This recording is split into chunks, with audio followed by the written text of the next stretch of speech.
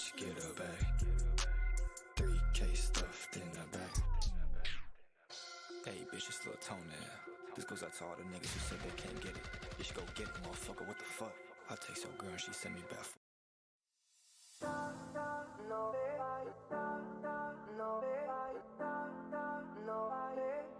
Not to lose the game. The darkest night is always seen.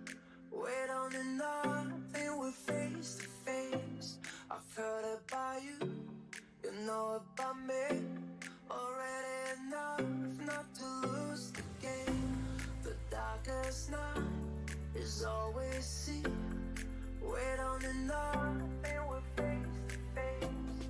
I've heard about you, you know about me. Already enough not to lose the game. No, not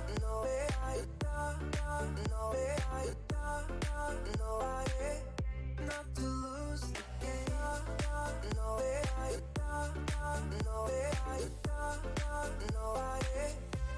to lose the game.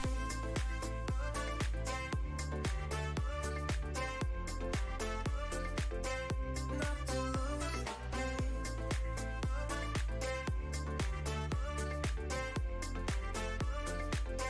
Not to lose the game. Lose the game. Lose the game. Lose the game. Not to lose the game. The darkest night is always seen. We don't need nothing, we're face to face. I've heard about you, you know about me. Already enough not to lose the game. The sweetest touch I've ever felt. The sweetest things I got with your kiss. Let's stay forever in this embrace. Mixing the sunrise with the ocean breeze.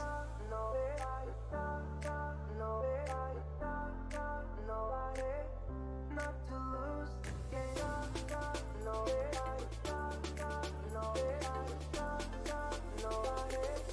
Not to lose the game.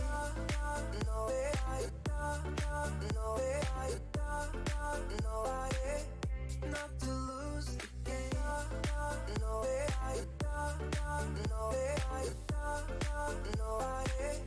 Not to lose the game. Not to lose the game.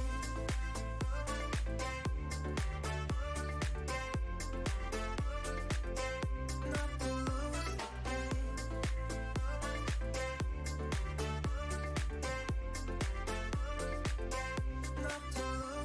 game. Lose the game. Lose the game. Lose the game. Not to lose the game. Lose the game. Lose the game. Lose the game. Not to lose the game.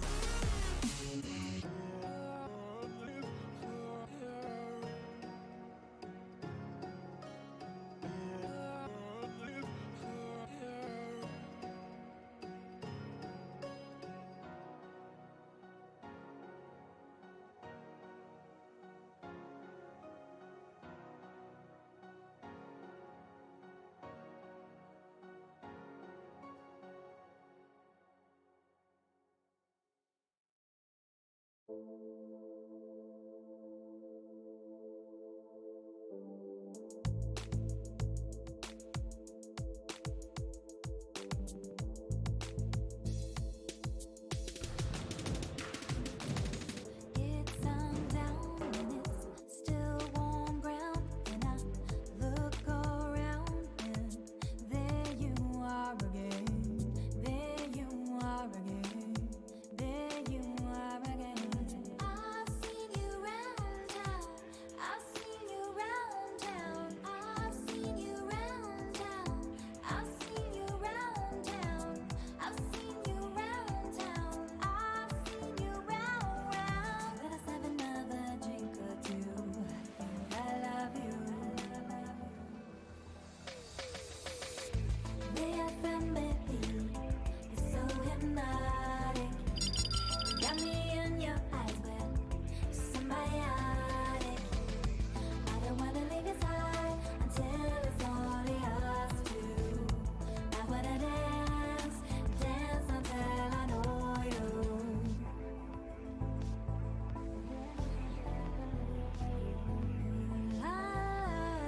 To me you're a superstar. How about a ride in your car? I've seen you round town. I've seen you round town. I've seen you round town. I've seen you round.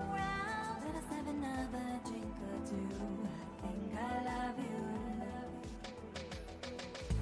BFM baby, you're so hypnotic.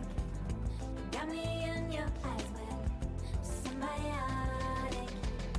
I don't wanna leave your side until it's only us two. I wanna dance, dance until I know you. I've been thinking about you still. It must be greener than the sea out there. I just wanna dive, I just wanna dive. I'm not worried about drifting with the tide. I've seen you round town. I've seen you round town. I've seen you round town. I've seen you round town. I've seen you round town. I've seen you round. BFM baby, you're so hypnotic. Got me in your.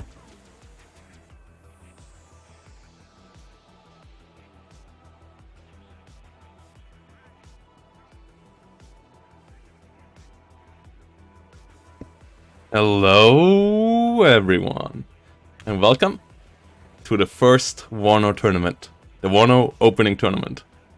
And we're already about to go in our first game. As we can see, Sky vs Dark Neutron is up. I would say that's just a fine game to cast. So we will jump right in there. And I hope you're all as hyped as I am for this tournament.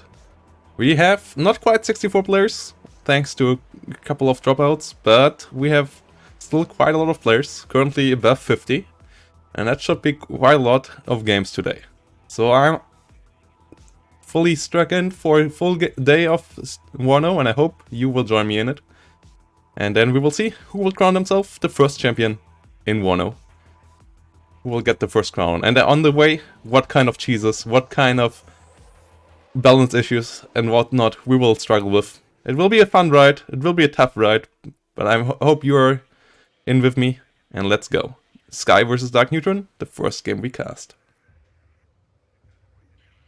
And we got disconnected from the game. What? Okay, here we go. That would have been a big oof.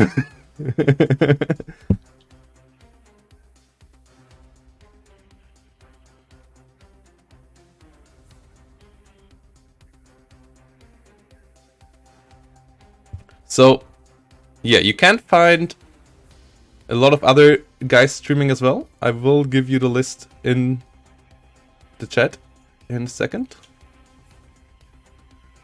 You can find all of these guys.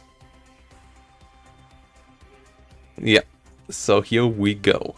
And whilst these two guys will start with the setup, as you can see, they are playing 79th on the side of Sky versus 30 US Armored on the side of Dark Neutron. I will explain the tournament a bit. So it's a really simple one elimination tournament, single elimination tournament. If you lose a game, you are out. No second chances, no group phases. You need to win all games to be crowned the champion. We will play on this map, Death Row, and on 2 ways, always switching around between the rounds. First round Death Row, second round 2 ways, third round Death Row, and so on. And we will always play with the standard rank rules. 1,500 points to start with, 260 points per tick. So nothing special there. Healer rushes are forbidden, everything else is allowed. And every bug abuse is also forbidden. If a bug happens, it happens, but you shouldn't try to win by using a bug that is known. Or unknown. Like, don't, for example, try by going out and in with a CV till it works that you don't need the CV in there to get a zone or something like that. Try to play the game as it is intended. With that said, let's strap in. Every player had to choose a division. They will play that division throughout the tournament. So Dark Neutron will stay with 30 US Armored. Even if he goes against other 30 US Armored, then it will be NATO versus NATO. Same for for Sky. This way, nobody has to be forced onto one side. As with only 2 divisions, I would say that's the best rule set we could find. Especially as they might be imbalanced, but this way it's up to everyone's choice. If they want to play the weaker nation. I would say currently 79th is a bit weaker, but we will see. I don't know the rules, the balance quite well yet, so yeah, let's see. Let's see how it goes.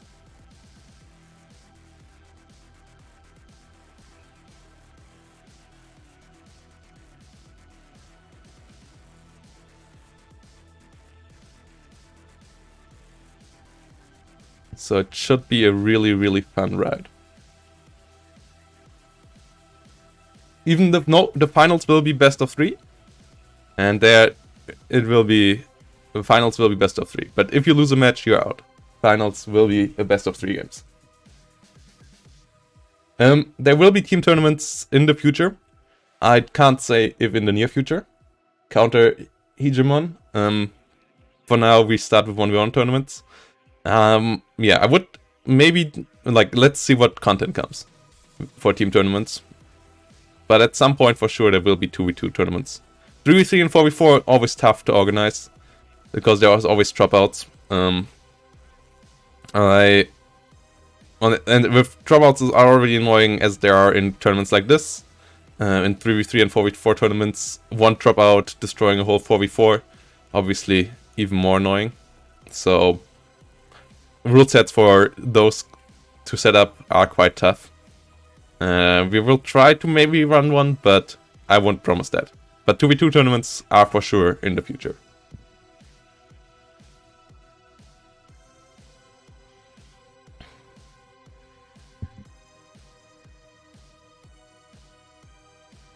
Yeah, exactly. Like, so let's see what we have here. We have a lot of infantry. We have quite some stingers. We have a lot of mech rifles, engineers and dragoons on the side of Dark Neutron. Oh, so reds? Wait, what? Dark Neutron is red, even though he's playing NATO. Okay, interesting. That's new. So blue is red 4 and red is blue 4. Interesting. Especially as I think up top they're the other way around.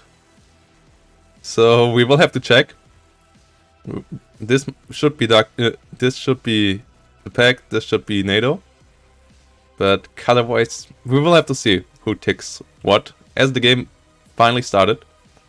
And we get in here. Spetsnaz in helicopters. That's totally fair game. You are not discouraged from using helicopters at all. Just don't go for helo rushes. Just like in Wargame. They are currently pretty broken in Wargame. Warno.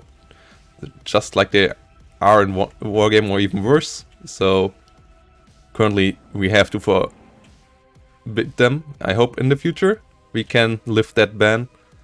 But for now, healer rushes have to go. so that the tournament sees another strategy than that.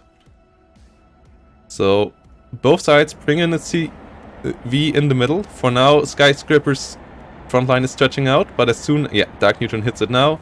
We'll push it back, and no one will capture the middle. But +2, yeah, so this shows Skyscraper on the right side. Skyscraper is up top here. This is correct. The colors are not. So red 4 being shown as blue is at a +4. And Dark Neutron will have to bring in more CVs, as he does right now. Capture them in the long run. A lot of transports standing around. We have some Rajvetkas over here. Mech rifles in the building. A lot of mech rifles overall, really. A lot of heavy infantry play by Dark Neutron. Dark Neutron also bringing the 245-point Apache around from the get-go. So both sides with one helicopter. The helicopter of Skyscraper already on the front line, putting out the Rajvetkas. The only infantry recon currently with exceptional optics. Ooh, and the second helo of Dark Neutron coming around. The AAOH-58C getting the Mi-8. Good snipe there. Trying to get out. But he's currently still ticking down. He needs the CVs in here, as he already lost 300 points to Skyscraper. Skyscraper now at a +2. In a second, it will be 0-0. And then we will see how both players will try to either contest the middle or get an advantage on the flank, maybe. As both sides get more and more forces. Quite a lot of AA on the side of Skyscraper coming in. Quite a lot of Iglas and the OSA as well. Together with some Su-25 with rockets.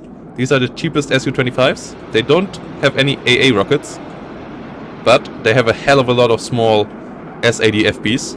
And they can pin a lot, and also against soft targets deal a lot of damage. Against armored targets, obviously not as much. But, as you can see, they deal with mech rifles just fine. Stingers try to shoot them down, deal some damage, as far as I could see, but don't kill the Su-25s, so they did their job. Advantage Skyscraper in middle now, but he doesn't have the forces to push. Both sides really light on tanks. Infantry play is the name of the game so far. Infantry, helo, and a bit of air. The Apache still up here, but there is no real targets for it, and there is some Iglas around in the north, who at least damage and lower its cohesion when it comes forward. Another CV coming around, so that's not for capturing the front line, I guess. Where is it going? I guess this is a combat CV? Okay, second CV for the middle. This should be interesting.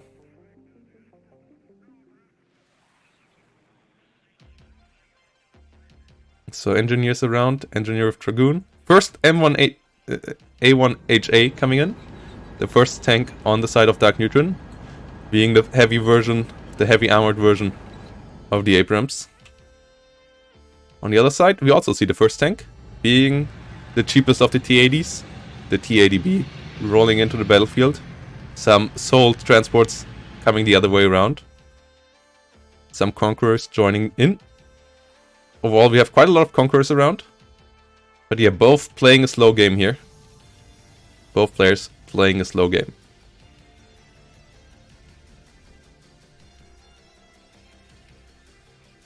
PM1B in the south, 1P in the south, two of them.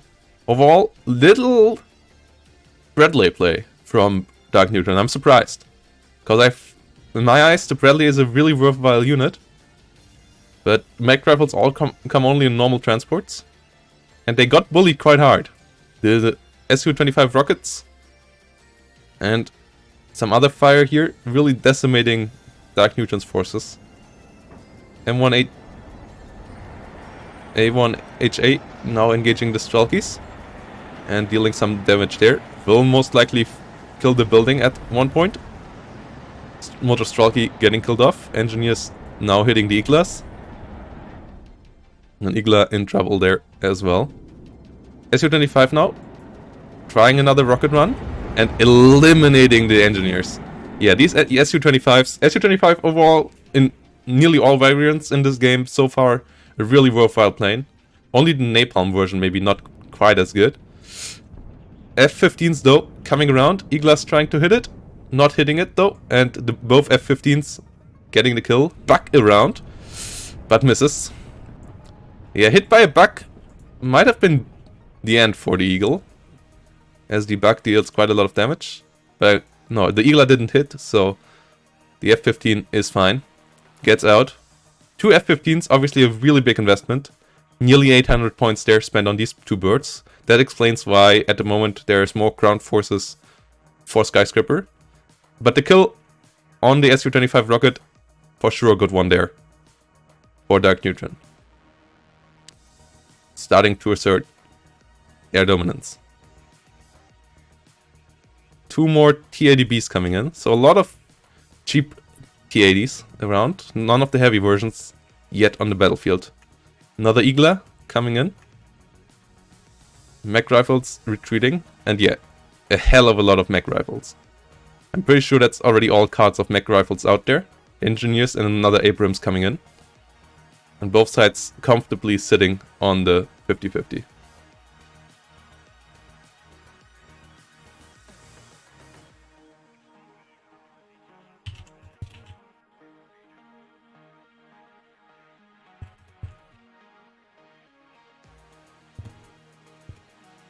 So, yeah, this should be a fun one.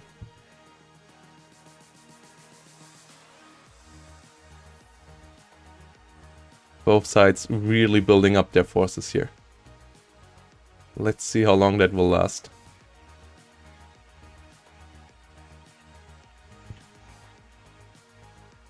M1A1 rolling in. Into the south. Interesting. I like to team up tanks. Like, in my eyes, tanks only work well if you team them up, so that they have the firepower to overwhelm infantry quickly. Otherwise the ATGMs just decimate them. Like in a lot of games. Stuff starts to get better once you got a lot messed up. Otherwise, you will get messed up.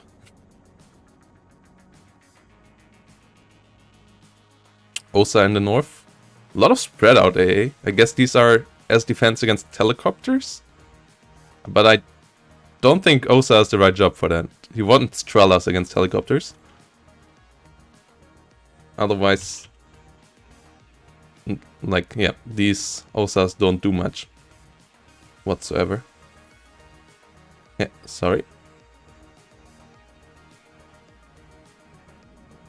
More mech rifles coming in. Some engineers in the north. Overall, engineers are not that effective. Next Su-25 goes down. Tried to kill another engineer with their satchels, but they're a decent amount of manpower, and you get a lot of them per card. And they have a medium MG, so in that regard they're pretty decent. Mech rifles, though, are for sure the better infantry. And yeah, engineers with dragoons coming around as well. But it's interesting to not see any military police. I feel like military police is the most cost efficient currently, but there's none of those at all. Also, no artillery play on either side yet. More helicopters coming in, but overall the amount of infantry is really what surprises me.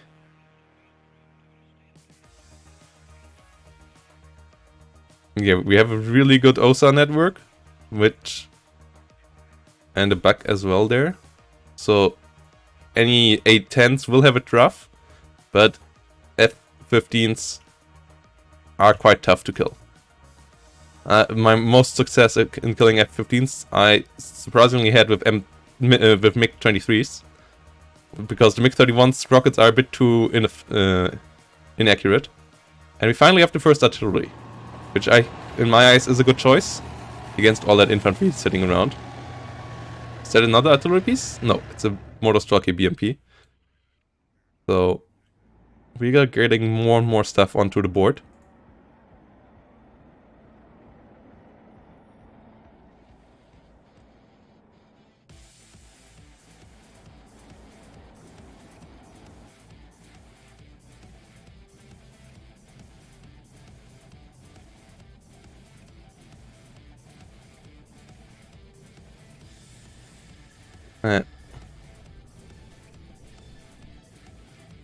So F11E cluster hitting.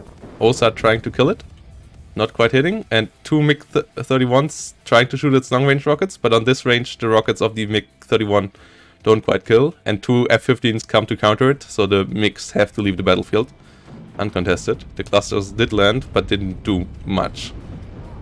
And the Saperi rose. And the BMP-2P are pushing forward. There is a Bradley finally. An IFV sitting around. More Motor Stalkies with Metis coming around. Metis being really good ADGMs when it comes to damage. Just a bit short on the range. But if you put them in a nice spot, they are really, really dangerous to everything, even including Abrahams, with their 26 penetration power. Meanwhile, Akatsia sitting in the rear. And the Saperi RPO chilling around here. Scouts coming in right there. In this little jeep. And here in the middle, the mech rifles still hold their ground, even though quite a lot of the comrades have fallen around here. Engineers with Dragon sitting in the building right there. The Spetsnaz still having an eye on everything. And if we change over to the view of Skyscraper, he at least sees the engineers.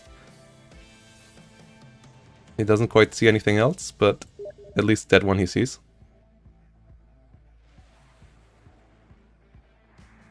Osa sitting around here.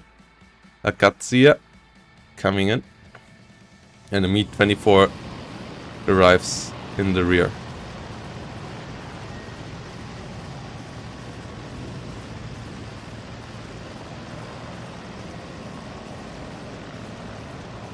Really beautiful helicopter. I really like the cockpit, the double cockpit setup of the Mi-24.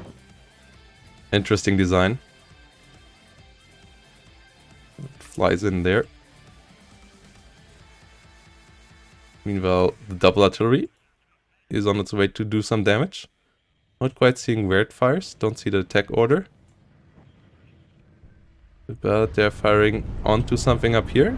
Yeah, the mech rifles over here are under fire. Building already in ruins. And they should get the hell out of there if they don't want to die in that hellfire of artillery. They're getting decimated hit by hit.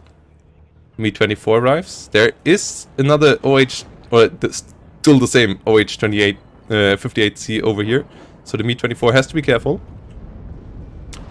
if it doesn't want to die by SAMs. These are really good helo hunters. And here we go. Mi-24 under fire. Gets a hit on the OH, but gets killed off by F-15s. And that's what I meant. The air superiority of Dark Eagle will be annoying. Ooh, gets an F-15 Eagle though with the MiG-31s. So one F-15 down. Ooh, the second one gets hit as well. MiG-31s hitting with their rockets. Bad news there for Dark Neutron. I don't know if he has two cards. I would expect him to only have one card of F-15 Eagles. That means he's down to only one, and you want to team them up. If they double team something, they're way more efficient in killing. Getting an F-15 there, big win in the end for Skyscraper. Because that's a 390 point plane, and he only lost a 130 points helicopter. So, big win there. But overall, a really, really slow game here for game number 1. More BMP and 2s with Motor Stalkies, and some Motor Stalkies with Metis and BMP 1Ps coming in. And the first set of howitzers on the side of Dark Neutron. I wonder if he will go for counter battery, or if he will also start to fire onto the enemy's front line. Osa's sitting everywhere. MiG-31 call in just in time. Was a good snipe there. Iglas under fire. Artillery still landing in the north.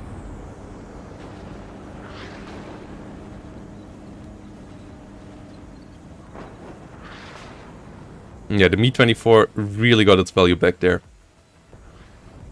F-15 kill, really nice one. Napalm Su-24 coming in. That should be an interesting one. Let's see if that deals any damage. Su-24 drops from a really high altitude, just like the F-111, unlike the Su-25s. So it has a really wide spread, as you can see. The bombs will land all over the place, and they get an infantry unit. So worthwhile as long as the Su-24 gets out of here. And it does. Igla coming in, but Igla, nope, that's not a territory where you want to be in. Around a lot of infantry and some... Oh no, the Abrams drives through the napalm. Oh no! Dark Neutron losing an M1A1HA to the napalm. Napalm just works like in Steel Division. It still burns afterwards, so you don't want to move through that. You don't want to move through that. And there goes the M1H1. M1A1 Abrams. More Retkas coming in. And overall, Skyscraper seems to trade it a bit more efficiently, bit by bit, but he is also going for the full destruction mode, it looks like. Both sides not having a big play planned for what is to see just yet. F-15C Eagle is around to protect the F-111 with clusters. Let's see if that can do any damage. Osa not getting the kill there, but getting a good hit. And clusters do some damage, nearly kill the P1P, but not quite doing so in the end.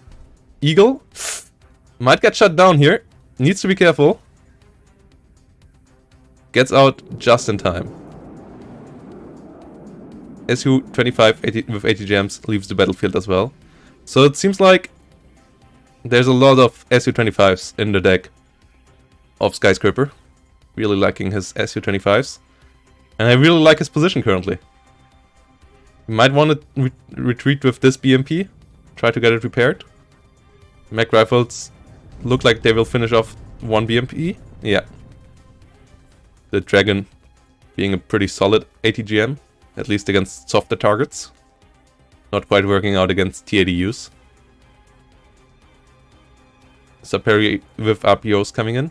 And another Mi-24. So you had two cards of those, as they come only with one per card. Meanwhile, another M1A1HA in the north with 2-star veterancy. So you only get 2 per card there. You can take them with only normal veterancy level. With one star. But then you get 3 of them, but then they're also much weaker. Because at the current state, veterancy is really strong in this game. It gives you per level plus 25% hit chance, which is really big already.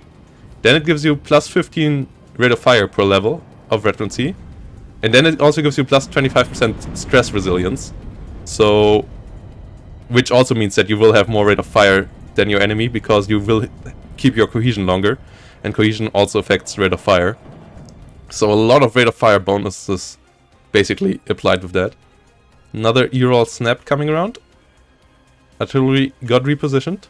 Artillery of Dark Neutron not firing currently. And the F-111 with its cluster doing another run. With its high drop pattern though, it's not super efficient, but it does a lot of stress damage here. And it also kills some motor Strelkies. F-15 tanks the rockets, the AA rockets of the OSA, and doesn't get hit, as it has a really high CEM. Meanwhile, MiG-31s came out, but they come too late this time. No F-15 kills for them this time around.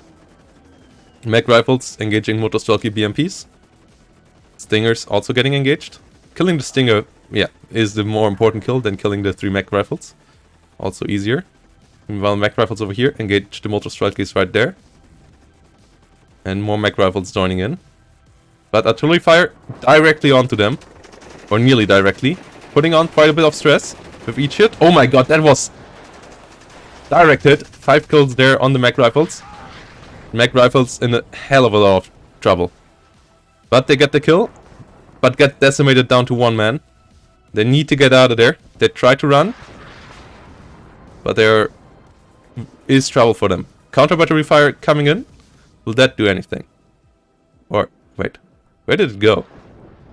They are shooting, right? Yeah. Where are they shooting at? Are they shooting into the north? Don't quite see where the fire goes. No, they're firing. Yeah, they're firing onto the Akitsaya. Get one. Akatsiya. Acacia number 1 goes down. First S2S 3M. So counter battery at least reduces the further potential of Sky. But he got the mech rifles there quite decimated. But artillery should try to get out of here now. Meanwhile, S225 flies around in the skies. With the Stalkies sitting in the rear to defend the CV. Another howitzer coming in. So artillery advantage now goes over to Dark Neutron. But yeah, from my feeling, I'm pretty sure currently Sky is ahead. Pretty sure his kill-death ratio is a bit better. But not by much, like it's for sure not over. And artillery fire now hitting the other Acacia. Already taking 2 hit points off. And it has to move. Oh no, direct hit, another 3 hit points, down to half-life. It really needs to run. Yeah, that is it, I'm pretty sure. Is stunned, can't even move away. And there we go. All artillery killed off for the Soviet player. Will the US take the first victory here? Can he now bully Sky with his own artillery? Or will there be more artillery to come? Overall, yes. The lack of tank plays in these two tank divisions is really interesting. Like, tanks have done next to nothing in this game. And I kinda get why. Like, tanks are not super efficient in this game. But if you mess them, they can still really roll over the enemy. More T-80Bs coming in. I would like a mix-in of at least BVs, if not T-80Us, into that tank cluster. Now he has all the 6 T-80Bs. I hope for more T-80Us. Also, they are coming in one veterancy, so they don't get any modifiers currently.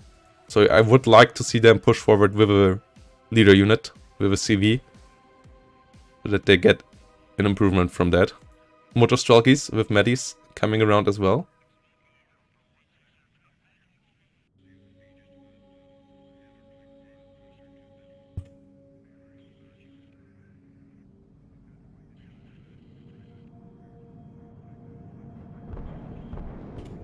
F-15 Eagles get another plane shut down. Su-24 falling from the skies, exploding in the forest.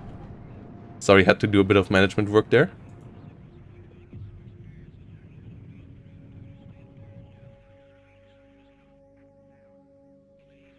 Okay.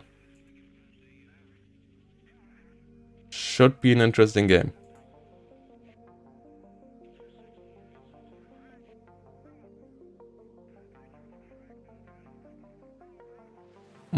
Okay.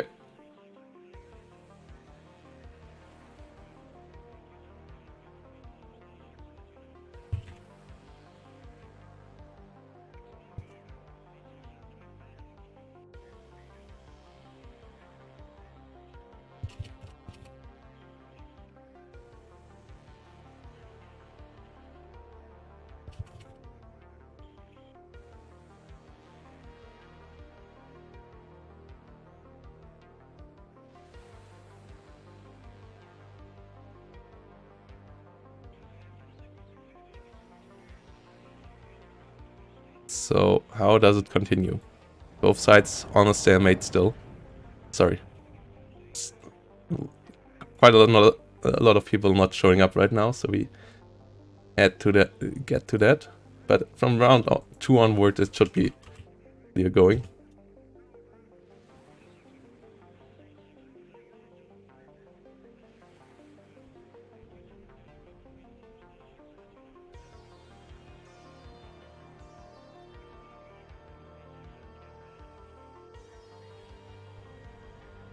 Meanwhile, more Motor Stalkies rolling in. Quite a lot of T-80Bs sitting around as well. There's red guys in the front line. We are the M2 moving in. And here we go. Finally, here we go. Why do I don't want it. Let's turn it off. So we can watch this beautiful tank push go on. T-80Bs on the hunt for victory. Trying to cross the field. Skyscraper says, it's time. Here we go. Let's try to hunt the enemy down. MiG-31 gets one rocket in, but there are more Eagles. There are 3 Eagles on the field now. So, he has the 2 cards of Eagles. Interesting. They're getting home now. But meanwhile, on the ground, BMP one piece and T-80s on the march. They get in range of M1A1. Get hit upon. Oh no, they're standing still. You want to move forward here. And one piece don't trade well against the M1A1. So they should move further forward.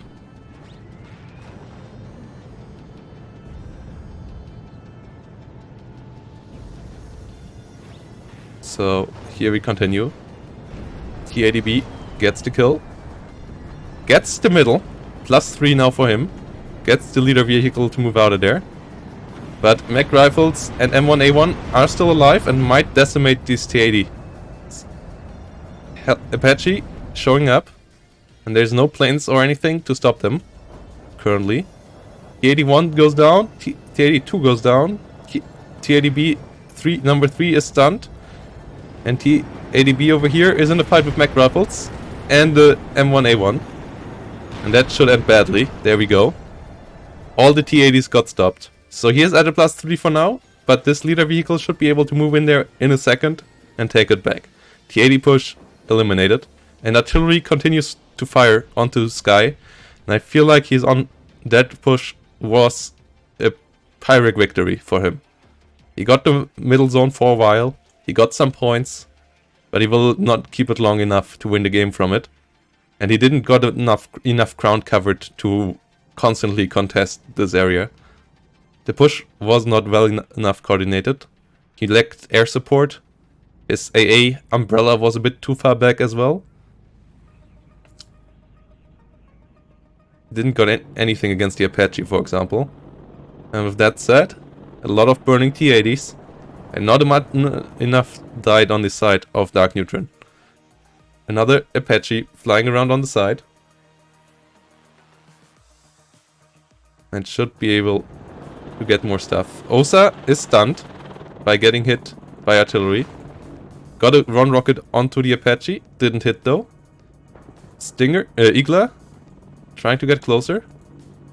Apache retreating now. Not quite sure what it tried to get. I guess the BRDM over here.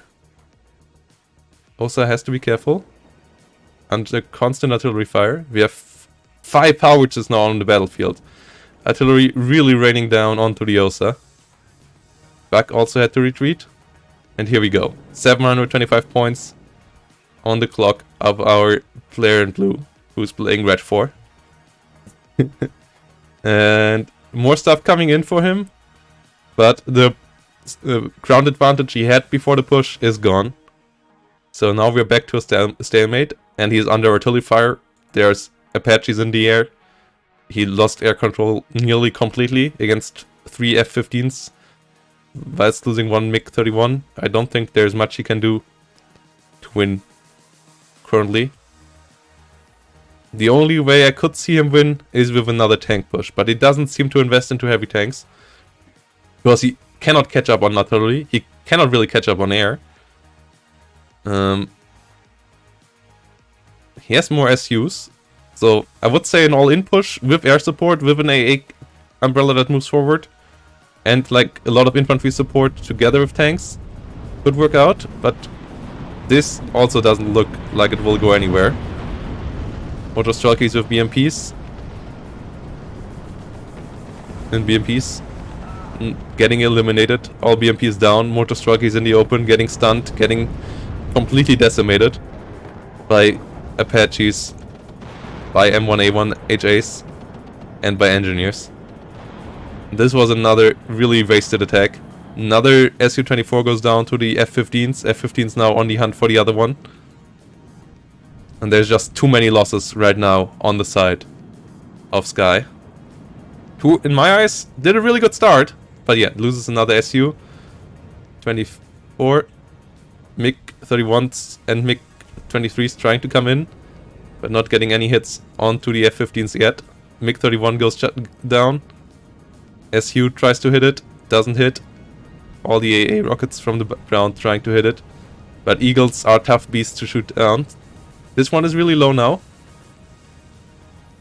But gets a kill on the way out. All the planes going down for Sky. None of the Eagles down. Su-25 over here now also getting bullied by AA. Got its rockets off. It will survive to see another day. But this is a really tough position now. A really, really tough position for Skyscraper.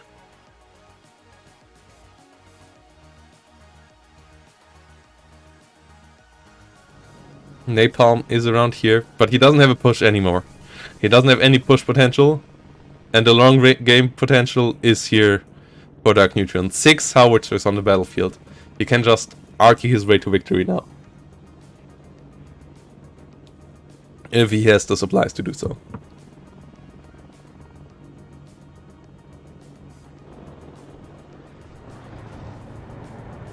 Artillery landing over here on the back.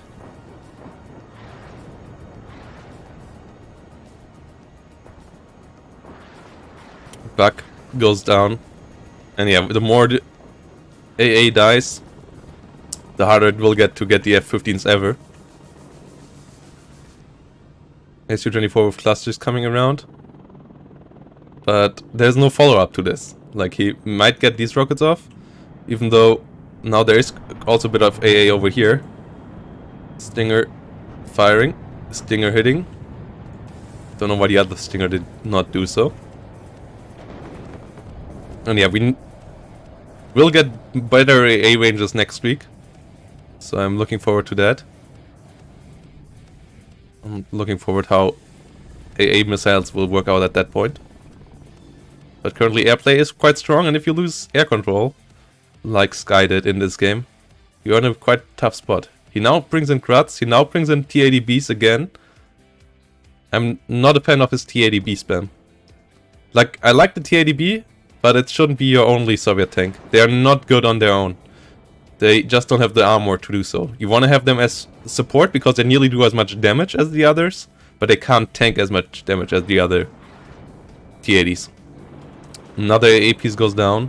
6 howitzers are just silly amount of damage now flying around. I guess he lost one here. Yeah, 1 howitzer got down, killed off by the clusters, but that's still 5 howitzers to go. Or did he lose another one? No, that's 5, yeah. And they keep decimating the AA. Meanwhile, T-80B is coming in. Motostralki joining them as well. BM-1P with Kratz. BM-25 Kratz sitting in the rear. I'm not the biggest fan of the Krat. The Krat currently does feel quite underwhelming. And I'm an even lesser fan of them when they don't do anything. Normal howitzers feel quite a bit stronger currently. Yeah, I just don't see how Sky can turn this around now. He had a big advantage in the early game, but he kind of threw it away. 2 really, really unsuccessful pushes. This should go nowhere for him from here on out. If Dark Neutron doesn't throw it away. T-80Bs moving around, hitting the military police. And the Kratz now trying to kill off the enemy artillery. But they hit a bit too far left, don't they? They don't quite hit on target, do they? Yeah, that was all in the wrong spot. And now the howitzer moves away, and the other howitzers might start to counter battery. Mortar Stralkies sitting around everywhere. And a lot of infantry still on the front line to hold the front line here. Or Dark Neutron. Mech rifles sitting in these buildings. Meanwhile, MiG-23 gets engaged in the sky. Gets hit. Gets a kill.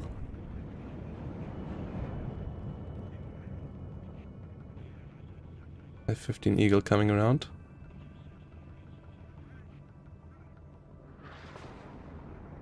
Gets hit, but survives. And does get the kill on the MiG-23? No, MiG-23 gets out as well. But so will the Eagle.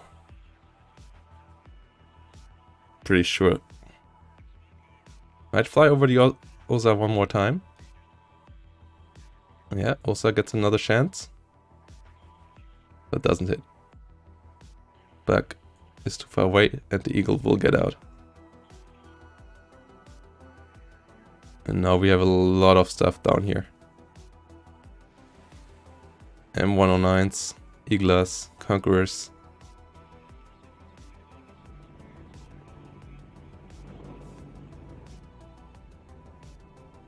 Mech rifles sitting around, Fireteam Dragons sitting around, Conquerors in the north.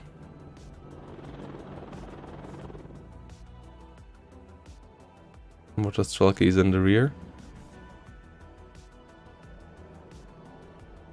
Fireteams and rifles as well. Mech rifles, everything just chilling now.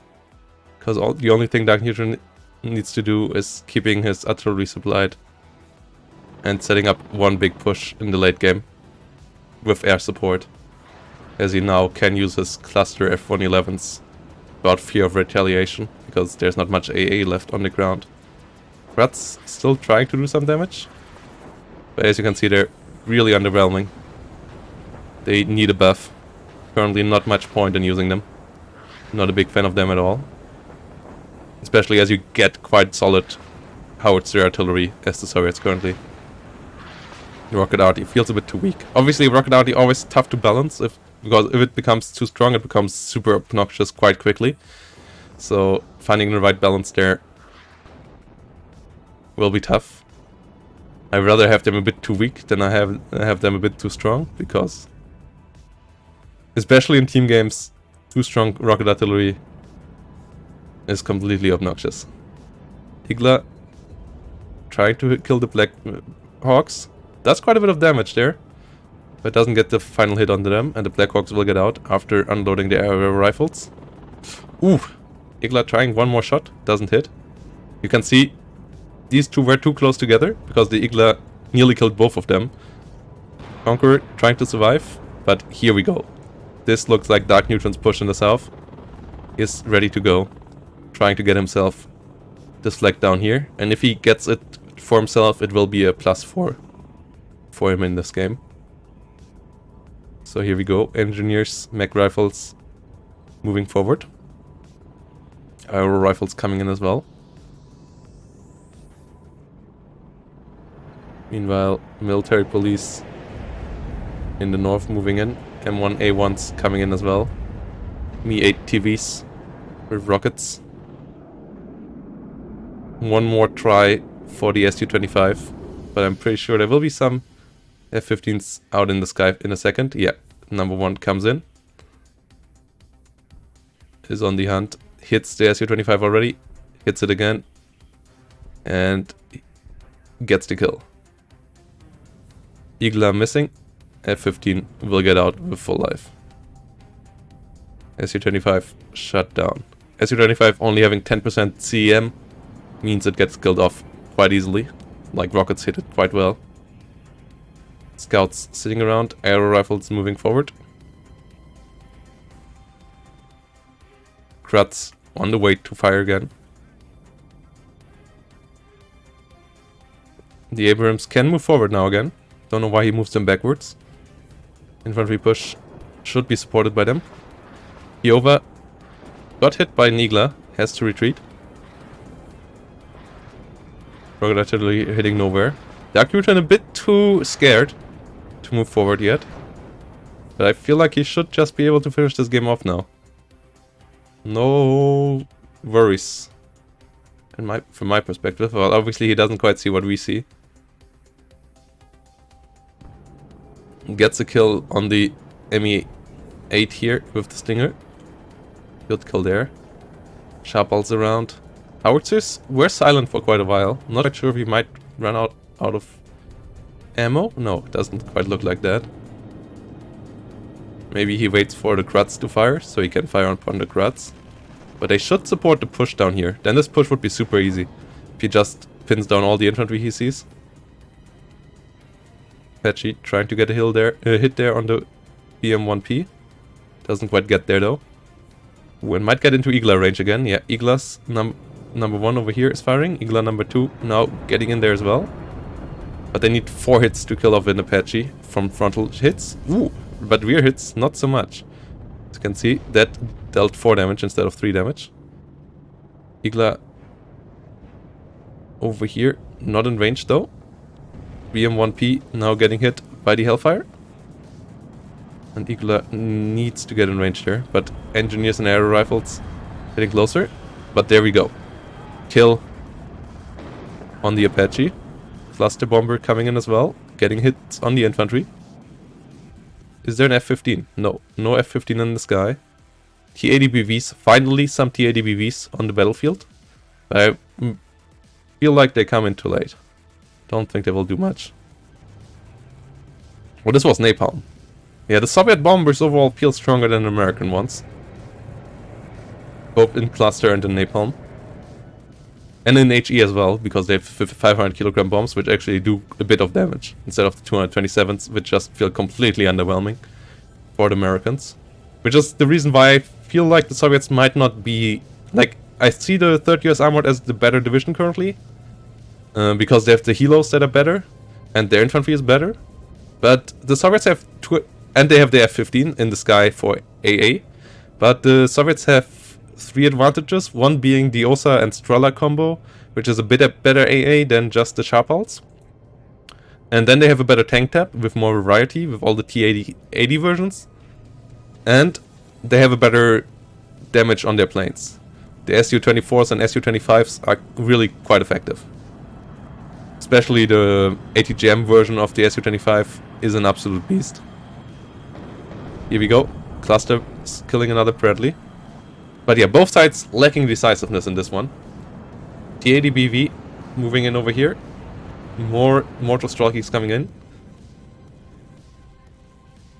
Dark Neutron leaves needlessly long time to his opponent over here.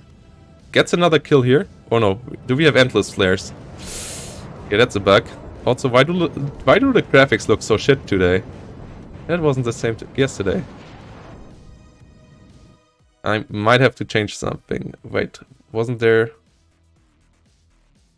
Also, it feels a bit laggier than yesterday. 3D something, that 3D resolutions? No. The off people said fixed stuff? Yeah, that was it, I think. Like, it looked grainier. Okay, FPS also feel a bit better. Not quite sure why it is laggier than on yesterday's version. Like, the streams I did yesterday and the day before went just fine, FPS wise. And I played team games in those as well, so... I'm a bit sorry, guys. Performance is a bit off today. M1A1 Abrams. Hitting onto T-80U. A lot of Abrams around. T-80U kinda on its own, but it is a tanky tank. And the T-80BVs could come in with the flank.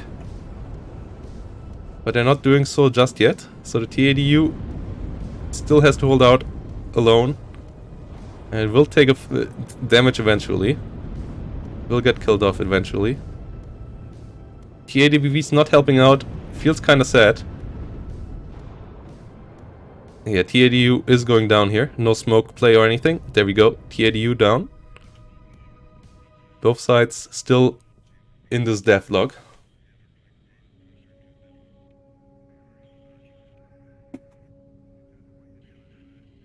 T-80BV is now on the move. But they come in too late. Like, he could have won this tank fight with the T-80BVs in there already. Now I don't feel so well about these 3 T-80s moving forward. Especially not with aero rifles and Fireteam Dragon just on the side. Yeah, this T-80 already getting damaged by the Law and the Dragon. Ooh, this T80 takes a hell of a lot of damage, already down to 1 hit point. Other T80 also taking quite a bit of damage. Bradley coming in on this one. And 2 T80s already down. Last one down to 1 hit point. And there we go. Yeah. As I said, didn't feel too hot about that one. More T80s coming in. But Sky, really, he got a really good advantage in the early game. He played that really well, but since then, is a bit off on his engagement taking. Like that push in the middle felt kind of mindless. I didn't quite planned out what he actually wanted to achieve with it. He was like, oh yeah, I have an advantage, so yeah, let's just try to push it. But even then, you still need a plan as an attacker. Never attack without a plan. That usually doesn't work out in a game like this. Don't just be like, oh yeah, I have a lot of stuff, I will just win anyway, because I have more stuff. That's not how this works. F-15 Eagles get the next Su-25. Rockets flying around. And the tanks get repaired up. This should be an easy victory here for Dark Neutron now. He has the full-on Sky control now as well. All the planes of Sky have been chewed up by the F-15s. Aero rifles coming in again. And there's only these 4 tanks here and 3 tanks in the north. This is quite a lot of M181s and HA versions. More engineers coming in. Bradley's scouting vehicles as well.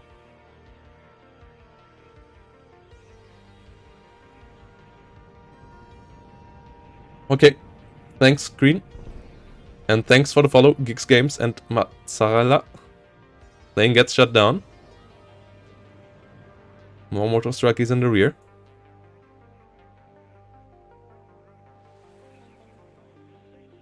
Engineers joining in as well. Gigs, I hope it was not a helo rush though. Please tell me no one broke the rules there. But yeah, helos can be quite brutal.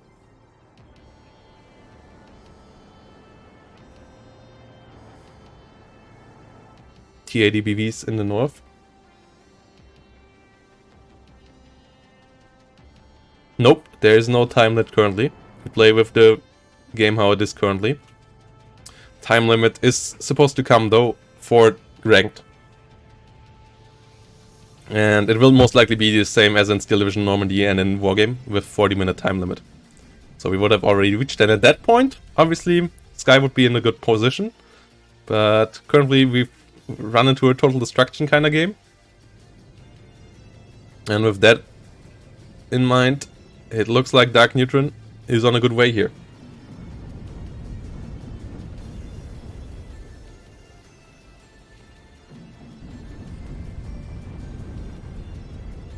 Helo rushes are completely banned, not helos completely. Like both players in this game, for example, had 1 helo at the start. That's completely fair. Just don't try to rush the enemy spawns and be completely because that's completely unstoppable currently. Because AA is not quite at the performance level it is supposed to be. Hope we can allow them later on, but currently, like I like cheese. I like a good cannon rush. I'm a Haas fan in StarCraft 2, but currently it feels like roach rushes in the alpha of StarCraft 2, where roaches were only 1 supply, and you could just max out on them in 5 minutes, and then you rush the enemy, and there's no way he can stop it because nothing can stop 200 roaches. And that's the same with helos here currently. Nothing can stop 1,500 points of helos flying at you. Well, at least nothing that is not complete all in on it. And the northern flank completely falls apart right now here for Skyscraper. He lost all his tanks, he lost his CV over here. He still has 2 CVs back here, so he doesn't lose the center just yet. But this blob shouldn't be stoppable for him. Like, he might be able to... Well, he still has quite a couple of tanks in the north, but either of these blobs should be unstoppable. Like, if he moves to the north to try to stop that, the southern flank of Dark Neutron should be able to kill him here. Yeah, that should start moving now. He should try to get in planes as well. F-15 Eagle coming in. Where's the F-111? He didn't lose the F-111, did he? Still should have that around. And also, where are his Apaches? Did he lose his Apaches? He still has the Kiowa. He has an Apache over here. He should use those.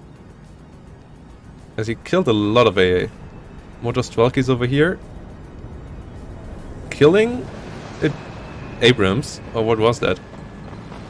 Yeah, no, killing a Bradley. Trying to kill an Abrams now. But getting under fire by a lot of tank guns now. As well. And these Abrams are up to 3-star veterancy. So they can dish out quite a bit of damage. More T-80 BVs rushing through the front line. Bradleys and Abrams over here, now pushing in, together with the aero rifles. EMP goes down. Motor Strelky over here, might be dangerous. Igla goes down. So the Kiowa could move forward now again. Oh no, there's still two more Iglas around. Oh, and these BMPs are in range. No, not quite. Yeah, RPGs are really dangerous. You have to take care to not run into the RPGs currently, because RPGs currently have 30 penetration, so even when they hit you frontally in your Abrams, you are in a lot of trouble. Not even mentioning side armor, because that's like insta-kill. Or next to insta-kill. And one A1's over here. Keep on bullying. But I don't get why he's not moving forward as Apache. The Apache and this M1A1 could be super duper helpful. Or this M1A1 is out of fuel. But the Apache is for sure not. The Apache is full on hit points and health. It could be so helpful over here, but it isn't. So this tank push also gets eliminated. And we might be in here for the hour, guys. We might be in here for the hour. Both sides not quite getting the kills. Second round games should be quite a bit more maneuverable because you're playing it on a bigger map. This map obviously can go into a stalemate as it is quite narrow front line. And yeah, the artillery hasn't been firing for quite a while as well. Like, both sides being pretty solid in defense, but not quite having the coordination yet. Or offensive play, it feels like. And obviously it's a new game, so... And both of these players didn't play too much Wargame, if I remember correctly. Like, Dark Neutron for sure is a Steel Division player. So he has to learn these skills over time. And Apache finally moving forward, but he should have had that around. This Apache would have easily killed 2 of these tanks, at least. In the time that engagement took, and then he might have kept more of his Abrams alive. That would have ditched out more damage, and then this whole fight would have maybe spiraled into his favor instead of going full on the way of Sky, or it would have at least be a tie when it comes to losses. Yeah, now it's the question, who runs out of stuff first? We have more Abrams coming in for Dark Neutron. He has more Eagles, but he seems to be out of cluster bombers. I guess his cluster bombers all got killed off. Which is a shame, but because now his sky control doesn't mean much. I guess the Eagles can kill off the Mi-8, but that's all they can do. They can't really help out the ground. And both sides are out of plane, so the F-15s are not the big advantage I thought they would be now. I mean, they at least killed the air for Sky, but they don't help you out now anymore. The Kiowas and the Apaches have to do that.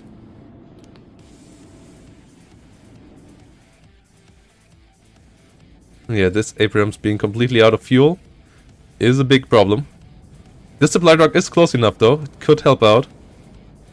But Dark Neutron has to figure that out. Because he really needs that one. That one would be a lot of help. Like, that one together with the push could also have swung it quite a bit more into his favor. And he has 6 tanks in the south versus 2 of Skyscraper. Also, his howitzers have rockets again. And yeah, here we go. F-15 going on for the Mi-8. Getting a hit in. Rocket artillery hitting up here. F-15 getting out alive. Dodging that one as well. T-80 BV chilling over here. In the forest. But with the rear armor in the wrong direction. Oh no, that might cost it. But I don't know why the howitzers are not firing. Like, Dark Neutron for sure should be able to win this game now. But he's just not up for crapping it. Just like it felt like the same round in the beginning, but for Sky. ME 8 CV under a lot of fire. Strelky coming around. Eagles flying in over here. Yeah, we're really in for a long game here. But they at least show you all the forces. So Devlog is completely on. They show you the disadvantages and advantages of both factions quite well as well. Like the Su-25s with rockets at the beginning, showing off how strong these attack planes can be for the Soviets. Eagles showing how obnoxious they can be to deal with. But we also saw some Eagles dying, so it's not like they're completely unkillable. It's just a bit of work. Now we have the Apache and the Kiowa finally doing stuff. Nice smoke there. Run rocket still hit. Or did it? No, it didn't. Okay. Hellfire number 2 coming in though. Missing out. Apache and Kiowa under fire. Kiowa nearly down by the ground fire. Apache still fine, but Kiowa goes down. And without the Kiowa, the Apache is kind of blind. So, yeah. But this should be coordinated. Dark Neutron always coming in one by one with all his forces. Is kind of frustrating to watch by now. Like, why only use the Apache? Why not coming in with the tanks at the same time? And having the enemy on the move whilst firing upon him? With static fire. The ADBV over here though will lose the 1v1 versus the Apache if no one comes to the rescue. Osa is on the way, trying to do so. T80, nice smoke blob there. Apache has to retreat for now. Did we get the refuel here? No. Why is he not using his artillery? Ooh, T80BV going out into the open? Not the wisest choice though. Side shot by the Abrams, and yeah, this should have been the move from the get-go. Why is the supply truck up there? Oh boy. Yeah, a couple of weird choices from both sides.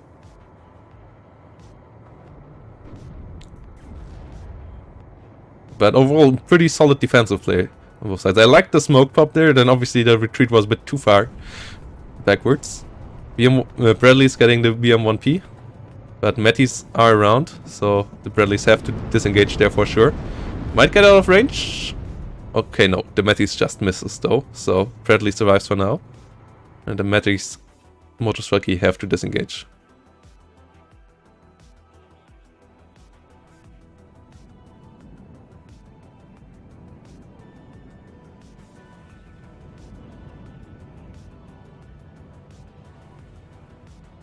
Eagles really trying to get all the rockets out of the enemy AA, it feels like by now. Apache did retreat back here. Come on. Please use some artillery here. Please get this back up to fuel. As this still supply truck just right next to it. We are 40 seconds away from the 1 hour mark. And it seems like both decks are really, really low on stuff now. Okay, we have a lot of stuff coming in now for Dark Neutron. All his support tanks, all his ATGM rockets, his last IR rifles, it looks like. Meanwhile, some Spetsnaz crew running around to try to flank here. And I guess to try to snipe this CV. Ratno with another rocket artillery, trying to snipe. Yeah, everything now going for the CV snipe. I can open the player tab, yeah. Dark Neutron playing 30 as armored is in red over here, and Skyscraper in blue over here.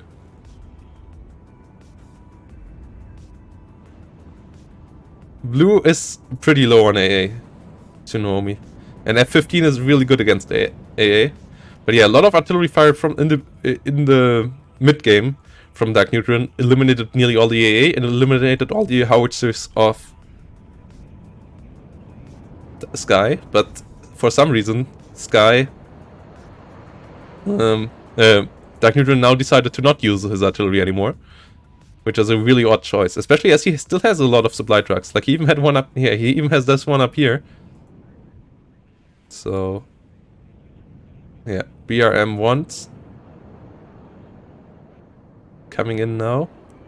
So I really don't know why this is silent. And why this is not fueled up.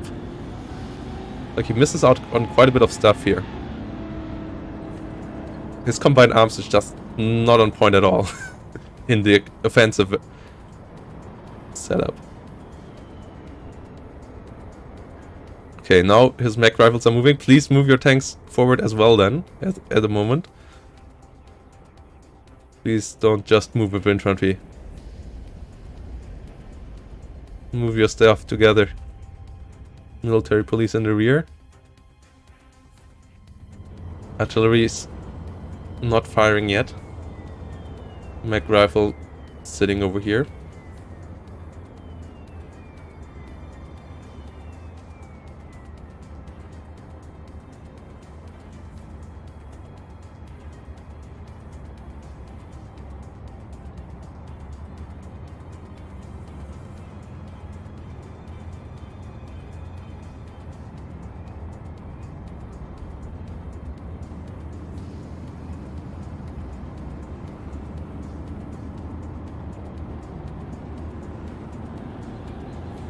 Okay, scouts over here.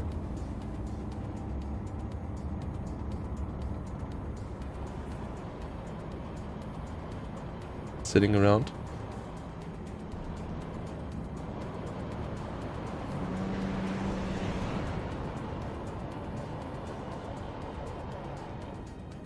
Meanwhile, M728's down here chilling around together with a CV. More BM1Ps coming in over here. And a lot of units sitting around here. Up in the north, quite a lot of forces for Dark Neutron still. And he has a lot more stuff. He just needs to get it together. He just needs to get it together. And we're 1 hour and 3 minutes in. I hope he finally figures out that he can just win here. Because both sides seem to be out of stuff now. More Sharpals, more AA. Yeah, that doesn't do anything for you now. Because there's no air to kill. What is he doing? This is waiting for Dark Neutron to realize he can just win the game. By A-moving everything at once. He just needs to A-move it all at once. That's the thing. Not A-move it once at a time. Just like click or everything. A-click, put artillery on auto fire, let's go. That's all you need to do here. Sharpals and OH-58's coming in.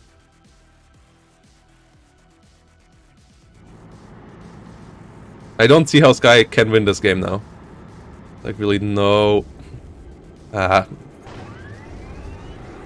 Well, I guess if you kill let all your Apaches die and stuff, then maybe. But yeah, M1 Abrams moving forward. Please keep coordination. Napalm bomber coming in. F-15's all out of stuff. Napalm might hit quite well here. Yeah, gets quite a lot of kills.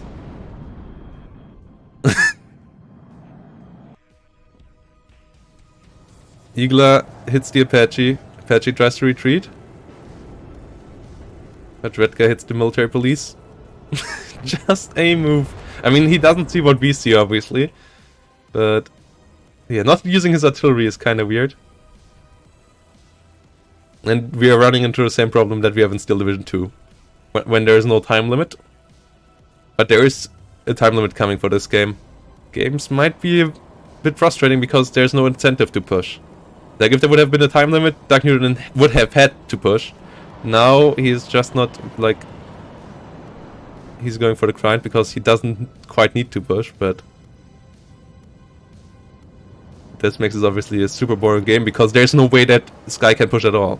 Like, Sky just can't push.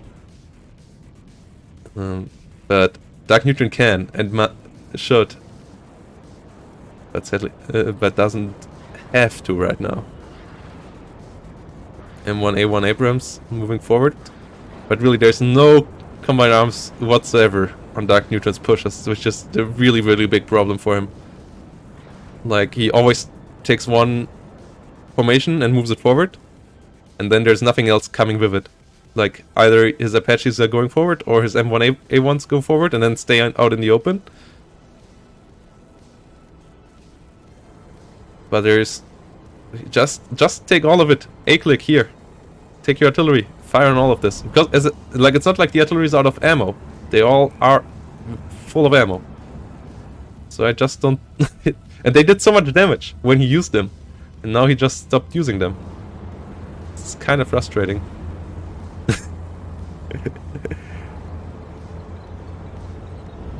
Yeah. Bradley goes down. So now another formation moves in here. I mean, he played quite well defensively, like, and he kept hold of the middle. He defeated the push early on, but his aggressive play right now is kind of sad. Another formation moving on its own. It might get decimated because of it. Yeah, M1A1 goes down. Now there is no... Yeah, there's only one M1A1 with this. Because the other ones are up here, and they're not helping out. And there's 3 TADUs dug in over here. Guess there's a bit more left. Okay, now we see the final units of Skyscraper. This might go with the full total destruction length of the game. But just because Dark Neutron is not using his forces at all. In the offensive. Like, yeah, now he moves these around. Okay, he finally neutralizes the spawn. So now Skyscraper has to do something about this. Let's see if he can.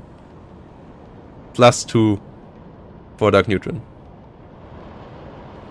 Which means we are less than 1000 seconds away from victory for him.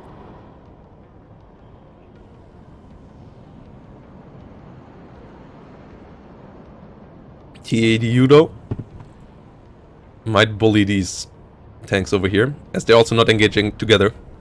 Like, even the M728s can deal with TADUs because they have a lot of HE.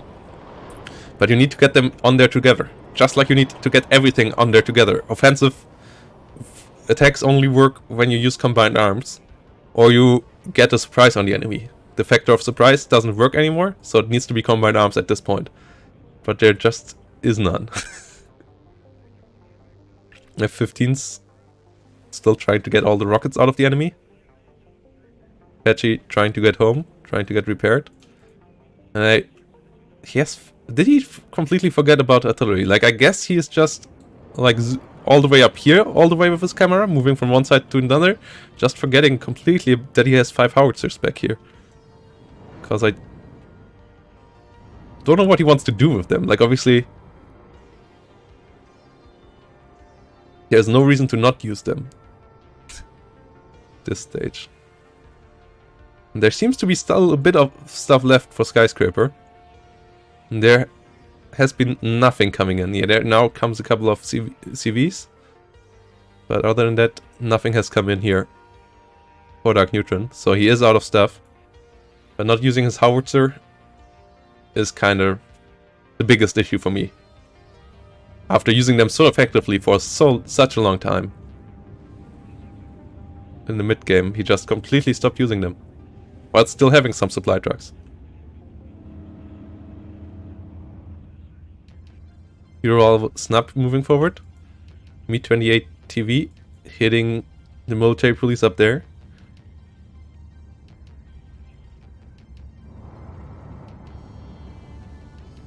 $300 points now for Dark Neutron. 1,700 to go. Urat's moving backwards. Matty's over there. Stingers moving in, but Stingers don't do much. Like, artillery, all of this. Keep it constantly pinned. Use the stress damage. And then you could easily capture this. With what he has here. Even though he lost quite a bit already. Like, this push was way stronger when... before he started it. T80BV will snipe the supply truck here, I guess. Or maybe the Sharpal?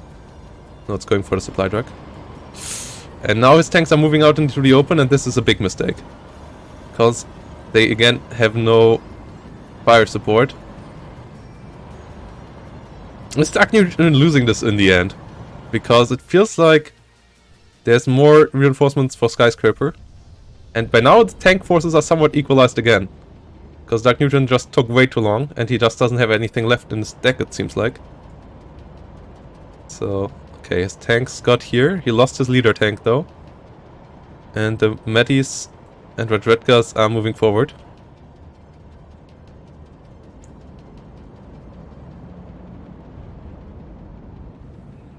Eagle coming in with a strafing run, I guess. Getting one Eagler hit.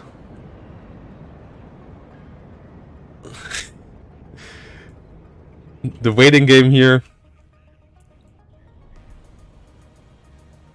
Same problem as in Steel Division. Without time limits in 1v1s. Only that there is no phase system here. But yeah, another Abrams gets killed off. So I'm happy to know that time limit will come.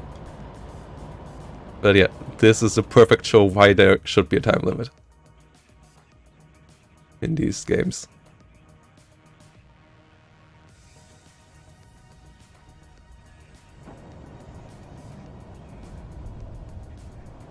Because then Dark Neutron would have been forced to attack, and he would have won if he would have been forced to attack.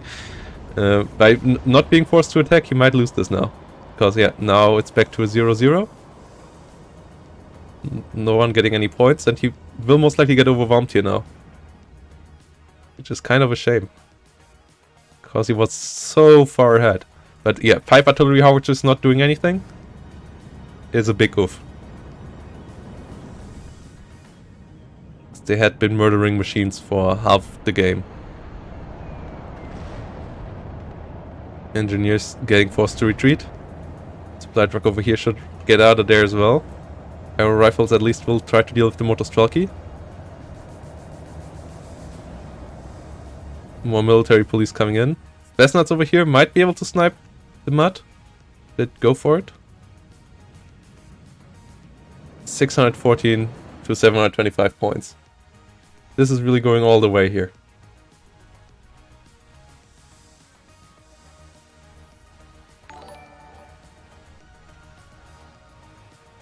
Nihilistic View, thanks for the follow. And Engineer's getting bullied here right now. And yeah, the tank battle went completely horrible for Dark Neutron. Where's his Apache, by the way? He still has his Apache. He has it fixed up again. But he doesn't use anything of his forces. But waiting doesn't help him. Because he's out of stuff. But waiting doesn't help anyone here. But it seems like Sky is a bit better in these small engagements. Like every small engagement currently goes Sky's way. Let's hope Sky doesn't over... Okay, we finally have artillery again. We finally have artillery again. After being silent for 20 minutes straight, they might finally kill off a T80U. Imagine that now coming in at having 8 Abrams pushing onto this. This T80U being fully pinned, this would be an easy victory. But yeah, he realizes he has artillery the moment he has no tanks anymore. And that's the big issue. Engineers, military police, pushing forward. Military police getting the BMPs. M728s coming in, but the RPG is around, so they need to be careful. Okay, Motostrelki getting eliminated. BRM once moving forward. T80U survived the artillery but barrage for now. He also is not firing with all his artillery gun. That's only 2 artillery guns firing. They don't got the kill there. F-15 nearly got all the rockets out there. Oh! A snub got captured here. Spetsnaz getting the kill on another CAV. If they can get... Yeah, CV over here runs away. Spetsnaz in the rear being really annoying. And yeah, now both sides are completely out of stuff. I'm sure of it. M1A1 trying to move back. Trying to find the Spetsnaz.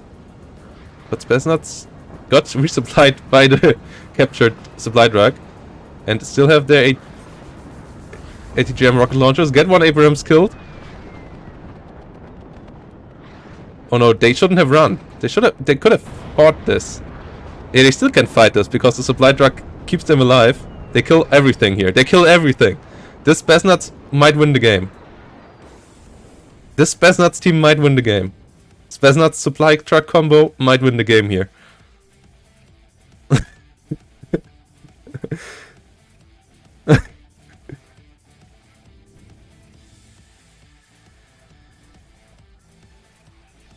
Artillery now firing on the Crud. I guess the ones in the north were on counter battery. One artillery got killed over here by the Cruds. But he doesn't go for more kills here.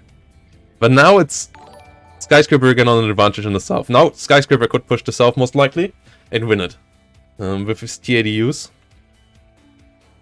So he moved those back. But he still has one here fully healed up. Thanks for all the follow, Darik S. Motor Cruds moving south.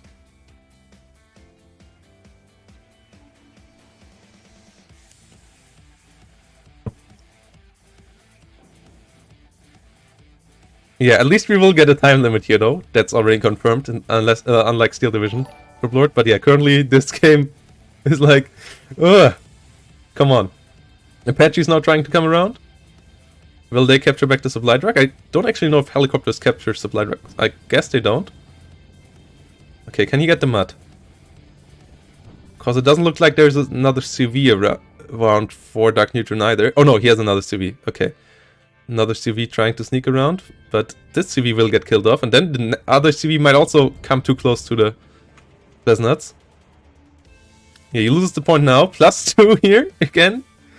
+2 again for Skyscraper.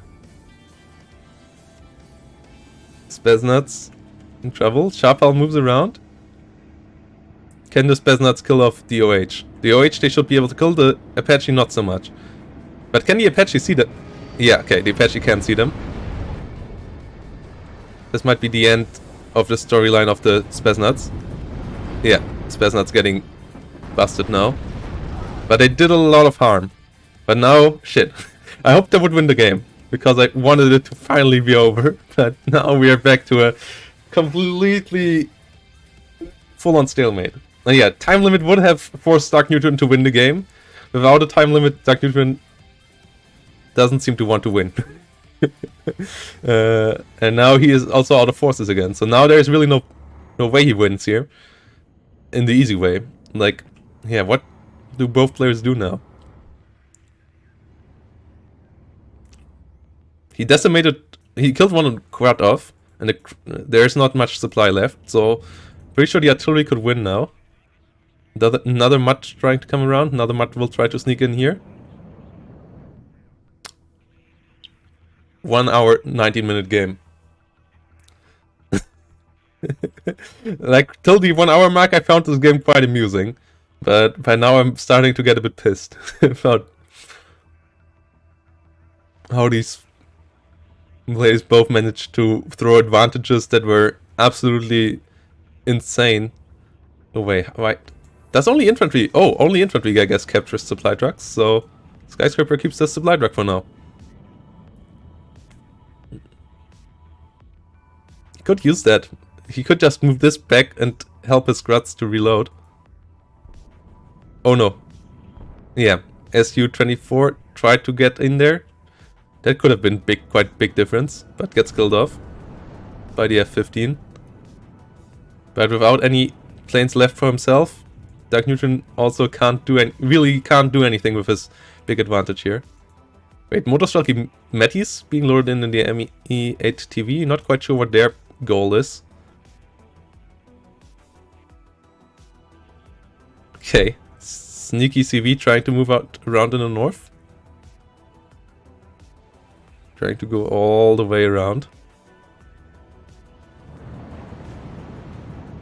Is that the play here for Dark Neutron? Okay. So T-80s, everything goes for the push in the south here now. I feel that's the right choice for Skyscraper. He just needs to coordinate it a bit better. Move your infantry with it. Please tell me that you move your infantry with it. Chapal will go down here. Not that it matters much, because not much it can shoot down anyways. T-80Us here. Military police tries to hit that. But frontally it doesn't do much damage against him. From the side it can deal damage. But frontally it will just get killed off by T-80U. Engineers also don't do much. So yeah, everything here can get killed off by the T-80Us. And then they can just push through. There's nothing to stop them anymore. So this should be it. Except if Dark Neutron can get the artillery fire of his gaming career on this. Oh no! Military police actually can get the kill. Oh god. T-80Us show side armor. Did 2 of them go down? Or was only 1 of them? Wait. So this one over here died, but I think the other one survived. Okay, T-80Us over here. Keep on the fire. Engineers in danger. Something died over here. What was that? The BRTM. Getting killed off by the ATGMs over here.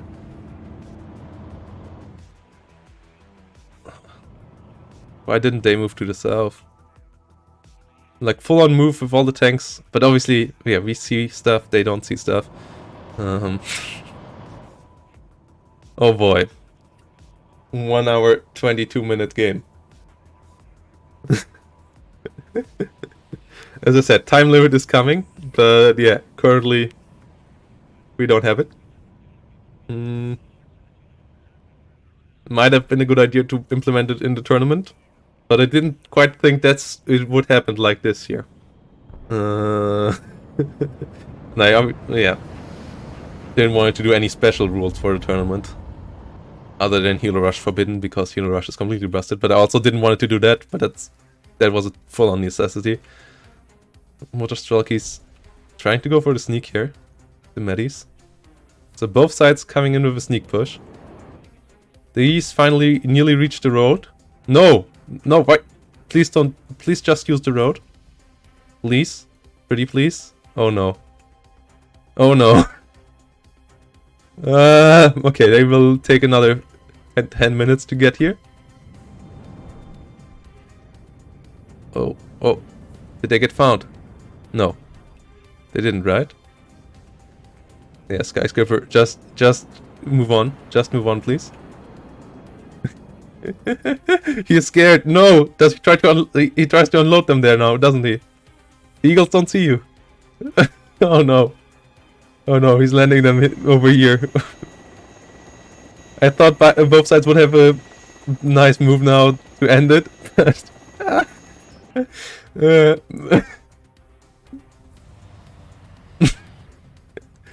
Oh no. Just keep on flying. ME8 TV. They can't see you.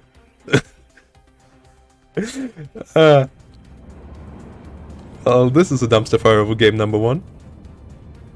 T-80Us in the rear. Oh, he finally... Okay. Yeah, he uses the road now. So... +2 now, though. Again, yeah, okay, he gets a command vehicle in here as well. And he will get this. So Dark Neutron will win by capturing the... by neutralizing the enemy spawn, most likely. Here we go. Oh boy. Let's see. +4.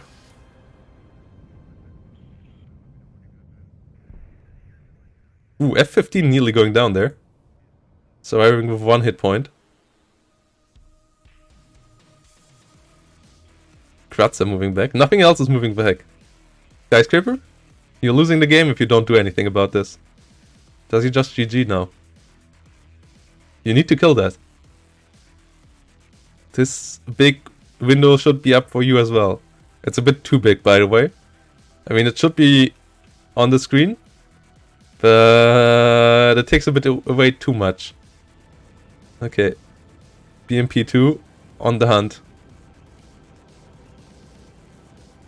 +4 is going on though.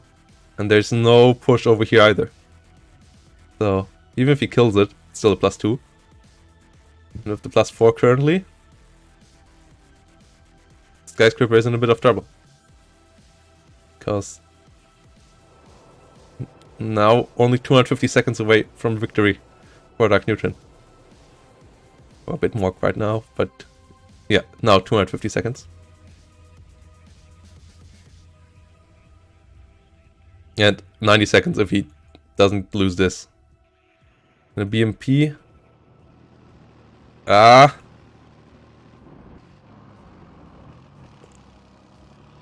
Okay. Will they see it? They should be able to see it, right? Yeah, okay. It's a nice try. It gets eliminated. +4 for now continues. But yeah, now it's back to blue. So it's only a +2. So somewhat more than 200 than 500 seconds. Somewhat less than 500 seconds now. Like.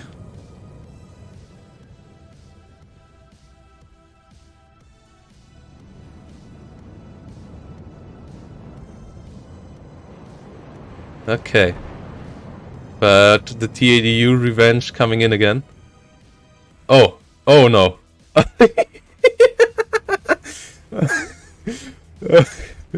The second try here by Dark Neutron. Trying to move around another CV. Is artillery still not doing shit? Even though... Oh no, now I guess it runs low on ammo a bit. But there should be... Are you all empty? No, this one still has ammo. And this M1A1 Abraham has been out of fuel for such a long time. But somehow got some fuel at some point. Wait, the Matties... Okay, they missed each other. It's back to 0-0. And this should be finished off now. Engineers should be dying here quite soon. Oh no, he's firing on position, isn't he? Oh no, he's firing on position. Why are you firing on position? Yeah, just attack order. Just keep around. Just keep being around. Just kill them all. Apache's around. Also moving forward.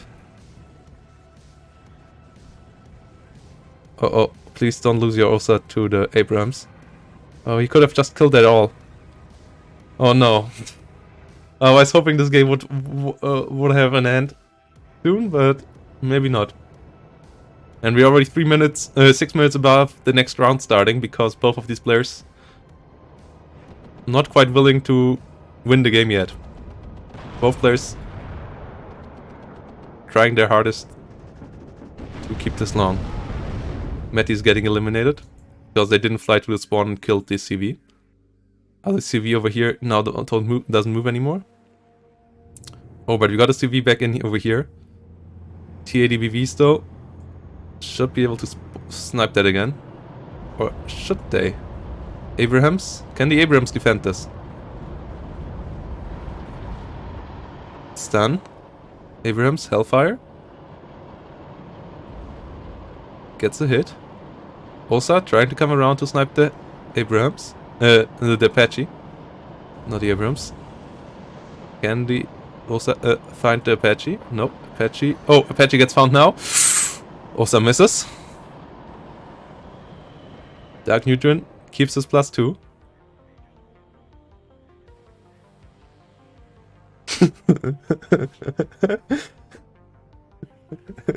yeah, trolling me. Like it's insane how many chances both players missed to win the game. it's kind of unbelievable. As I said, it's obviously harder to see for them than for me. But it's still like, dudes, you both had armies at one point that just could have won by A-clicking. And then you refuse to A-click. Instead of both moving in there piecemeal, one by one. And yeah, we don't get the win here either. We're getting a bit closer there for Dark Neutron, but we don't get there. And this mat just refused to move on forward. Whatever its mission was. So that one will not win the game either.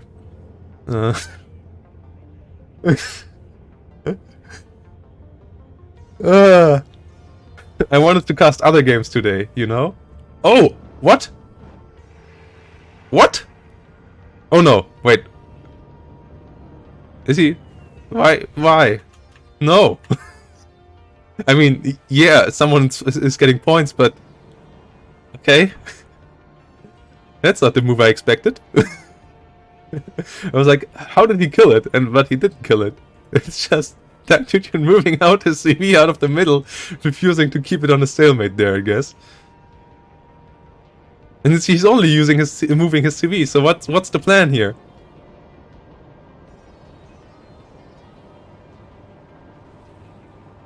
And still a +1. Wait, he moved all CVs up. He even has another CV right here. Oh, this CV keeps on moving. Not quite sure about the pathing. Why does it need to go up there to go there? It could just move down the ravine right here. Dark Neutron. This game, not gonna lie, it has a lot of meme potential. And it's kind of what I hoped for, but it just goes on too long right now. Like, I hoped for a game that was all about a lot of forces on the battlefield and not a rush game, but be careful what you wish for, guys. Be careful what you wish for, because you might get a 2-hour game.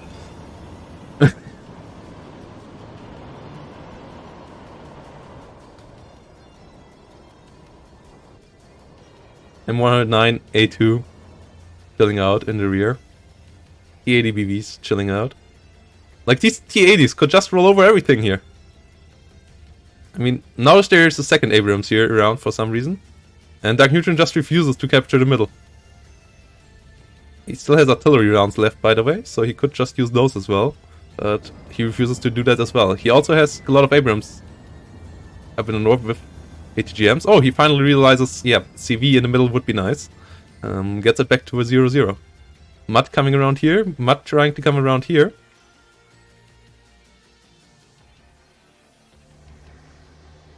Okay.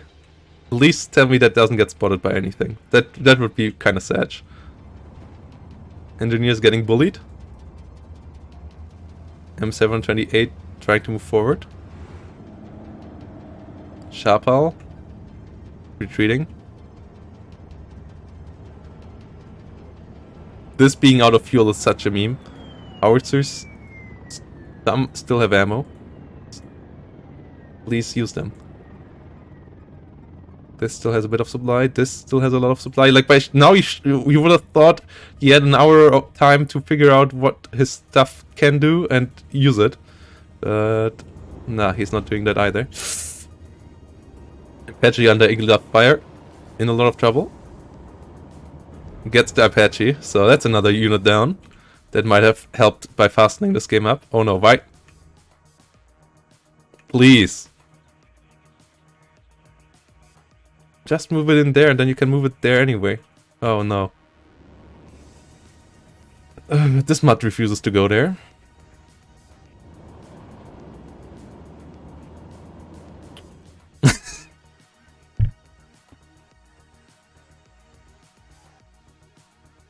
Oh boy. In StarCraft this would have been a tie, because the tie timer would have come in at one moment with both players not dealing enough damage to each other. But yeah. Can't wait for time limit. BRM getting hit by mech rifles, but mech rifles getting eaten alive because they are obviously again not supported by anything. Also BRM getting repaired.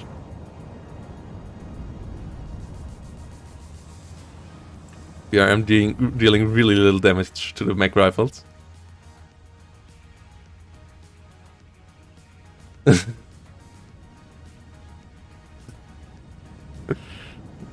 F15 around. Oh! No! No! Don't go that way! Wait. What? What? What? What is that? What the hell? What? Where do you want to go? Why do you want to go there? It's just such a meme. Okay. He changes his orders. But I don't think they can hold this out for long enough. Because these motor stalky will get there. Or the BMP will be on the... The BMP is on the hunt again. Yeah, run. Run, boy, run. Move there. Move there. No! No! No! Don't go... Don't... Yeah. Don't go into the town. Okay. We are less than 500 points away. Less than 250 seconds.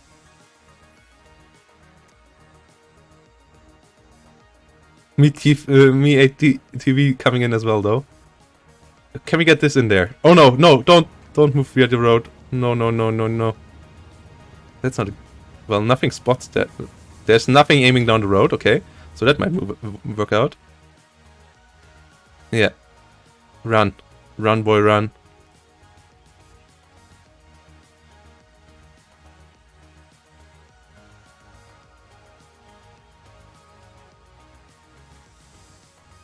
Uh-oh. Does it get spotted? 1,600 points. Oh, we got it to a +4.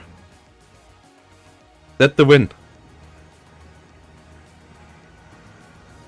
Yeah, get out of there for now. That's a good idea. Oh no, don't move into the open. Stay in the forest. Okay, +2 for now. +2 again, as this got captured back.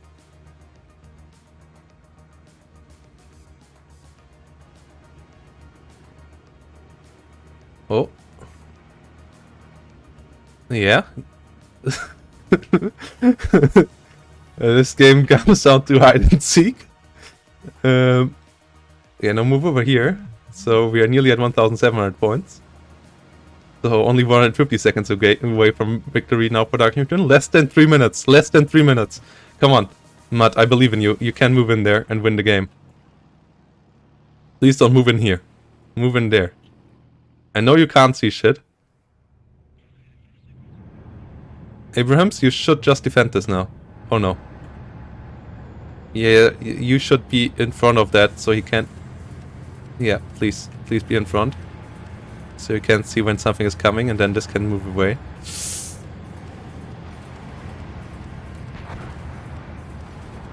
Matt trying to move out. Okay, we have a problem here. 1,800 points. Nearly. Uh-oh. Oh, does it get spotted? Yeah, it does. Uh-oh. No, no, Matt. Matt, you should have moved. Yeah, that should have been the move from the get-go. Oh, it misses. It misses. Matt, can you get away? Can you be the one that got away? Uh-oh. No, no, no, no, no. Oh, no. Yobo, thanks for the follow. Oh, Grut is moving away. Grut is out of ammo, isn't it? No, it's not. Matt, move in there. You can win this. I believe in you. Uh-oh. They're coming down to cut you down. There's no other CVs, is there? No, there's no other CVs. Oh no, if that CV dies, there's no way that anyone breaks the stalemate because nobody has CVs to move around. Oh no, there's one more CV that could be moved around. Other than this one, obviously. We're at 1 hour 40.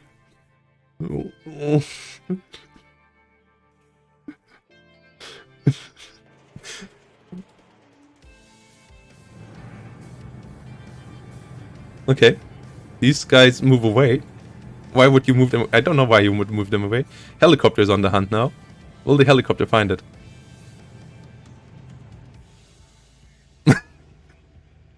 Oh no, no, no, no, no, the only wrong spot you could move into. No, Matt. What? Why? Ah! Please don't get too close. Okay.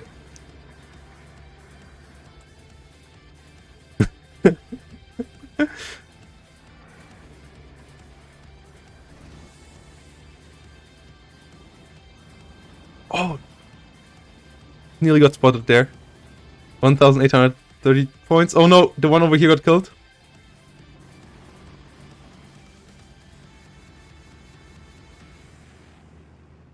Oh, it's searching at one space. Nice. Okay. Nearly at 1,900. Go on, go on, go on, go on. Mud. No.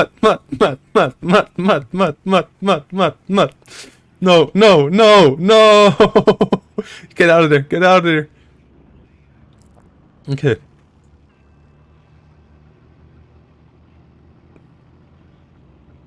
Oh no. The TV will find it. No! We are so close. Just A move now. Please, just A move. Just move A move everything in the middle. We need to get to other games today.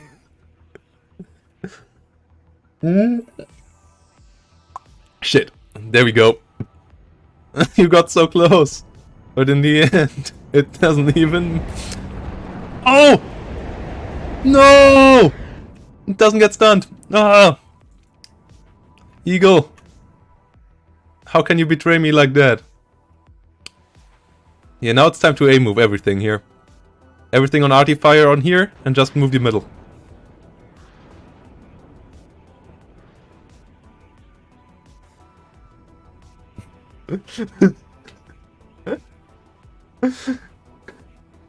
uh.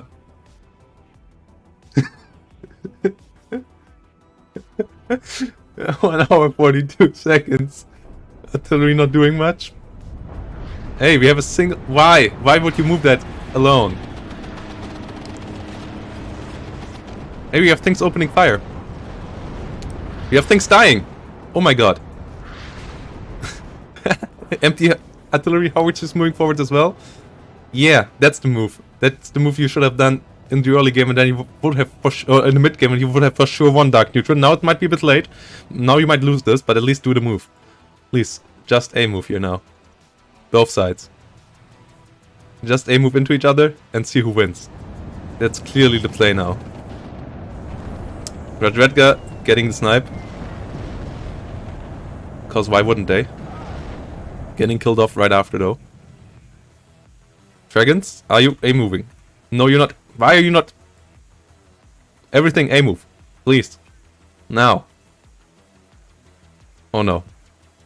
This is not an A move. This will go on, won't it?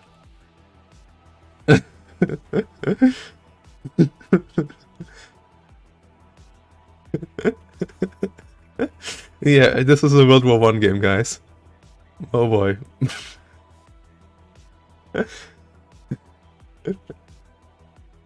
Oh no. No. Guys, you need to continue movement. Movement, please. Yeah, mech rifles, engineers, please. Oh, there's still 3 CVs for Skyscraper. What are you even doing, Skyscraper? You could just win by moving them all through the south. This is a really stupid game. I'm really in a real love-hate relationship with this game right now. Like, this game in particular, not Warno. Warno is a good game, but... obviously, no time limit can be quite frustrating. Especially if both sides don't realize they can just A-move across the enemy and refuse to A-move across the enemy. Instead, moving piecemeal by piecemeal into the meat grinder. Uh-oh. Another unit going down, but at least units dying. That's good. Oh! And tank flank, please. And then just A-move. Win with the tanks. Sky, I'm... Oh! That didn't work out at all, did it? Wow. How did these tanks come in so piecemeal? Why did they got shredded like that? Well, that's surprising.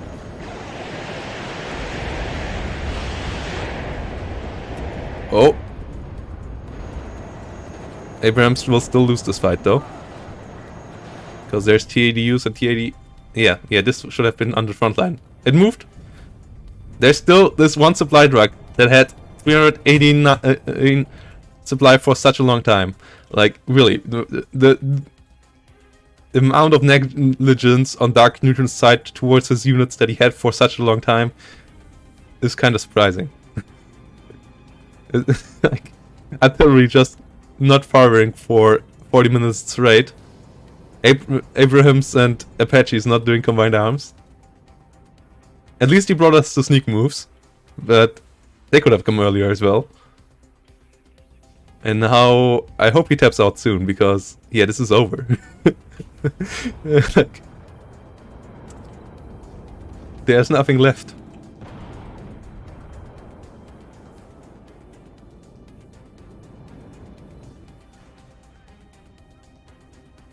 Also, what happened to the supply truck over here, by the way?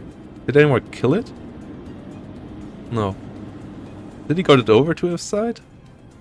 Is there a supply truck? No, it's all Urals. So I guess he lost it in the end again. Disappointing. But yeah, just repair this ADTV up and then go for it.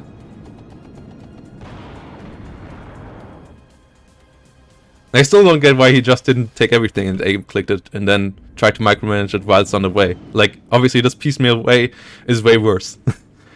But, I mean, it's not the first time that happened, so yeah. It's nothing left. Just push. Sky, just push. Can we... Is there any... Okay, we can speed it up. Someone will lose, I guess. Guess the game is over? Yeah, Dark Neutron will lose this game. From a position that was, in my eyes, next to unlosable. But he somehow managed to do so. Damn. This game. Yeah, okay, here we go. That's it. He doesn't have the CVs to recapture it. So, yeah. GG.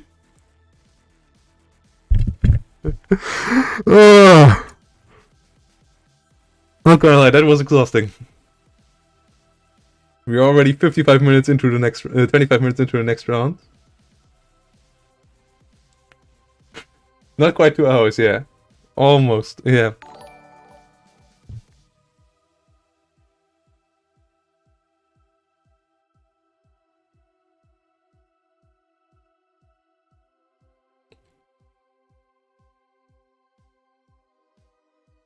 Okay.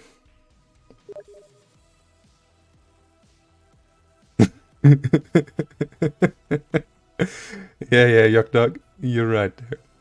Okay, so let's see if we have other... Okay, so P.Uri.Tanner's game is going on. Let's have a look onto the bracket though, and then I will take a short break whilst jumping into that one. And let's see where we are at the tournament with the rest of the games. So, here we go. With Zam and Fake Ace losing against George Patton. Jogo over here, moving forward. Playing now against Wind Fosk. Green versus Amber T. Then Steven Seagal versus Best Korean Air Force. Blackhawk Shines. Winning against Naval Maritime already. Skyscraper, we just saw winning against Dark Neutron. Will play against Eric S now. Alcina Dimitrescu's Is My Wife versus Taichi. col.Koenig versus Maxwell. Mick Z versus Duro. Who won against Satire, that's a big one. Gigs getting killed off in round 1. Greyhound winning against Yogdog. Okay. Subway Samurai losing against Fantix. Ika winning against Soviet Union. Ooh, okay. Karma continuing. Lynx continuing. Mishko versus over here. And Soloing Pixie already through 2 rounds. Winning against Rail Replacement Bus Service and against Battle. And down here we have William versus Creed and So P.Uri.Tanner versus G3000, both finished. And yeah, here we go.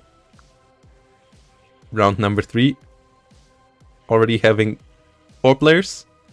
Round number 2, mostly it's still intact. And we will jump into William van Zutphen versus P.Uri.Tanner as our next game. So let's jump in there.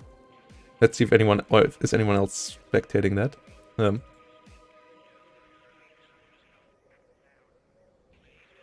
Yeah. Let's get Yogdog in here and then continue in 2 minutes.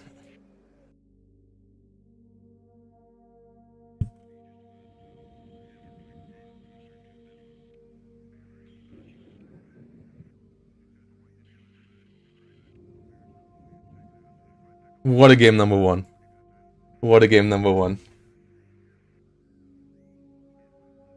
No, you could have A-clicked Dark Neutron. Your mistake was that you didn't, you only moved tanks forward piecemeal, time and again, when you could have just A-clicked everything forward and won. But that was after your opponent did the same mistake, so...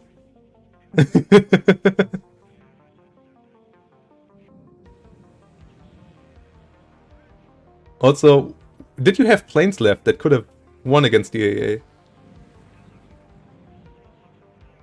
Yeah, I'm pretty sure you could have won there easily.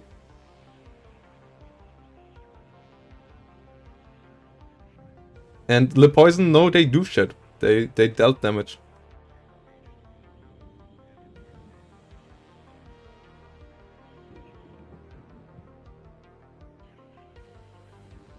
But you killed all the AA, and you could have moved your tanks forward and then spotted this stuff, and then moved with your Apache and your tanks. Like, in the north you used your Apaches without your tanks, and then you used your tanks without the Apaches. And in the south you also moved one blob of tanks forward, and then moved the other blob of tanks forward, piecemeal in, and died to both times. And that's what lost you the game. If you would have, in the mid-game, just moved everything forward with 8-click, it would have won you the game. But yeah, that's the issue of no time limit. Because with a time limit, you would have been forced into it, and then you would have won automatically by A-clicking. Instead, you tried to be tactical, and that didn't work out at all.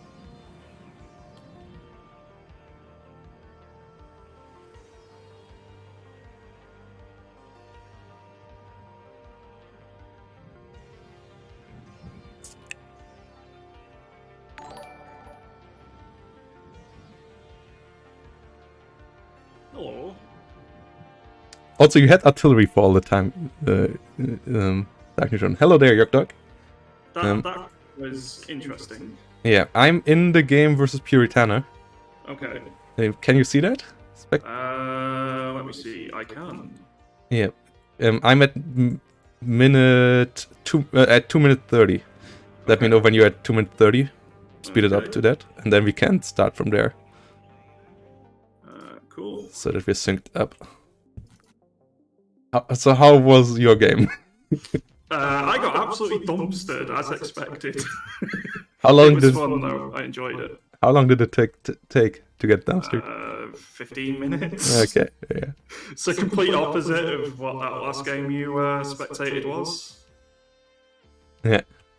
Almost on there, 2 minutes 30 exactly, and then we'll drop it down to 1 speed, and I'm good to go. So you're at 2 minutes 30? Okay, then I will count us in. 1, 2, 3, let's go. Okay. Let's hide the panel, and let's talk about Two Ways, the map we are on, and the 2 opponents that we have here. We have William van Zutphen and P.Uri.Tanner, both bringing around 30 years armored. And Two Ways is a bit more of an open map, because it's most likely a 2v2 map. We haven't gotten confirmation which size this map is on, because maybe Eugen is not 100% sure what they want to have the size on for this. It might be a 1v1 map, but it's for sure quite a bit more space than what we had on Death Row. So, there's a lot of forests on this map.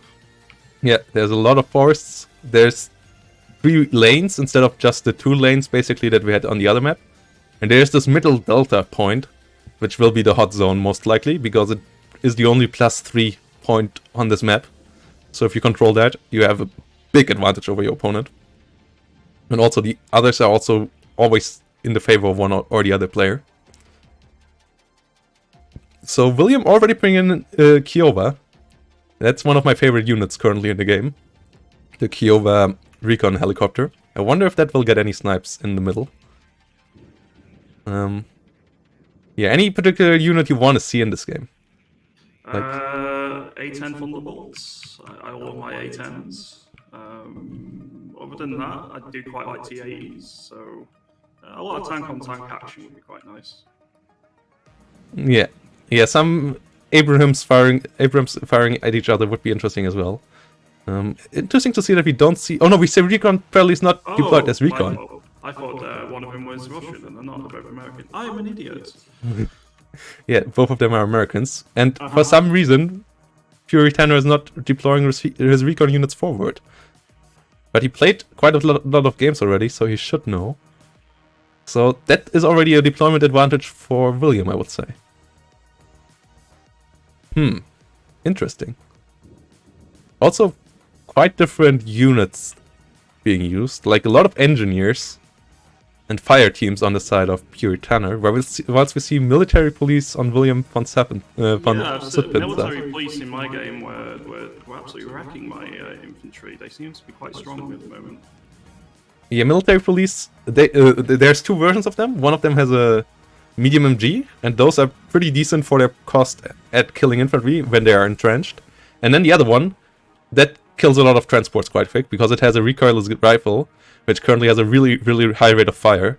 So, and they two-shot or one-shot all the transport vehicles, so they can be absolutely devastating. And in the last game we even saw them killing T-80U by side-shotting it, so they are quite scary. So do you have a favourite unit in the game at the minute that you like using? Not necessarily good, but one you like using. I would say I like the T-80BV the most, because it's a fast tank, it's medium price, and it comes around quite nicely. One of the things I noticed in that last game is that the F-15s just were not going down to AA at all. Are they very good at the minute as well, or is it just they didn't have enough AA to take it down? Excuse me, what again? Sorry. The F-15.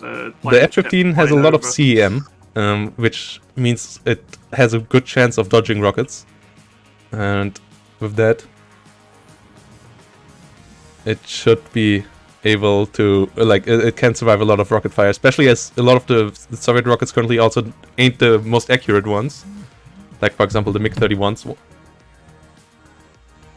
can't really deal with that. Yeah, a lot of engineers in the north. Interesting. Like, all the engineers with Flash in the north. Wonder if we will see a push into the town, into Alpha Point by P.Uri.Tanner. Because he wants to obviously get CQC with that. Because the Flash is a heavy HE damage weapon. Meanwhile, mech rifles in the south, those are more for defensive purposes. I'm going to be intrigued in the long term to see how infantry plays out in this game compared to, say, Steel Division. I never really played too much war game, so this era isn't as knowledgeable for me. So I'm going to be intrigued to see how it plays out. Well, one thing for sure is that they can kill tanks on long ranges, which I, as a Steel Division player, had to get used to. In the first couple of games, I got my tanks out there, and I was like, yeah, oh, my tank can't fire on that thing over there. And I was like, wait, but that thing can fire on me. Oh no, rockets flying in my direction. Oh, and here we go. Well, let's see how this goes. Kiowa moving in. Where is it going? It's going up the hill. Okay, so it's not going super far forward. No AA on either side, so the Kiowa could wreck quite a lot of stuff. But once again, just like in the last game, no tanks on either side at the start, which is interesting. I suppose it's a very expensive outlay, and you'd rather have a couple of units of infantry or something to cap areas as well. Yeah. Also, no CVs on either side, which can be a strategy on this map. Like, trying to get as many CVs out in the early game, because when you get like 3 or 4 points more than your enemy, you tick so fast up there. with the ticks coming in every second. Something that will slow down next week, but currently, once you have a point advantage, it ticks up really, really quickly. But both now bringing in the CV, so being synchrone on that as well. It's like our first point of contact might be just next to Alpha. Yeah. Engineer's Flash hitting Military Police. And there you will be able to see the power of the Flash. Yeah, already stunning the Military Police. And there goes the Military Police. And all the other engineers got into the town, so that will be a hell to get rid of. Yeah, some artillery or some heavy ordnance is going to be required to reduce that position for certain. Meanwhile, though, in the middle, William was first. And he might have a jump there on P.Uri.Tanner. Yeah, getting 2 transports already. Getting the 3rd one. Getting the 4th one. All mechanized rifles getting eliminated. Oh boy. That is rough. And that's the power of the M67 for you. These all got killed off by the military police's M67 recoilless rifle. That was an absolute killing spree. That's going to be such a big advantage early on. Yeah. All he has to do is getting now a CV unit into that point. And that because Bradley even just went down as well. Yeah, he also captures Alpha now. He just has to keep something around his CV at Alpha, as obviously the engineers will try to push that. And I guess the counter for engineers with Flash are your own engineers with Flash. At least that's what William is trying to do here.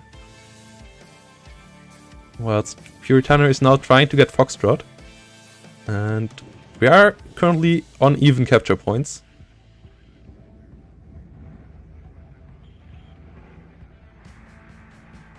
Having the middle of the map under the control though of William is going to help. He can pivot to either side more easily. Yeah, that as well. Oh no, and the Stinger's getting close to the mech rifles. Might be in trouble there as well for P.Uri.Tanner. I don't know why he tries to move those into the middle. Guess he wanted to snipe the Kiowa with it, but they will not survive long enough for doing that.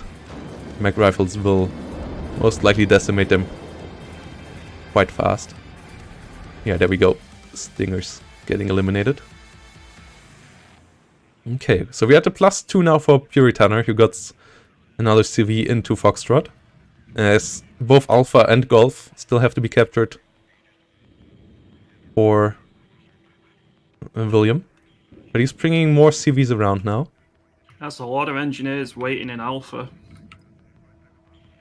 And I'm not sure Williams' engineers are going to be able to deal with this lurking ambush.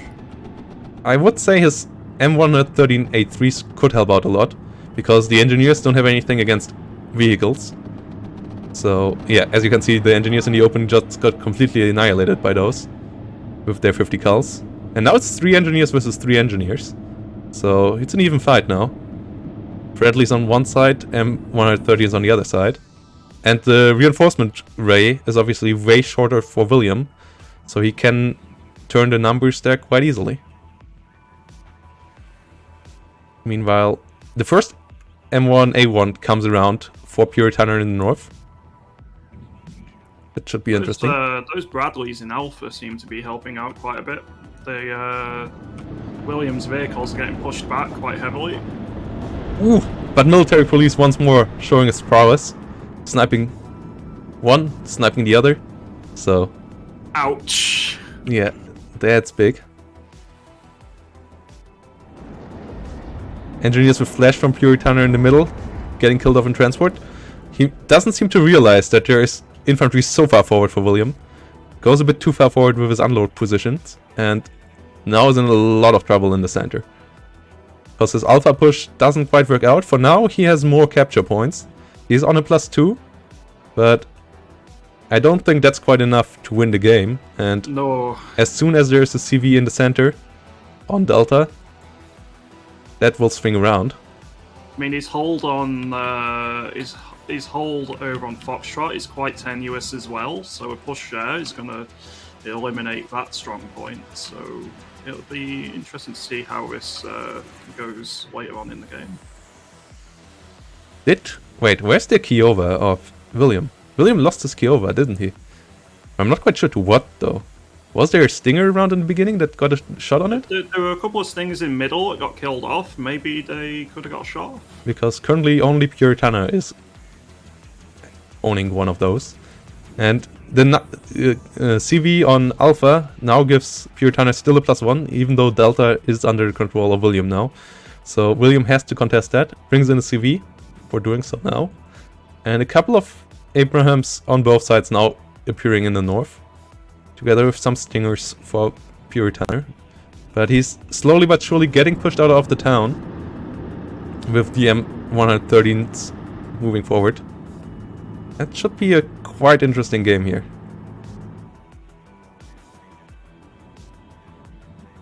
M3, A1 Bradley's in the south, moving around. It doesn't seem to be too much focus on the south at the minute. They've just taken like a middle position and quite happy just to sit there at the moment. Yeah. It seems like A is where all the action is and all the focus. Engineers with dragons will fire onto the M13A3. Engineers over here also under fire. The M13A3 dealing a lot of damage with its 50 cal. He's dealing a surprising amount of damage to units and buildings. And now it's neutralized point A. Alpha is neutralized, and with that we are at a +1 for William. And once he captures that, that's actually a +3 for him. And then P.Uri.Tanner will really have to find a solution for the center. And here we go. Alpha is now under control of William. That's a big find. Yeah. +3 now for William. And that's a quite fast tick in this game, because that's +3 every single second currently. And that... it doesn't sound like much when 2000 is the goal, but it is insane speed. Dragon firing onto the mech rifles and onto the Abrams. The Abrams of William in a firefight with a HA version. That's not going to end well.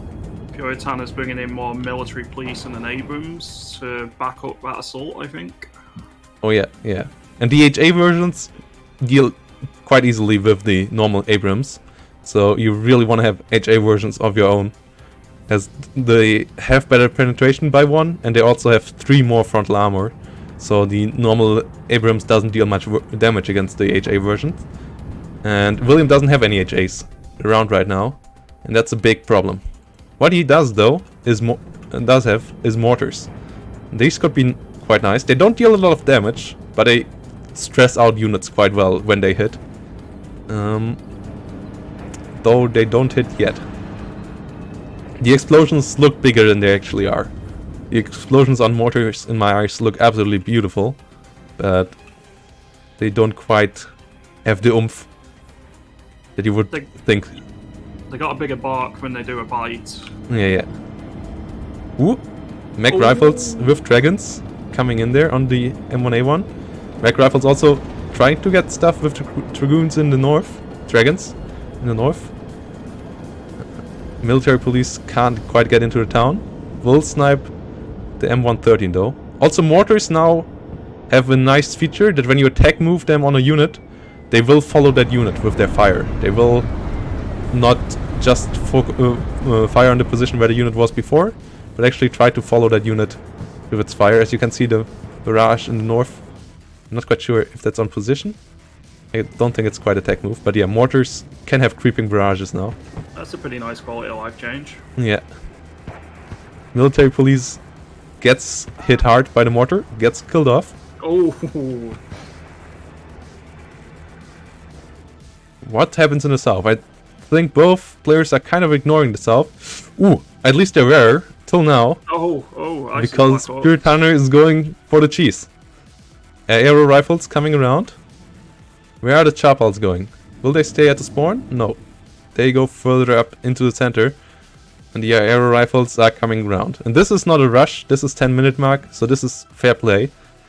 You should have defenses on your spawns at this point. And obviously on this map also losing one spawn is not GG. So that's another thing. And he doesn't do it on both sides simultaneously, but it will be absolutely annoying. Losing a spawn is still a big loss. And P.Uri.Tanner's arrow rifles don't seem...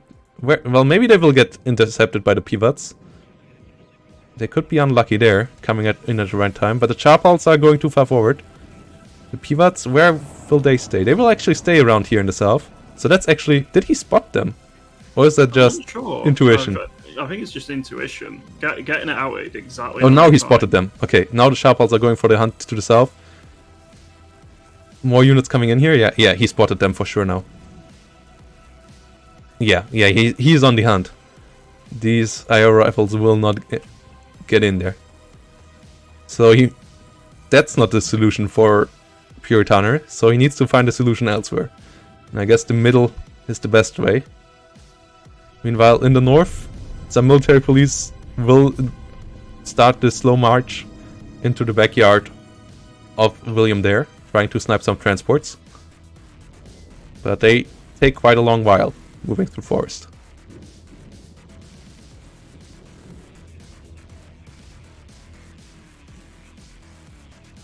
Taking a bit of time to reach those Black Hawks in the south, but I don't think they're too long for this world. Yeah, especially as William also now brings helicopters in on his own. Oh boy. And there's not much to stop these tow cobras. What I'm surprised by is the lack of airplay. Like, you wanted to see your A-10s, you didn't get them yet. No, I'm very disappointed by this. Oh, an Apache row and some mortars P.Uri.Tanner's just brought in, so maybe a plan for an attack somewhere. Yeah, that's the rocket Apache, the 80.1. That can dish out a lot of stress damage and a lot of soft target damage, but it lacks the capability of dealing with tanks that the others have with the Hellfire. For the middle at the minute then, considering it's mainly infantry in that area, military police and stingers, etc. Yeah, but there is an OH-58 in the rear for William, which is an AA helicopter, so the Apache has to be careful. Yeah, both sides using their mortars now in the middle, so that will be a lot of artillery fire. I don't want to be an infantryman around that territory right now. Just getting flashbacks to World War. We got some planes, but it's not an A-10. It's an F-11 with cluster. It didn't drop its bombs, so I guess it lost its target? What is it trying to achieve? Oh, it's going for another pass. Yeah, it's dropping its... It's dropped 3 bombs, what? Okay, that's interesting. And it got killed off. So yeah, Stinger's hitting. And it explodes in the town. Big F there. Big F in the chat. Still a unit of arrow rifles in the south. I'm assuming that they're going to get taken care of pretty quickly. Yeah, the Tove Cobras found one, and now they are on the hunt for the other. Do the recons see them? Yeah, the recons see the other ones, so... the scouts see the other, so... no running for these arrow rifles anymore. They should be hunted down soon. Those military police in the north are continuing their long march through the forest. Oh yeah. Yeah, up there in the north. But we're getting closer to victory here for William. He's already above the halfway point. By quite a bit. And... okay. Did your game crash? No, P.Uri.Tanner just surrendered, didn't he? Ah, okay. My game decided to crash. Okay, I guess that... or was it a crash? No, that's not Rank Holy Man, that's Yog Dog for you. Oh, game crashed for you. Okay. Yeah, I got Warno stopped working, send crash report, etc. Yeah, because it crashed for P.Uri.Tanner as well. So, no, so yeah, game was over at that point. I mean, William was in a solid lead position-wise, but yeah, big F there.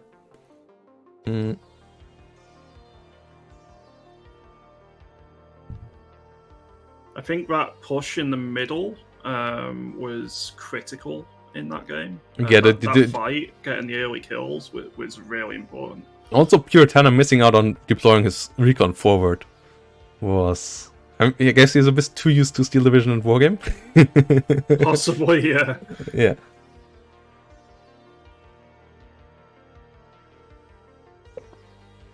And yeah, the air rifles took a lot of attention, but when those units would have hit the front line afterwards, that would have also been a lot of trouble there for P.Uri.Tanner. But he was on a good way to getting the middle back, so shame that the game crashes at that point. Yeah, there was quite a bit of armor stacked ready for a quick push, so depending on how that went, it could have changed the tide somewhat. So one Bally man, you can only resell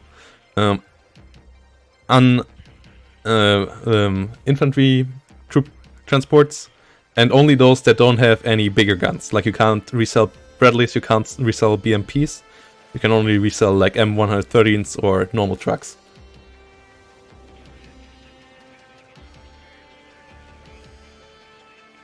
Petri Lord, Baelish, you should be able to get it on 60 FPS, at least on high.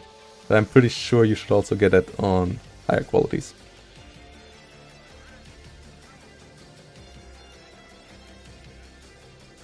But yeah, so I guess the next game we can go into is Taichi 222. Who is he playing?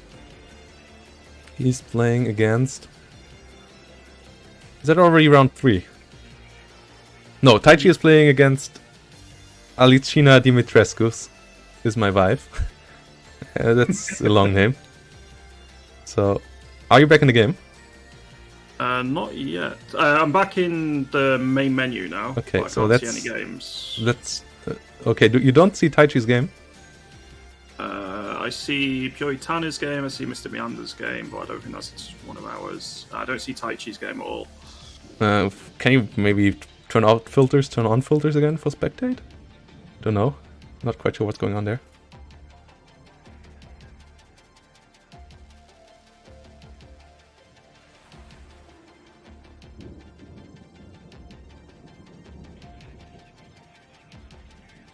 Yeah, nothing showing up for me. Bit weird.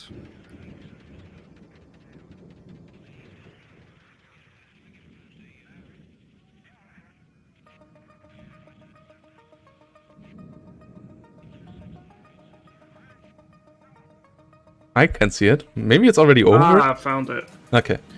Okay, I will wait at 1 minute mark this time for you. Oh no, let's speed up to 3 minute mark, because get a bit deeper into deployment. I had to mess with a bunch of filters and it found it. It wasn't showing on the main list where everything was, weirdly though. Okay. Yeah.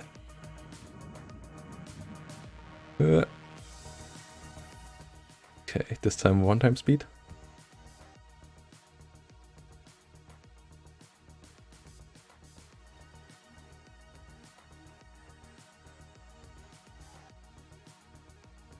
I'm at the 1.5. I won't be too far off now.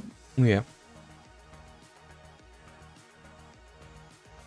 So what do we have here this time? We have another Americans versus Americans on this lovely map.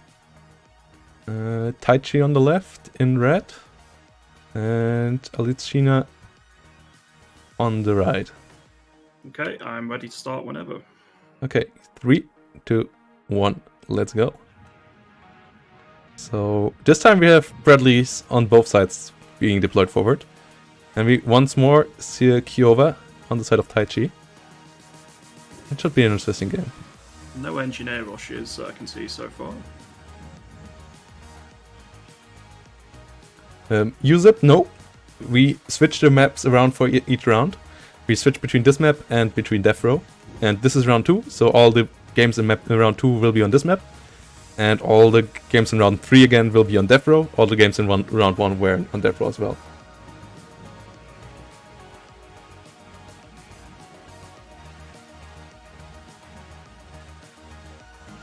Meanwhile, Bradley's in the north. Arrow rifles around. Let's hope they don't go for a spawn. Oh boy. Looks like Taichi is definitely focusing a bit more on the south with our deployment than... Yeah, and we see tanks, so completely different deployment to the last game on his side than what we saw last game. On the other side, we see more helicopters. Let's see where they are going. Oh no. It's... Wait, those are scouts then. Okay, this is interesting. I haven't seen scouts in Blackhawks yet. That's an interesting choice. Like, overall, I haven't seen many scouts, and scouts in Blackhawks are interesting. Both sides also starting with tanks. So that's... Well, that's it. Cool. Complete change up. Yeah. Bradley CFV in the south as well.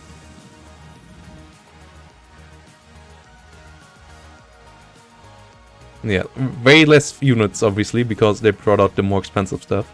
Like a Sherman is 225 points, so 2 of them are nearly 1/3 of your starting points at 1,500. Same goes for the helicopters. They're also quite pricey. Like a Black Hawk costs 75 points, the aero rifles cost 45 points. So that's another 130 there.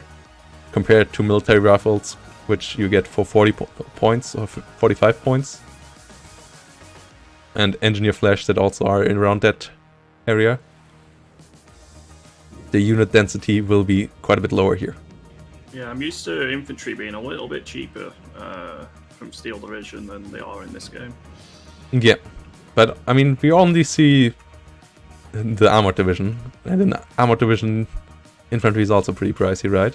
In Steel Division as well. So, as you have to divide all the numbers here by 2, because infantry, all the income has also been doubled. Start with 1,500 instead of 750 points in this game. That's all be done to allow for more balancing, because in Steel Division all the infantry is so cheap that it's really clumped together.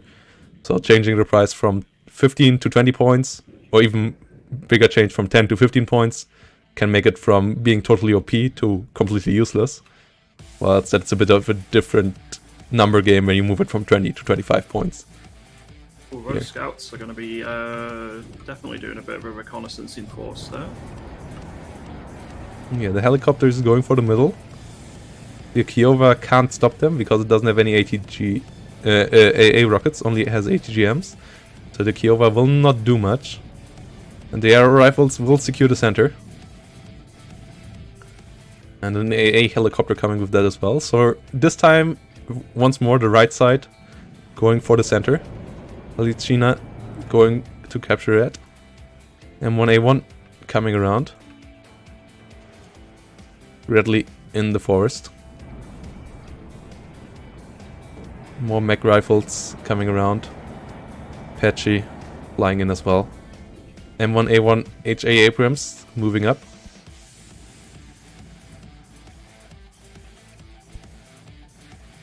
That M35 has been a bit brave.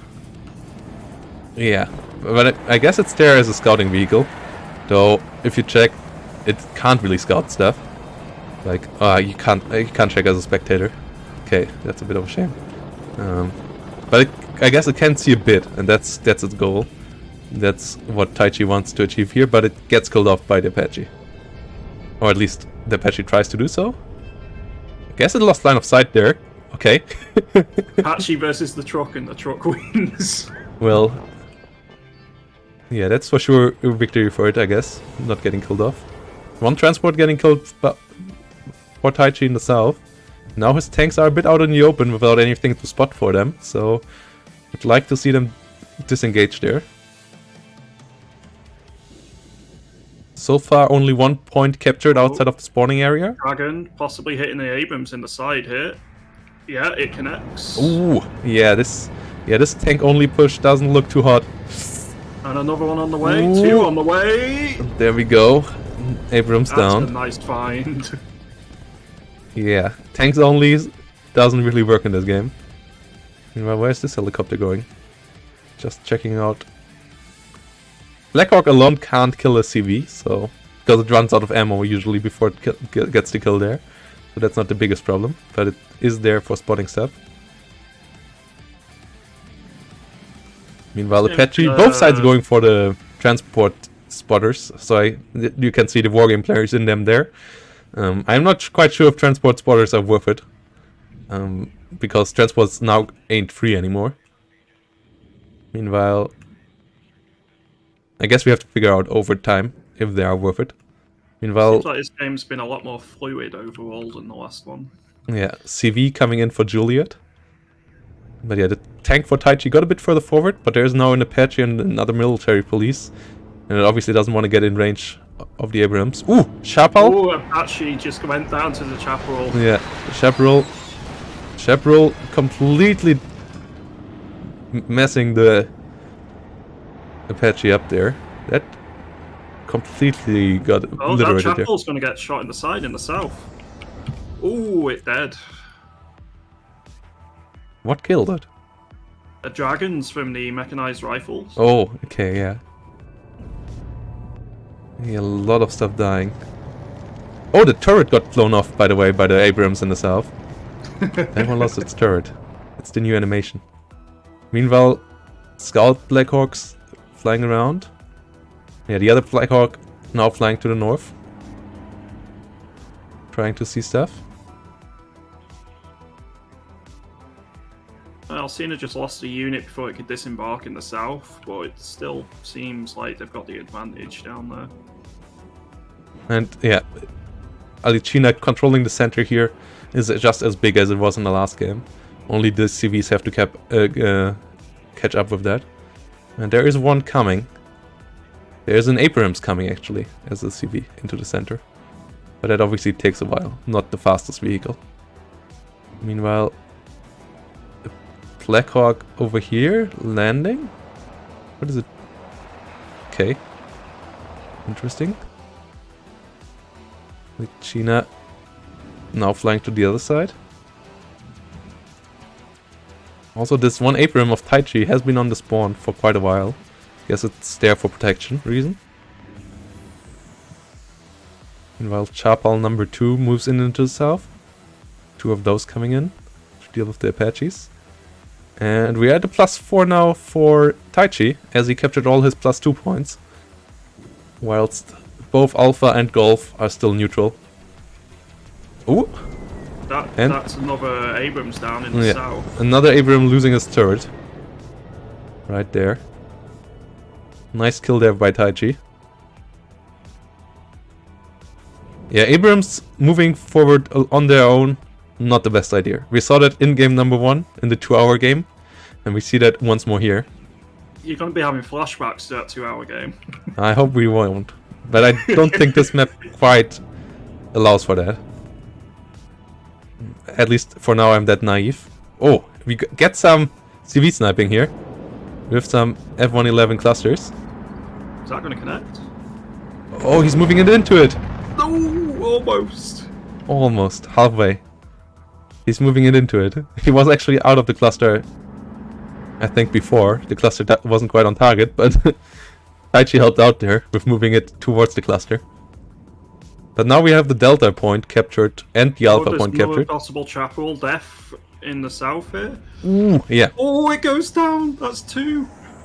Those dragons have paid for themselves many times over at this point. Yeah, the mech rifles are absolute beasts. And another M34 going on there for the face check recon. Another 15 points M35 getting killed off instead of sold. And yeah, another one in the north also goes back to the point where the other one died earlier to the Apache. But at least the Apache is not around anymore, thanks to the Chapal. So, yeah. I don't know what the other Chapal is doing in the middle. Without any... Okay, it tries to get for the OH, but there is an Abrams in the middle, right? Ah, it's not in line of sight though. Yeah. Not in line of sight, so the Chapal might be able to get the OH. More Abrams moving into the south. It's a HA one this time from Taichi. Oh, yeah. And Alcina also has one moving in, but it's not a HA one.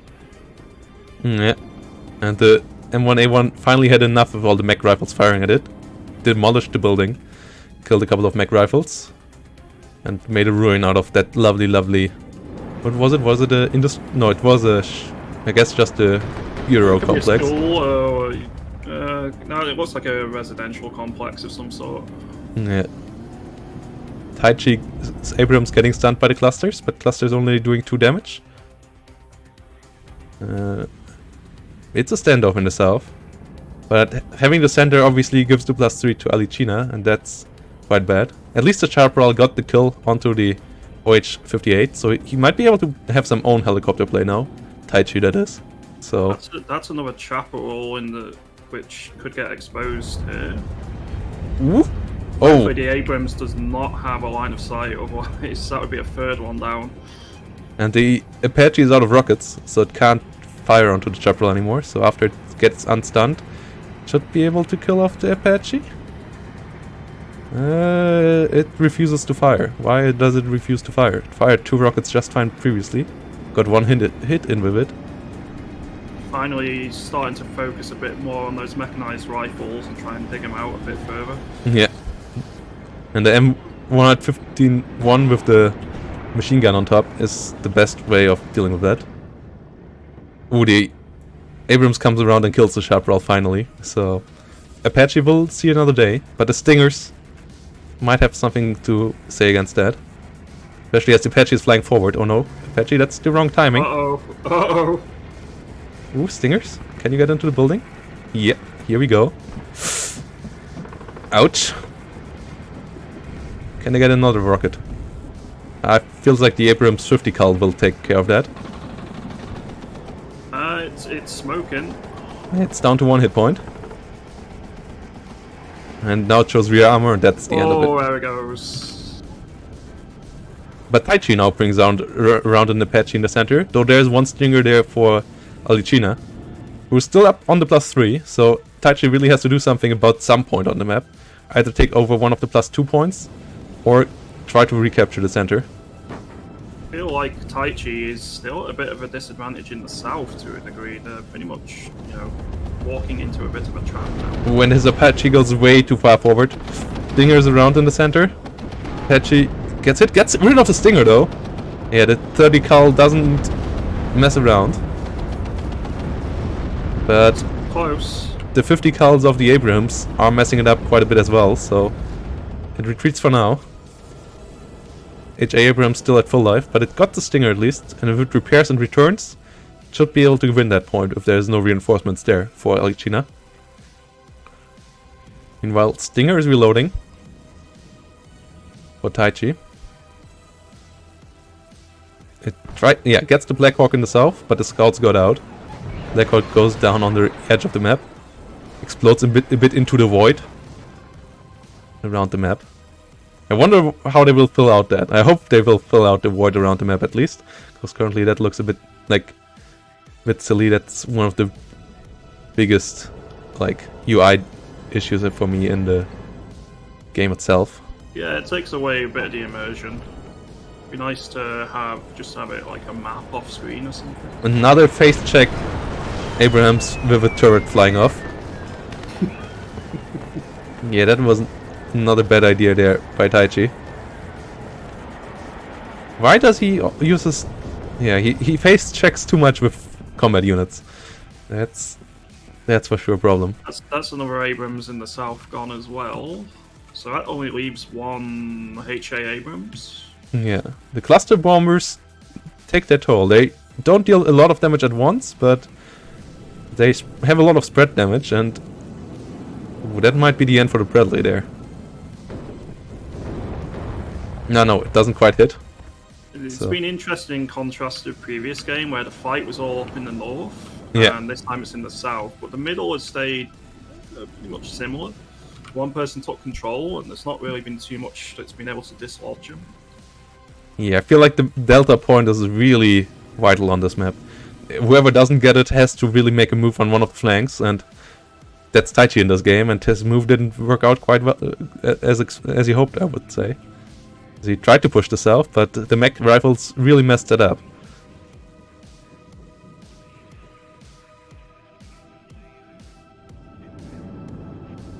Meanwhile, Alcina sitting around, and 1A1 Abrams chilling back as well.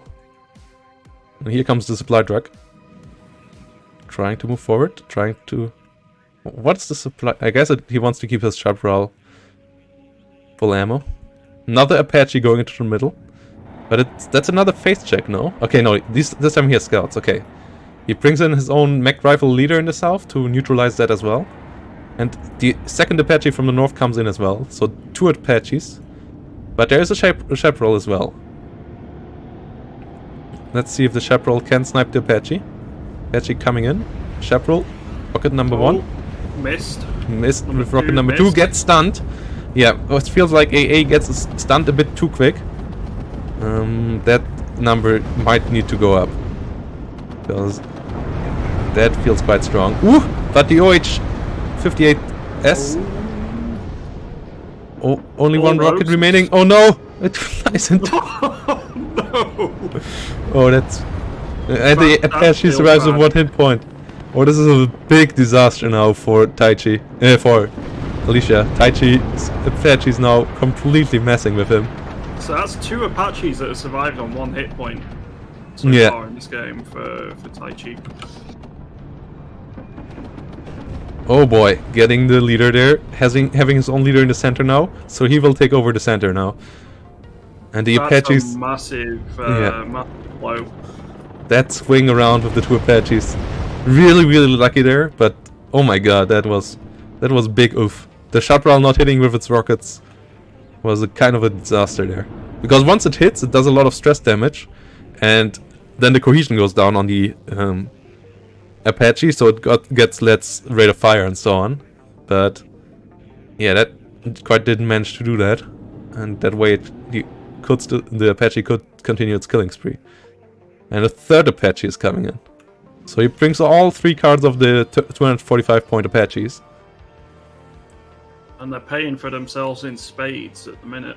Yeah. Meanwhile, 2 Tau Cobras and an Apache on the other side. So helicopter play is on the menu. Oh no, 3 Apaches. So both sides bringing in 3 Apaches because we already saw 1 dying earlier for Alcina. So that's his 3rd Apache as well. And 2 F-111s moving in. Yeah, these cluster bombers get their points in because there's nothing to stop them. No F-15s out in the sky to try to prevent them from doing stuff. But these clusters once again not landing on target. Luckily for him, Taichi moved his leader out of there a bit earlier. Meanwhile, Alcina is trying to move his scouts around to south, trying to spot. Oh boy, there comes the Cobras. Oh, Apache on and the helicopters are going to be key here, it seems. Yeah. Yeah, helicopter play seems to be what might decide this game now. But Stingers so far were quite good. The Chaparrals, when they hit helicopters, were quite good for Taichi, but the one of Alcina obviously was kind of underwhelming. Yeah, I think a lot of misfortune in that one action has changed the context of this game significantly. But there's nothing left in the center for... Why is there nothing left here for Taichi? Why doesn't he turtle up in the center? Might get revenge here on the chaparral. Yeah. Whoosh! Ooh, that's a... Oh, Gets it stunned though, and that should be the end of the chaparral. that was... That could have been a hell of a lot worse. Yeah, 1 more rocket out there, and that could have been a double kill. That was a lot of AoE damage on all the helis. I would love to see a plane coming in right now and try to kill them off. Because they're just way too stacked. They take a lot of... And they even all got nearly stunned there, right? So, yeah. These have to run now. And the Apaches are coming back for... try and get a little bit of revenge. Ooh. Apache goes down. Oh no. Took a hit. Oh my god. Taichi is so lucky. Another Apache on 1 hit point. What the hell is that luck on that? Another Apache on 1 hit point. Damn it. Alcina must be quite frustrated at this point. All 3 Apaches that are being left on 1 hit point at some point.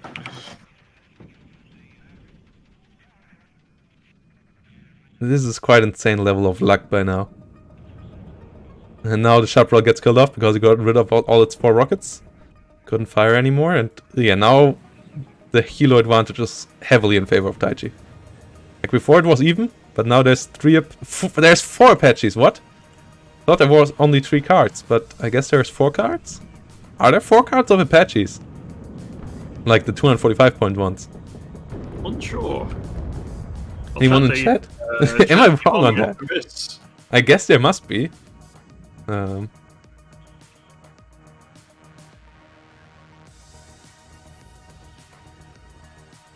no one's actually managed to take Delta again yet.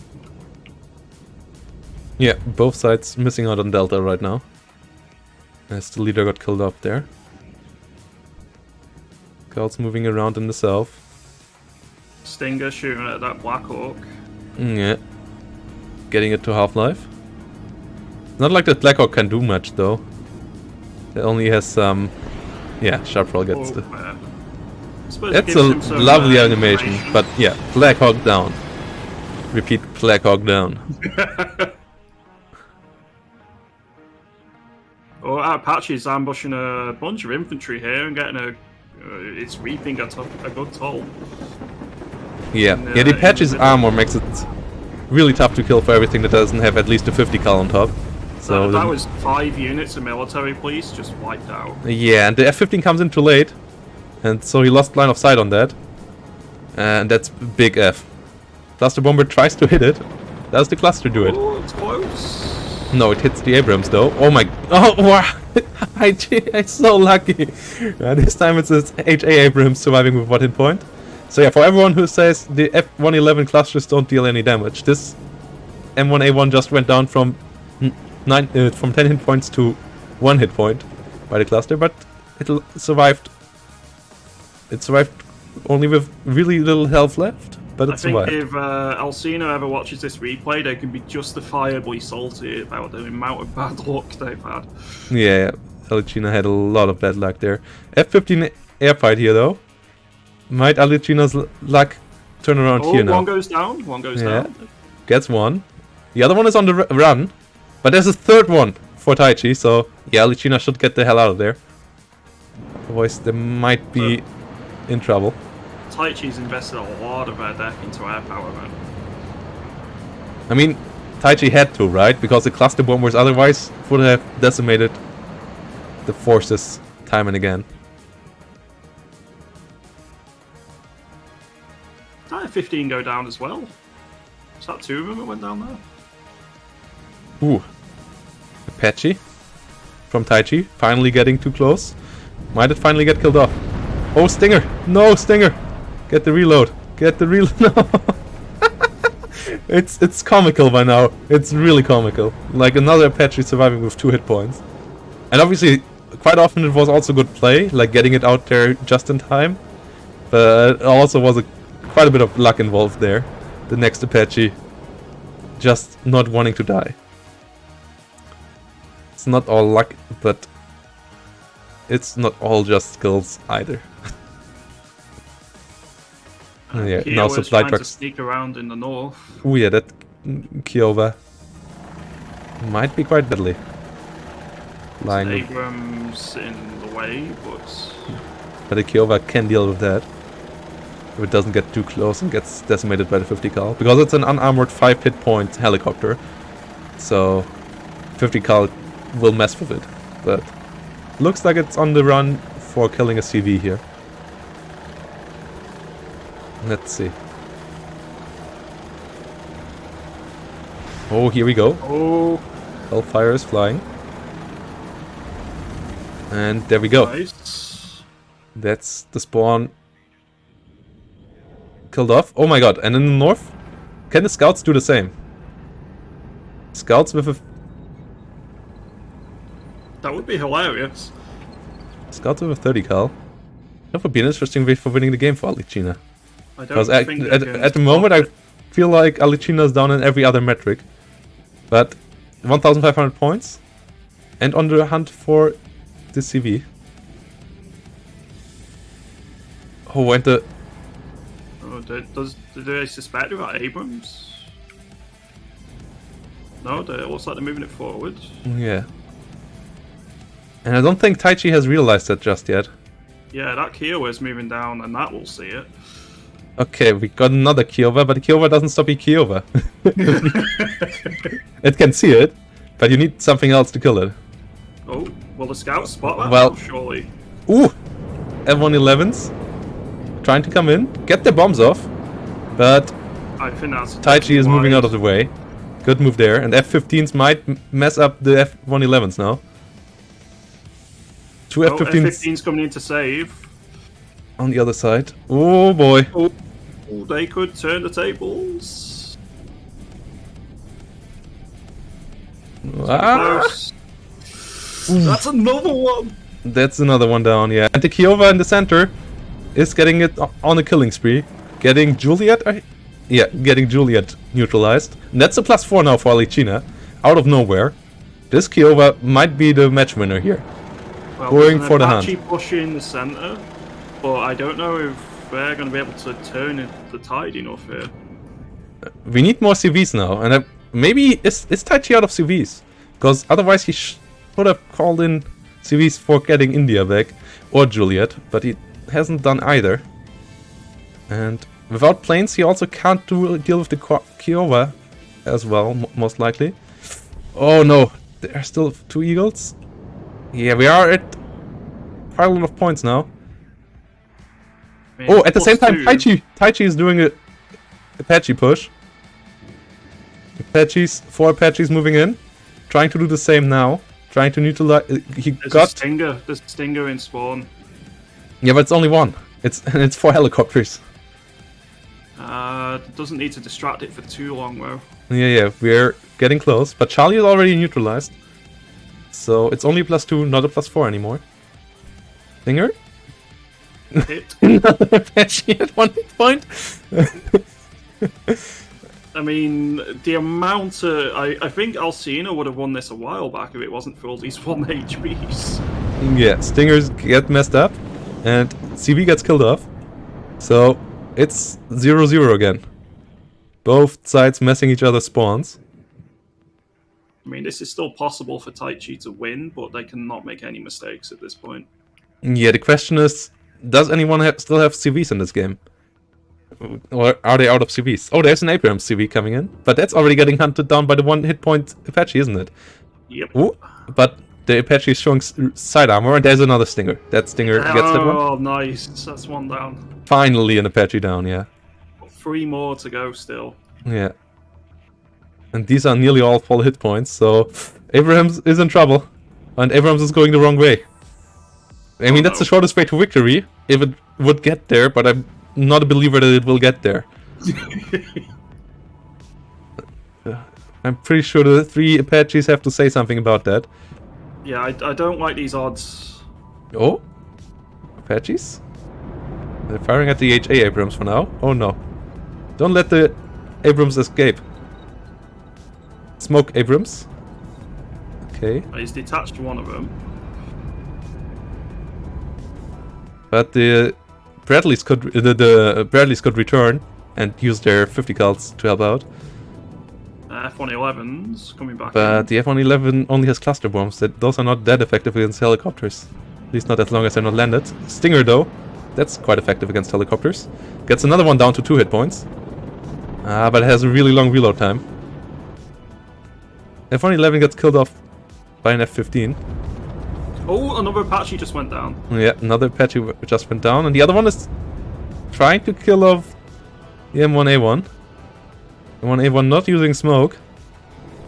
And the Apache trying to find Sting. Oh no, this Apache gets the CV! Oh no! If he Big has disaster. no more, it's going to be a loss. It all depends on that Abrams still. Yeah, and the Apache doesn't use its hellfires because it's too close. But nothing is moving backwards. Why is Alcina not moving anything back? Oh god, the Kiowa also got the other CV in the north. And the Abrams now needs to get the spawn back. How many rockets does the Kiowa still have left? Still enough. And so does the Apache.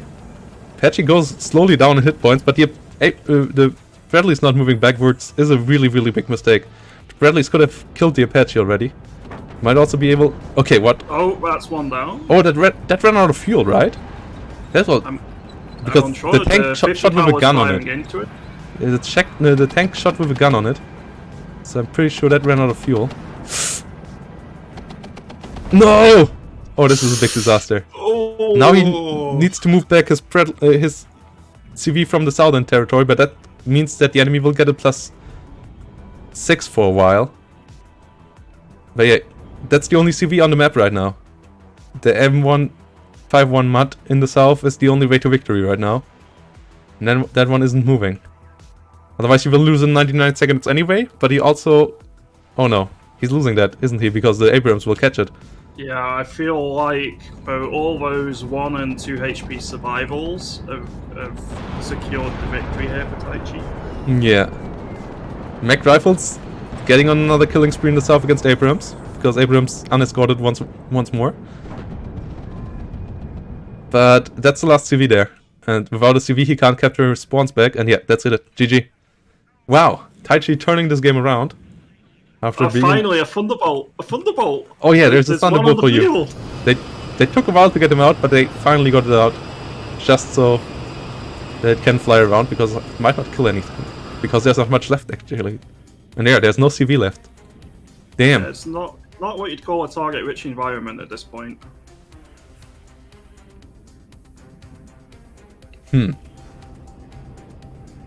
So yeah, that was a weird game. It was. Those Apaches were crucial. Like, I first thought Alcina had it when India got neutralized, and then also Juliet. The +4 looked quite massive. I mean, it's only 98 points to victory, right? But yeah. The Apaches just doing the job. Dying all in the end. All 4 Apaches are down, but they got the job done. And yeah, there's nothing Alcina can do without having a single. So close yet so far. Yeah, but in the end, it doesn't even matter. And Taichi takes this game. Damn! Well played. This was a lot of back and forth. Yeah, that was a really, really fun game. But these Apaches surviving. Wow, can you see the amount of victims they've got? Yeah. Costa really got... Oh my... Costa was the one that intercepted the military police coming in there to the center. I think Costa deserves a medal or two for that performance. Yeah, but sadly it's posthumous. But yeah, Costa Revilla for sure. did pretty well as well. Nichols not so well. Yeah, Revilla did... Sawyer did also okay. I mean, Sawyer killed another Apache with an Apache. Oh, any other major killers on the other side? Oh yeah, the Stinger that killed the 3 Apaches in the end, I guess. Lee went down in history as the Apache ace killer. But nothing more than a consolation prize, though, I feel. Yeah, he came in a bit too late, I guess. Maybe Lee should have been called in earlier, because he seems to be quite the sharpshooter with his Stinger, but so only doing that one. Surviving constantly on 1 HP with those Apaches was... I mean, once or twice you could say is luck, but that many times, I think there's definitely an element of skill to it. Yeah, it was for sure. Like, it was a mix of luck and skill. Like, he always reacted when they went low, but there was also 1 or 2 shots missing quite often that when they would have hit, would have obviously have killed him. So, it was a nice mix there of both things. That chapel that missed 3 missiles in a row was really important. Yeah. So, are there any games ongoing right now? Doesn't... Wait. No, there are. Wait, what? Why do I have to unclick them? No, they are not. Okay. So let's see if anyone is hosting a game. Otherwise, I will take a short break. Let's have a look onto the bracket, though. Let's update that. Let's see where everyone is. So, we are fully in round 3 now. Everyone is in round 3. Round 3 is supposed to start now, so we should get some games going quite soon. We have George Patton versus Rindfosk in the north. Not in the north, on the top of the bracket. Green HD versus Steven Seagal. Blackhawk versus Derek. Taichi versus col.Koenig. That should be an interesting one. Then Duro SVK versus Greyhound. Ika versus Kama. Nandemonai versus Solo Wing. And P.Uri.Tanner versus Note Commander? Why P.Uri.Tanner though? Wait.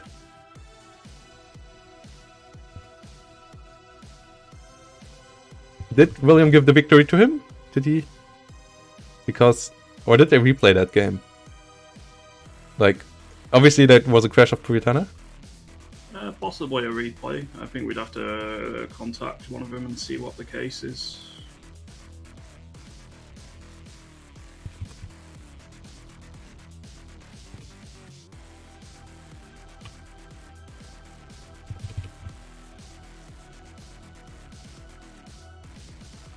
I will ask William. I will ask P.Uri what's going on there. And we will get that cleaned up, obviously. So do you have any favourites from the remaining players? All the Russians are really good. Kama, Solving Pixie. Duro SVK, also quite good player both in Wargame and in Steel Division. So would watch out for him. In the top bracket, Steven Seagal.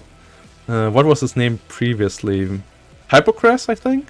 Pretty good player. Green, always one to watch out for. I know that Blackhawk Shimes is a pretty good Wargame player. And col.Koenig is a pretty good Steel Division player, so let's see how he will manage against Taichi. Obviously, let's see if Taichi's run continues with a patch. He's going not quite down. And then in the south, Soloing, like the bottom part, I would say Soloing Pixie will make it to the semifinal. That would be my estimation there. Greyhound versus Duro should be the hot match of this one. Greyhound being also a YouTuber, doing a lot of Wargame content. That should be a quite hot match. That I will try to get into that.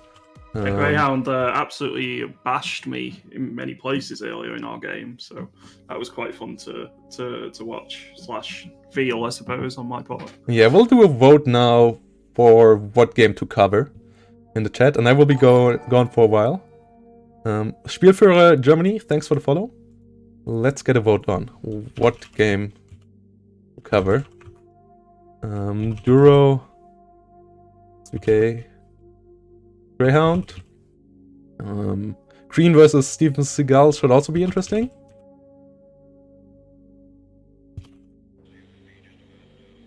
Also, really nice name, Steven Seagal. It is a good one. Should we follow the Taichi storyline? It would be funny to see how his Apaches hold up. Yeah.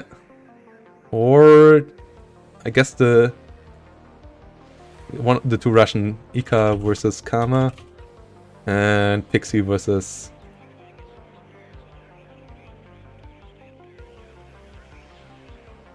Pixie. Should be quite interesting. So yeah, 5-minute vote, and then we will be back with the game that got the most votes, if it's possible, if they get the spectator going.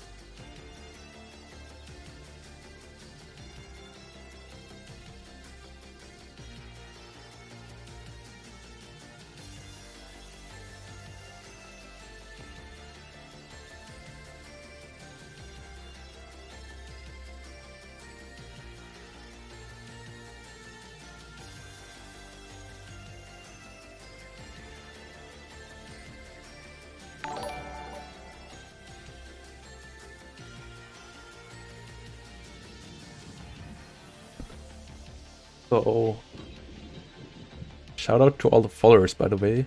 Aritemi95, Mate, Seanikos, Fragenstein, Peter P-Term Davis, Yobo1, Kolos, MPL, Fabsicho, Derek S, Nihilistic View, Matsulan, Gigs, Duff Dead, Kevin Bloomy, Royal Color. A lot of followers. Only one ball, Iman, Krupek. Yeah, thanks to all you guys. Holy Holman and Sukantan, thanks for the follow. Yeah, and there should be 16 divisions at launch with 6 nations. That's right. I'm trying to find a game that's... So I found a taichi game. What did you guys vote on? Euro SVK vs Greyhound is currently in favor. Vote the game you want to see, guys. So I can't see the Duro game, it feels like. Or maybe is that one the one? SDL 3 round 46? No, that's col.Koenig versus taichi. I can see P.Uri.Tanner's game, and that's it at the minute. Can you see SLD round 3 pools 46? Ah, yeah, I do see that. Yeah, that's P.Uri.Tanner versus... that's taichi versus col.Koenig. Should we watch that one? Yeah, I guess we should watch that one then. Because the other one, I guess, they couldn't start with spectator on. I might cover the replay later then. Like, we have the replays, guys, so no worries there, but we might not be able to watch all the games live. So yeah, let's go into taichi with col.Koenig. Let's speed it up to 3 minutes or so. Okay. Why is... They should be on the other map again. But yeah, obviously they... When both didn't realize their mistake, then I guess it's this map again. Or maybe they decided to run it on this game. If both are fine with that. I'm not gonna invalidate the game. Yeah, 3 minutes. We're getting closer. I'm at the 2-minute mark, so I'm not too far off.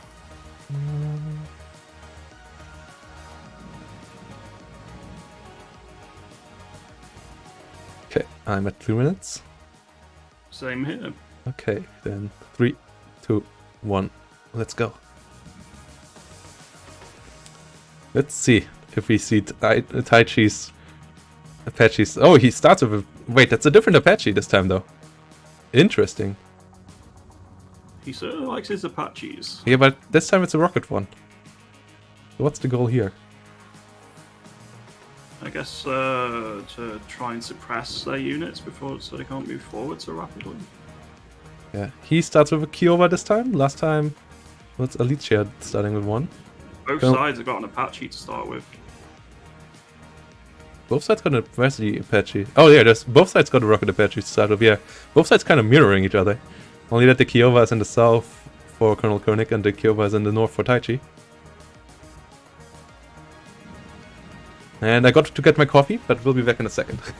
Sounds good.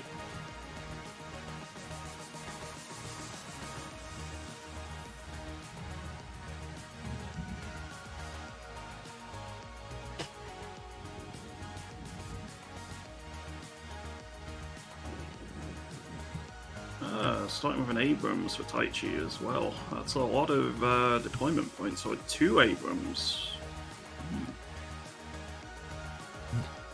Yeah.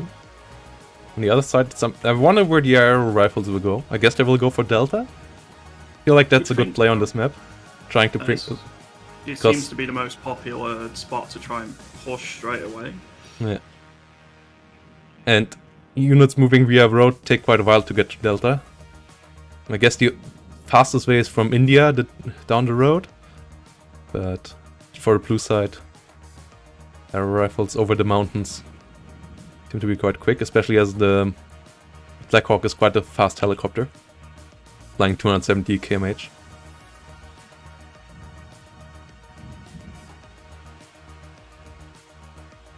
Mech rifles in the south. Yeah, mech rifles are quite strong. Mech rifles are quite strong. They've definitely paid for themselves in prior games with Chaparral and Abram kills. I think one Met rifle unit took out 3 Abrams and 2 Chaparrals in the I can't remember if it's the last game or the one before that.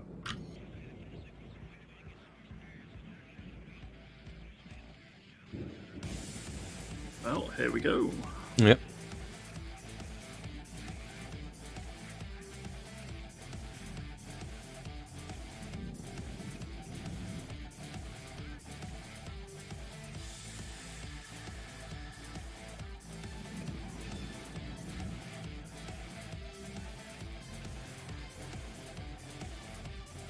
Meanwhile, Kiowa, both sides moving in.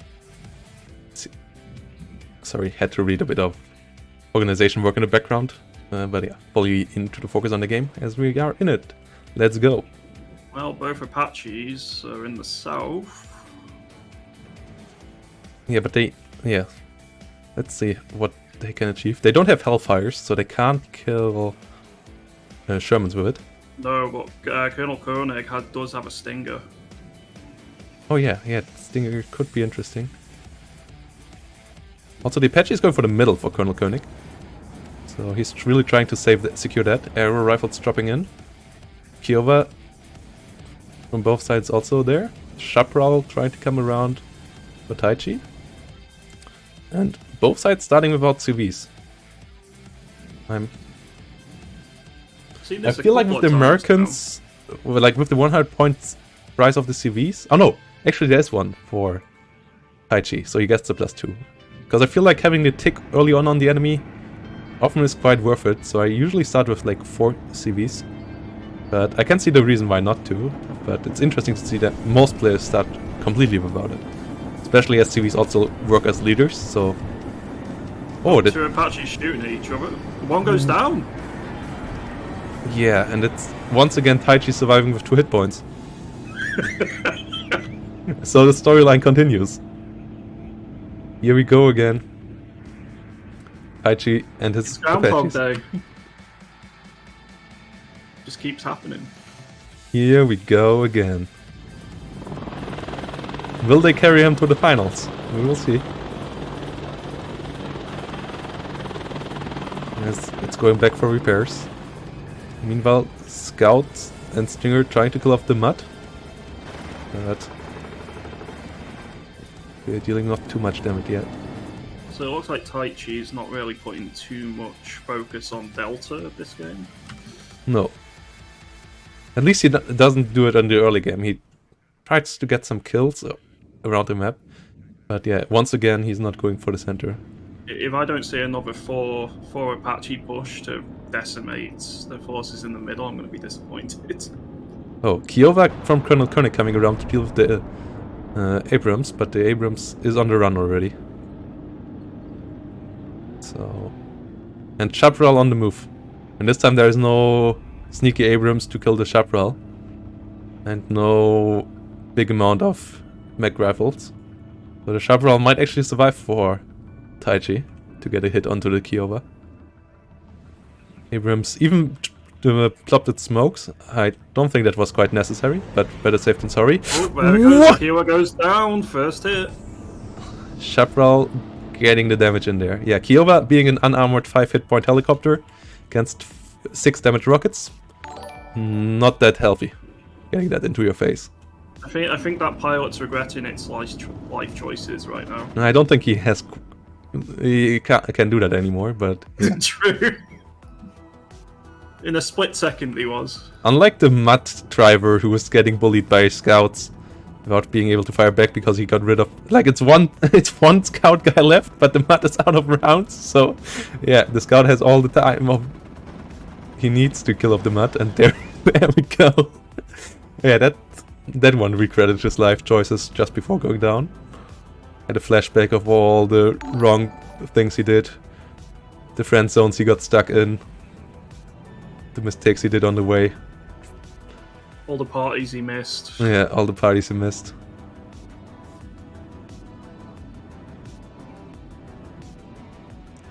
And that he didn't do...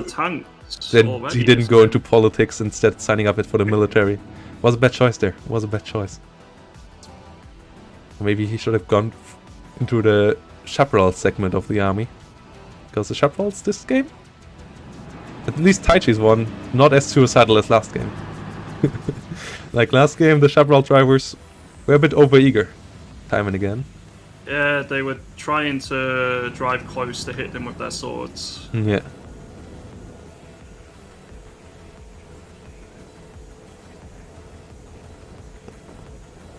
Meanwhile, It's been quite quiet the last minute or so. There's not been tons going on. No, It's a both bit sides. more.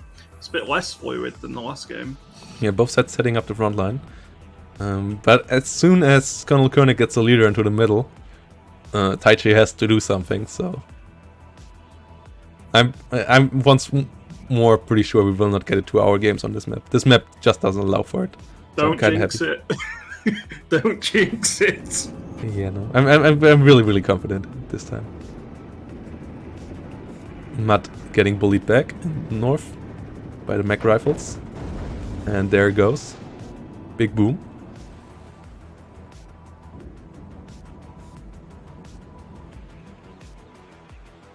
That Apache, other than taking down another Apache, hasn't really been doing much since. Well, it needed to wait for the supply, so now it's back up to full health. Could get into action now again. Meanwhile, col.Koenig brings in some CVs into the center and is on the way to his +3, it looks like. For now, evens it out. Taichi up to 410 points. M130 in A3. Bullying scouts in the north. But engineers bullying them back. I've not seen too many engineers other than that first game where there was a ton of engineers with flashes. Not seen them too much since. Yeah, engineers with flashes fell out of favor since that game of P.Uri.Tanner versus William. Which is interesting. Scouts retreating. M1A1 Abrams being around in the south. Apache's hovering around in the south again, ready to intervene. Lurking for prey. Yep. There's a couple of Abrams in the north, including, well, both from HA ones, so I'm intrigued what he's going to try and do with it. At least Taichi didn't do as many face checks with Abrams this game. He's a bit more reluctant of doing it, but he keeps on using his transports as recon. Which I don't know if that's a good idea. Like, I'm a bit skeptical. yeah. I mean, they're only 15 points, but still, selling them back for 15 points and buying something that actually can shoot back in the enemy, like, in my eyes, is a bit more worthwhile. Well, Delta's about to go to col.Koenig, so I'm wondering if this will prompt Taichi to try and respond. Yeah, the mech rifles of col.Koenig getting bullied out in the open, though, by an M1A1 Abrams. So, that one having a bad time. Landing one hit at least, but it only does 2 damage against the 20 frontal armor. So, yeah, another snaking ATGM flying over the open ground. Oh, misses. Yeah, and the mech rifle next to going down. Only one man standing. And there we go. Bradley goes down to the dragon. All 11 ones laying dead on the field here. I don't think they're going to connect though. Nope. Yeah, napalm is not the instant damage dealer that you might expect it to be. And the American one also feels kind of overwhelming. As you can see, the pattern is a bit off. It's not the line that the Su-24 does. Overall, the Soviet attack planes feel quite a bit stronger than the American ones.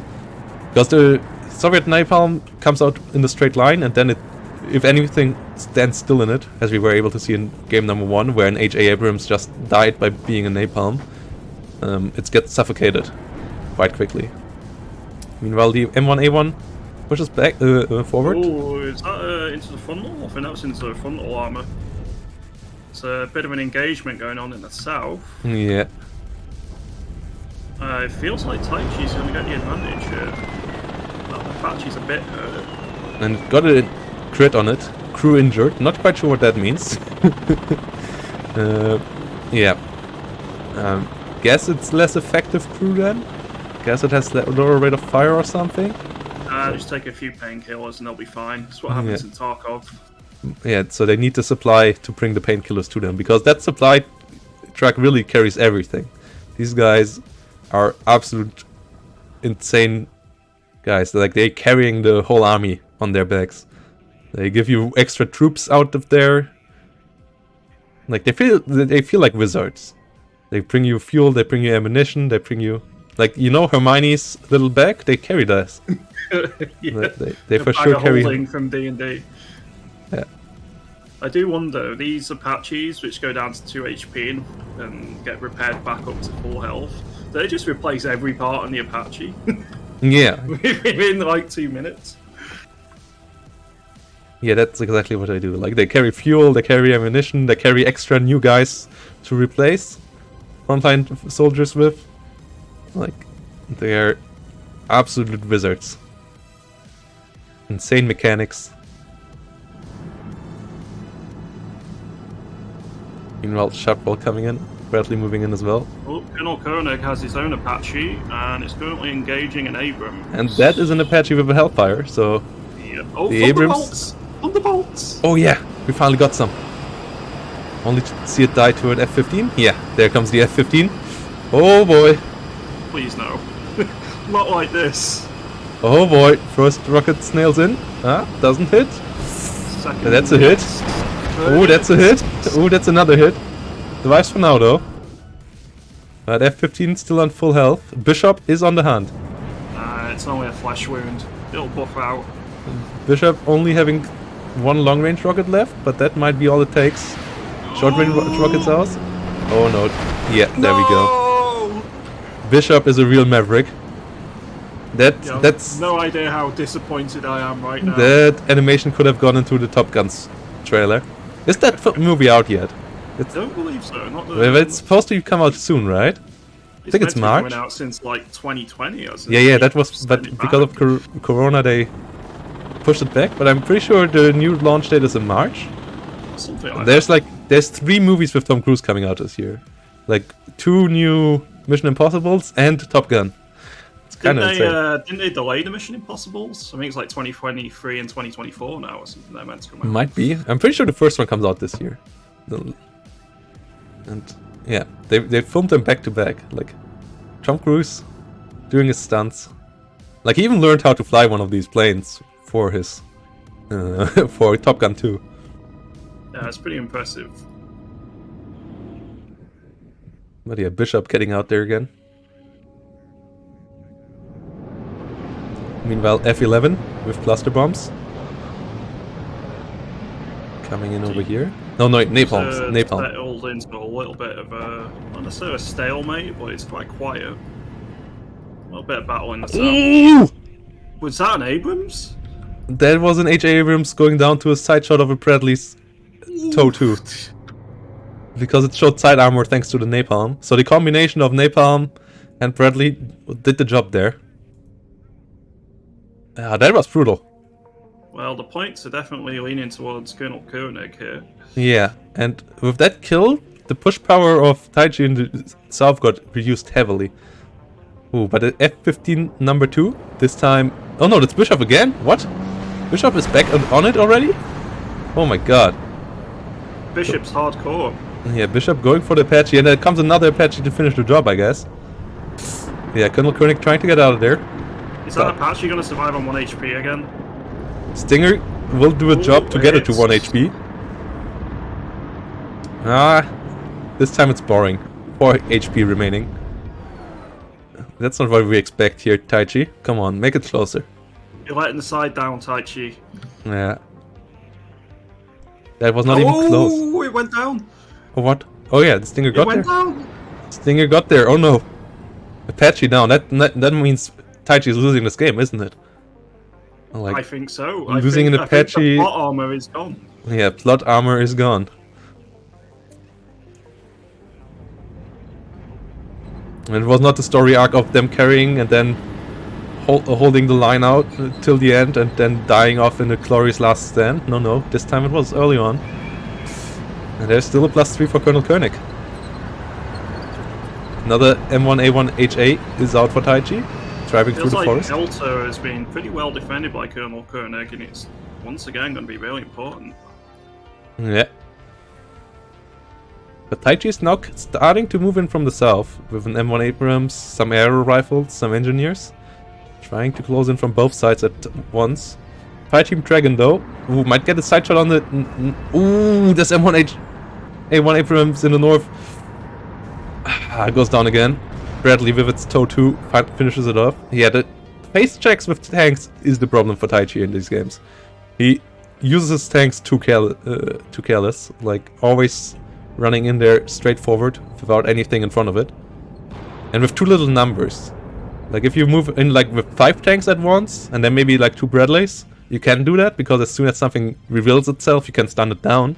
But one single Abrams can't do that. And yeah, they get chewed up one by one. Definitely feels like the advantage in units as well as points is in Koenig's favour here. Yeah. But 3 2 Apaches in the middle, the 2 Apaches in the Black Hawk. Yeah. Somehow the crew injured crit didn't go away after getting repaired. But yeah, mech rifle's getting chewed up there by the Hydra rockets. The Apache. Yeah, but that still at least can eat one more. And it is on the hunt for the CV. CV goes down, so that's at least stopping the bleed. Or at least, yeah, it does.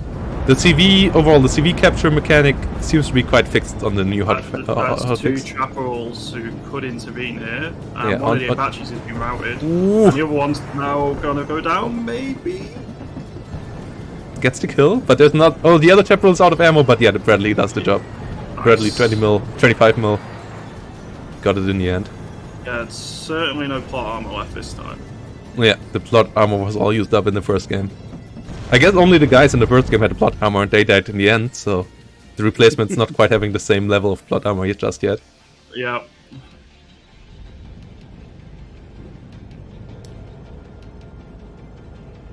Guess it was down to the pilot and not to the helicopter type. But we got a switch in the Delta. Because Taichi at least got in with a CV there, got the CV snipe with his Apache. So he at least stopped himself from losing due to the point lead for now. Though there's... any concerted push from Koenig's gonna retake that, I feel. He's got too much in the area. And there's another CV coming up for him around Gulf right now. There are 4 Abrams in the south, but only 4 Abrams, like 1 aero rifle. But the Abrams don't even see the fire team Bradleys firing at them. Because they don't have the... Yeah, they can't spot infantry in the forest without any recon vehicles or infantry around. Taichi's investing a lot into these tanks and isn't getting too much out of them. Yeah. Needs to utilize combined arms a bit more. Yeah, as good as his helicopters are, as bad his tanks are as well. So, and there are too many tanks and too few helicopters around.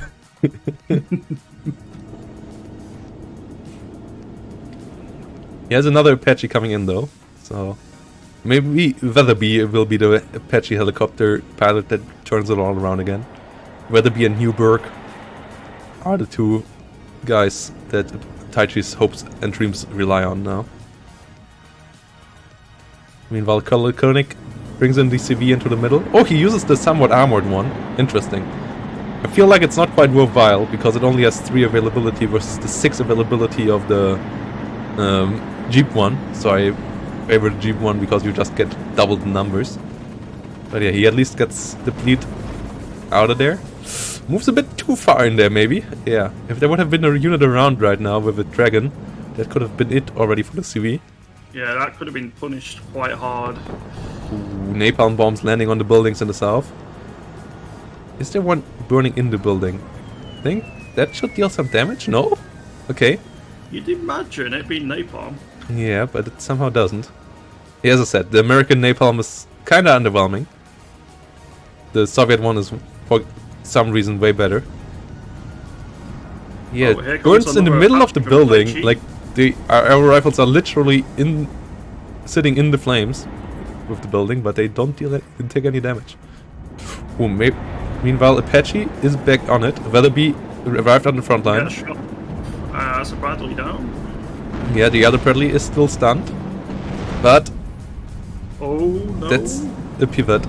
2 HP? 1 HP. Run! Yeah, that's... Weatherby might be the one. Weatherby might be the one. That's the taichi we know and love. Ooh!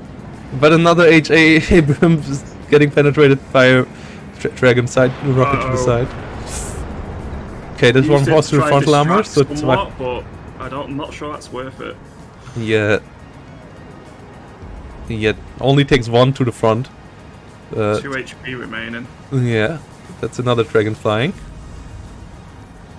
Okay, gets out of vision range. So will survive on 2 hit points, but yeah, that one. He had to move out his leader out of the middle, and that's back to +3 there for col.Koenig. And it doesn't look like there's too much to re-push in with, and he doesn't have much time either. Yeah. Oh boy. I mean, he has the leader still close by, but yeah, he needs Weatherby, and he needs... Oh no, Weatherby doesn't have a supply truck nearby. The supply truck in the north needs to move up. The one it's standing close, Weatherby is waiting close by, is already out of... F-15's trying to take out Koenig's Apache, but... Yeah, and Newberg is on it as well. Newberg gets the job done. Oh. And the Blackhawk Burgers also under fire by Newberg. Yeah, the Apaches really do a good job for Taichi. That seems to be his go-to unit for sure. It's definitely the one that's been doing the most work for him. But I'm not sure it's going to be enough in this one. Yeah, he's only 150 points or so away from losing. So he really needs to get this stuff into the middle again. Time is not on his side. I think it's going to be too late. I mean, he has the CV, he just needs to move it back in to neutralize the center right now. But he's not doing that right now. Yeah, there he goes again. But only 100 points remaining for col.Koenig to victory. And on the +3, that's not even a minute. And that chapel is shooting at the Apache. It's not killed it, but it is forcing it to rout. And it brought it back down to 2 hit points. And there's nothing protecting the CV. And the arrow rifles are on the hunt. And the mech rifles, I guess? GG. Yeah, something got the HA Abrams at least.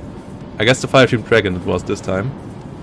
So, yeah, without Apaches doing all the work, Taichi seems to be quite vulnerable because his tank play, yeah, he moves another couple of Abrams in there, but looks like his CV might go down soon. And in the south, col.Koenig is also pushing together with a leader unit, and that leader unit will get into range, and there's nothing to kill it. And that fire team with dragons is going to be waiting as well. For And he neutralizes the south, and that's a +2 for him. Another +2 for him. He will win quite soon. Another Apache coming in. Bosley. And an A10. A10 coming in, but it's a +5 now as the CV in the middle falls, and +2, 5 that goes really, really quick up, and GG well played. Yeah, GG well played there. col.Koenig moves on one more round. col.Koenig, that's the quarterfinals, right? Or is that already semis? Wait, that's he's in now. That would be round 3. I think. No, that's quarterfinals now for him that he moves into versus Derek S. Yeah. Let's see if is there any other games that we can see. But that was an interesting one. GGVP there. Yeah, it's blue on blue.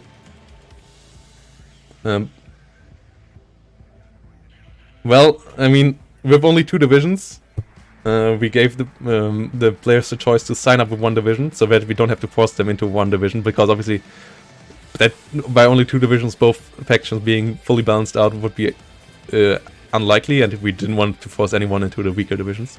But we allowed blue on blue and red on red in Steel Division 2 tournaments as well, because it also in the long run allows for more matchups. So that's the reasoning behind it. Like, I'm always for mirror matches, but that's me as a StarCraft player also talking, because I love seeing some Terran versus Terran and Protoss versus Protoss. Not so much Zerg versus Zerg, that's a shitty matchup, but the other 2 mirror matches are quite fine.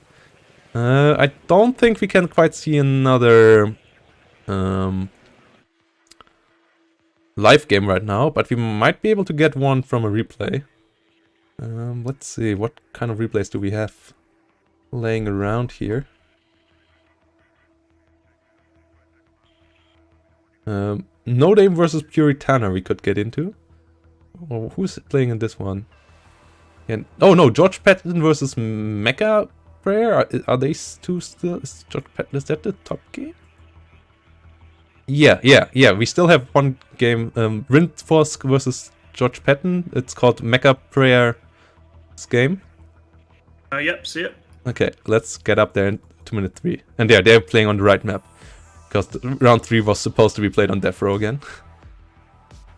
Yeah, let's go up to 3 minutes. And then go from there. Just loading it up now.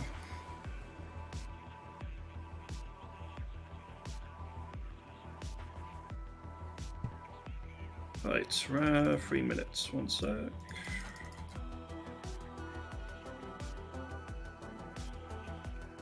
So it seems like the Apaches are doing a lot of work so far for most players. Oh no, we are blue 4 versus blue 4 again, it looks like. Don't know if there's any red 4 players left right currently.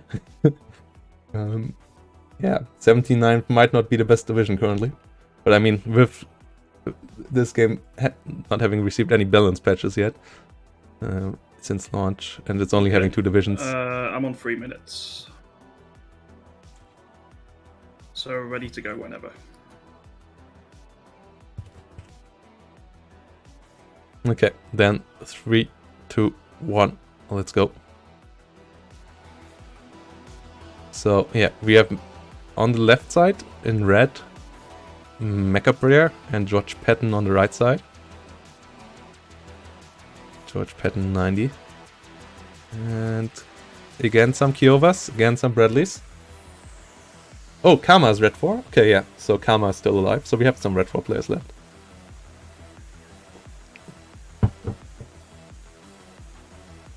But Karma's games don't seem to be watchable currently. So, yeah. Hope that will change in future rounds. Yeah, Derek took out Blackhawk Chimes. Green versus Steven Seagal still ongoing. Karma versus Icar still ongoing. And Duro SVK versus Greyhound also still ongoing. I think Duro signed up with... What did Duro sign up with? Also, I think 3rd US Armored.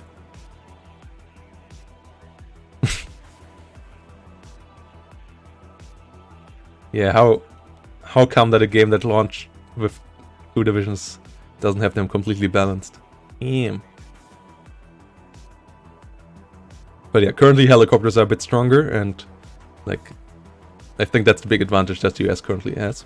I think the main thing is the AA needs to be sped up a bit in its response to dealing with helicopters. Yeah, but that will happen at Monday already. Like, they already have some buffs for AA there planned. And yeah, we will get there. I'm pretty optimistic. Overall, Eugen's speed of implementing changes and responding, pretty nice. It's an early access game. It's going to have its issues. I mean, this is an actual early access title, unlike some other ones, which kind of just label it as that. Yeah. The launch was a bit too early, but like 1 or 2 more weeks of bug fixing and so on would have been quite nice. But I'm fine with the content. The base gameplay loop feels quite good, and as long as Eugen keeps on with responding to feedback that quick and getting the fixes in there, this game should be in a quite nice state in like 2 or 3 months for sure. And it's already pretty fun to play right now. I think the main thing I would like to see is 4 divisions to start off with, so there's a bit of variety. Yeah. But yeah, I mean, it's interesting to see how these 2 divisions. It certainly seems like one's stronger than the other at the minute, though, unfortunately. Whether the buffs to AA will change rather significantly is going to be interesting. Yeah. Arrow rifles landing in the center for both sides, quite close to each other. Cobra tries to go in for the kill, straight away. but that Cobra will go down. Cobra's an unarmored helicopter, and there's a Stinger already firing at it. There's a pivot coming up. Yeah, that's a Cobra down. That's a dead Cobra. Oh, Cobra in the south, but forced to retreat. Yeah, and the Blackhawk also. Down it goes. Yeah, Blackhawk down. The death animation of the Blackhawk looks so amazing when it starts to tumble and then spins on its own onto the ground. That's a really nice animation. But the arrow rifles, what are the arrow rifles trying to do there? Yeah, they are getting chewed up in the open there.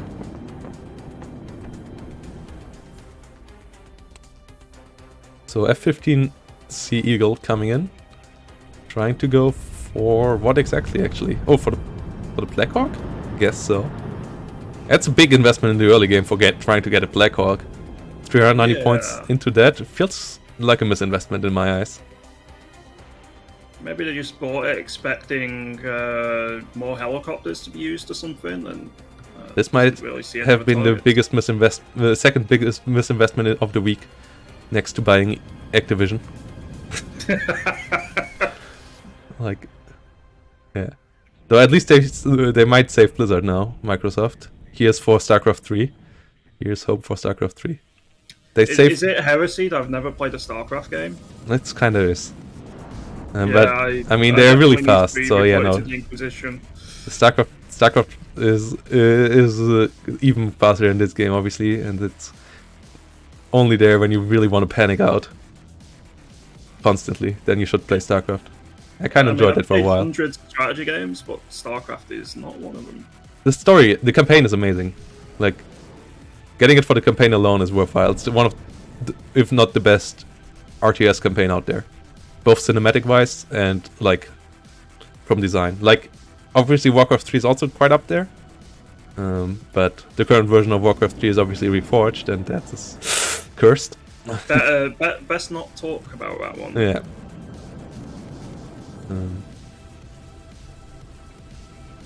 What is this Blackhawk trying to achieve? I guess it's just trying to bait out stuff. Feels like Patton has the early advantage here. Yeah, absolutely. Gets the southern point, gets a +2 now also going. Yeah, a lot of air investment by Mecca player. Yeah, I was just thinking, they've got, what, Thunderbolt here they've got that F-15, and not really any ground forces. And obviously losing all his helicopters in the south and in the north.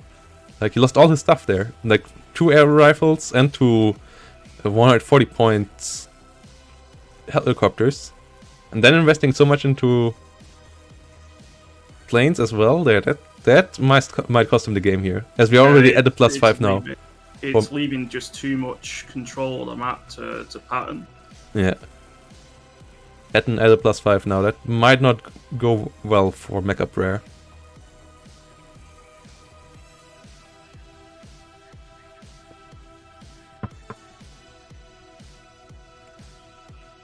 As there's also no... Oh no, there's a CV in the south, so he might get it back to a +3, but that might take a while till that gets there, and the +5...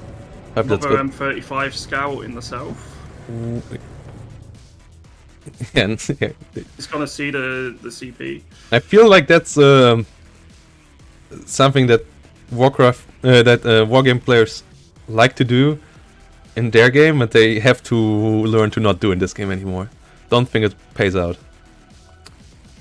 I really don't see that because they don't have that much of a vision range, the transports, on purpose, and 15 points is still 15 points. Like, it all adds up. Yeah. I can see the idea behind it, but I don't think it's quite worth the investment. Maybe when they go down to 10, if they would go down to 10 points. Ooh, Thunderbolt not hitting with its rockets. Only 1 hit there, 3 misses. Arrow rifles though, coming in with the side shot with the law. Ooh, can they kill it off? Thunderbolt. Oh. Wait, why is the Thunderbolt leaving? Ooh, another helicopter going down. But the Stinger died at the same time. And they get it! The arrow rifles actually got the kill there. That's a good kill there. With the arrow rifles. That's quite a nice find. When the Blackhawk first came in with the arrow rifles, if you would have told me that these would get the kill there, I would have laughed at you, but they actually did it. Damn. Problem is, even with that kill, Patton still has quite the advantage in ground forces. Yeah, but he loses another Bradley in the south. Like, once he starts losing units, I mean, he doesn't have anything that is super strong in the center, right? There's nothing really carrying him there. Patton's investing a bit more of an Air Force. That's an F4E and an F4E. He will lose his stingers now to the military police, maybe they're in the middle, that hide in the ruins of the building. That's going to be nasty if that happens. Oh no, they move into the other building. Okay. F-15 against Phantom. Yeah, that shouldn't First go too well missile for the Phantom. misses. Yeah, Phantom already eats one rocket. Eagle with the 50% ECM. Just is so hard to Is hit. this gonna hit? Yeah, Yeah, there we that's go. one down. Phantom only has 20 ECM, I think. Like, if I'm correct, it only has 20 ECM, so rockets hit it quite harder, much harder. And the A10, finally we got some A10 play for you there. Just We do. chewing that up with its 30mm Avenger. Yeah, the Cow Avenger is such a fun weapon to watch shoot. Yeah. Also the sound of it, the buzz. But Yeah. Mecca finally bringing in the CV to try to get to the middle. Because the +3 currently already got George Patton nearly half the way. Ooh, F10 coming in for the Thunderbolt though. that's a hit. Ooh, that one is low. But can the Phantom go on target again? Ooh, Thunderbolt retaliates. Okay. And George Patton doesn't want to stay around. Retreats for now. But Patton on the push, still in the south. Another Bradley, some engineers, some scouts. Fire team with a law. I'm not a big fan of the fire team with law. Not quite sure why you should get that when you can get fire teams with dragons. The law is just... I find it odd that military police are so useful. You'd think there'd be more backline combatants than frontline ones. Yeah, exactly. Like the fire team with law is the only thing that it has as an advantage is that it comes with Bradleys. But yeah, the law is just super. Like, it only has 1/3 of the range of the M67 Recolor's rifle. And you can also have fire teams with dragons, so yeah, don't quite see the point there. Oh, some bombs in the south. They don't deal any damage. Nope. In fact, I think they almost took out his own Stinger. Yeah. Engineers with the dragons just don't seem to be able to hit that Bradley for some odd reason. Like, they missed 3 times in a row. It was kind of sad to watch. Evidently, Taichi's Apache pilots are swap roles. Ooh, oh my god, they miss again! What is that Bradley doing? Or is that guy drunk on the engine? They finally got it. They needed 6 dragon rockets to get the hit there, but they finally got it. The last rocket did the job.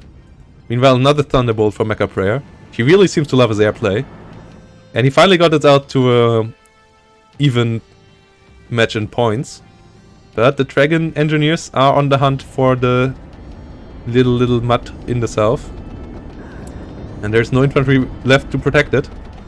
The M35s should have been sold. People missing out on that still. I guess you have to get used to that mechanic. When you're coming from Wargame and Steel Division. Because in Steel Division those transports just disappear, and in Wargame it's like, oh yeah, might as well keep them around because I get them for free. Here that's not quite the case. And yeah, the CV in the south has to retreat away because there's no forces protecting it whatsoever. And that's Patton back on a +2.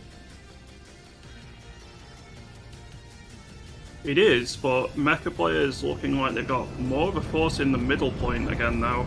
Thunderbolt being a Takes really down bold... the Chaparral. Yeah, winning the 1v1 versus the Chaparral. Oh, and 2 planes trading out in the rear. That was quite a firework there. Both hitting each other at the same time. With this, Impressive. yeah. Well, maybe one hit the other and the AoE damage killed itself. Like, it could have been that as well, because they died really, really close to each other. One of the two. Meanwhile, Apache with rockets. Messing stuff up in the south. Yeah, 2 Apaches here on Mecca Prayer. Gets his CV back in. And that will most likely even it out. Ooh, but Josh Patton also coming in with the CV in the south, so I guess he will neutralize it again and will keep his +2 for now. As soon as that hits. Yeah, It's there starting we to feel a go. lot more evenly matched now. Yeah. That air power from Mecha Prayer has been having a bit more of an impact. Yeah, if you zoom out, there's not much left for George Patton on the battlefield overall, right? No, a lot of it looked like he was pushing a lot in the south, but he was losing to the defending units, and then the counter-attack in center managed to secure a lot of the ground there for Mecca players. So it's looking a lot more in his favor now. Yeah, and the Stinger in the south is out of rockets, but there's two OH-58 CS coming in, the anti-helo helicopters, the heli hunters. And two of them, with the rate of fire they got, 30... Oh no, the CV in the south goes down. Ooh, yeah, nice kill with the cluster there. That brings it back up to even numbers. Patton's not going to be happy about that. Yeah, Apache messing up infantry with its 30 cal. And there's two more Apaches with rockets coming in. Two Bradleys pushing forward are a couple of fire teams. But one of the Bradleys goes down. These Apaches might be over eager. Let's see how far they go, because the OH-58s are closing in quickly. That might not end too well for Mecca Prayer if he keeps them around like this. Any other AA in the area? I've not really seen anything. Yeah, but those two OH-58s can mess up all the Apaches. Yeah, Apaches have to run now. Mecca Prayer gets them back to the rear. Yeah, he has to respect these for now. Oh. Yeah, there we go. One might go down. That's one. Yeah, next one tries to hide on the ground, but that's not working out right now. Oh. One is out of rockets. Two down. Yeah, so these need to reload, but two Apaches down. But yeah, the OH-8 needs to run now, because they only have one rocket left. That's that rocket. At least it's a hit. Now the hunter becomes the hunted because they're out of ammo. They need some, yeah, pivots on the way though, and stingers as well.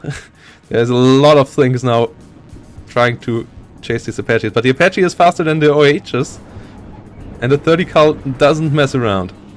It definitely feels like helicopter play is extremely integral to controlling the map at the minute. Yeah, Apache hunts them down, but pivot with the side shots. Apache is running. I mean, that'll be, what, 3 Apaches down if that one goes down? Yeah, but these are only 80 points Apaches, so they're not quite as expensive as the ones with the Hellfires. But no, he lost one with the Hellfire, right? Yeah, he lost one of the Hellfires and 2 rocket ones. So it's, yeah. Still would be a shame. But that one Apache seems to be able to run. And the F4 can't spot it. Another issue currently, that planes don't spot helicopters well enough. Well, it's circling. It wants to find it. And an Eagle is coming in for the F4. Oh, it hit it. I'm pretty sure it hit itself again. The F-15. It survived, but I'm pretty sure that blast, when the F4 was hit next to it, did damage to itself. Ooh, stingers! Oh my god! Is that another one pit point Apache? I think it may well be. Oh, nope. That one is down. So that's what, 4 Apaches down in the space of 2 minutes. And we for the first time saw an Seat playing a role. The F4G Eagle with its Seat rockets hit the radar pivots. It's a radar hunter, and got a kill there. One of the pivots went down to that. Pretty sure it was. Definitely feels like Patton is running low on forces here. Yeah, but at least he got rid of the helicopters, but now he has to fight the planes, and that's the issue. Well, those bombs a bit wide. Yeah, they might hit. No, they're just. Oh no, You're basically painting a bullet hole around the transport. But the F4G Eagle comes in with another Seat rocket and hits another pivot. Another pivot down. That's why you want to use chaparrals as the Americans currently. At least in a matchup like this. Because, yeah, Seat can be quite annoying. Though George Patton now is on the way with helicopters. After we saw quite a lot of Mecca prayers once going down. He lost the 2 TOW Cobras in the beginning. He lost now 3 Apaches. And now we have some TOW Cobras coming in here for George Patton. But Cobras have to be careful, because Cobras are unarmored. So They don't take as much fire to kill with 50 cults and stuff. So we have to see where they go. Oh my god, they go all the way. Wow, that's brave. They also only have a 20 mil, so in a fight versus an Apache in the air, they kind of struggle. Okay, they find the CV. Can they... Oh my god, can they kill it? They should be able to kill it. That'd be a really nice find. They get the kill. They do, they do. But there's an 58 CH coming in. And that one goes down. And yeah, both going down. Well, that's going to flip the point entirely in Patton's favour. Yeah, as he brings in the CV just in time as well. He has another tow Cobra around. But yeah, Stinger hitting the Thunderbolt. So Thunderbolt has to disengage. Chaparral's coming up. Both players not the biggest fan of tanks, are they? No, Have we seen? they definitely like their helicopters and anti-air. Yeah, and like light armored vehicles and stuff. But yeah, Stinger around one more time, and there goes the Thunderbolt. No. There goes the Thunderbolt. Yeah, 280 points, so that was not worthwhile for getting the Cobra. Cobra's quite a bit more expensive. And the Apache coming in there, when the Thunderbolt just went down to Stingers, feels a bit bold as well. Yeah. I think that's gonna go down. Yeah, that one might not live to see another day. Yeah, there we go. Oh my god, even the wreck's still getting hit by the Chaparral. Just need to make sure. Yeah, that one just wanted to make sure that for sure doesn't... that there's no one who's surviving in there. Not quite sure if that's...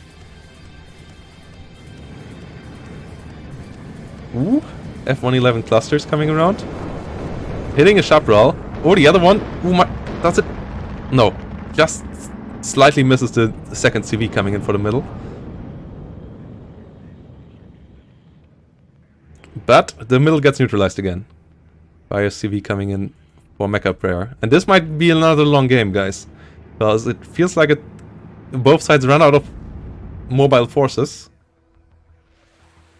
So you ready for another 2-hour game? I'm not really. We have Mecca prayer finally bringing in tanks. Some H.A. Abrams coming in on his side. Meanwhile, George Patton is still on the helo part of the game, bringing in another Apache, one of the 245 ones, with Hellfires and rockets. Time limit will come, Hellbreak, but it's not yet here. But there will be a 40-minute time limit, just like in Steel Division Normandy and in Wargame. So, they listen to the community. Last player with an Apache might win, yeah. Mishko, that might be the case. We will see. It wasn't the case in the first game. Here comes the armor. 2 Abrams from Mecca coming in. Ooh, the military police with the M67 in the north, hunting for some Chaparrals.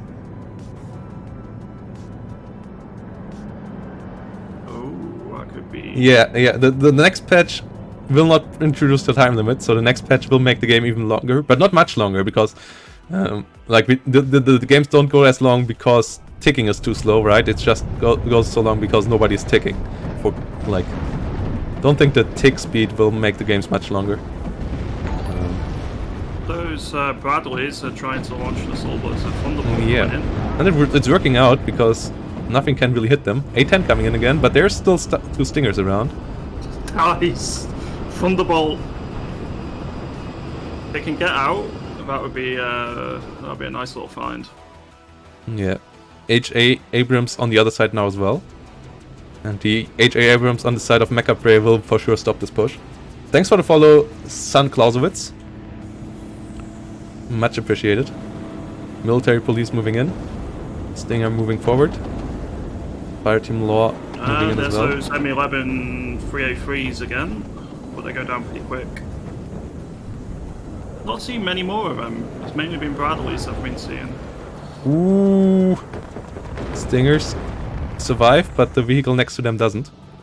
And the military police is still on the hunt. And that was one of the CVs going down. And the second CV might go down as well.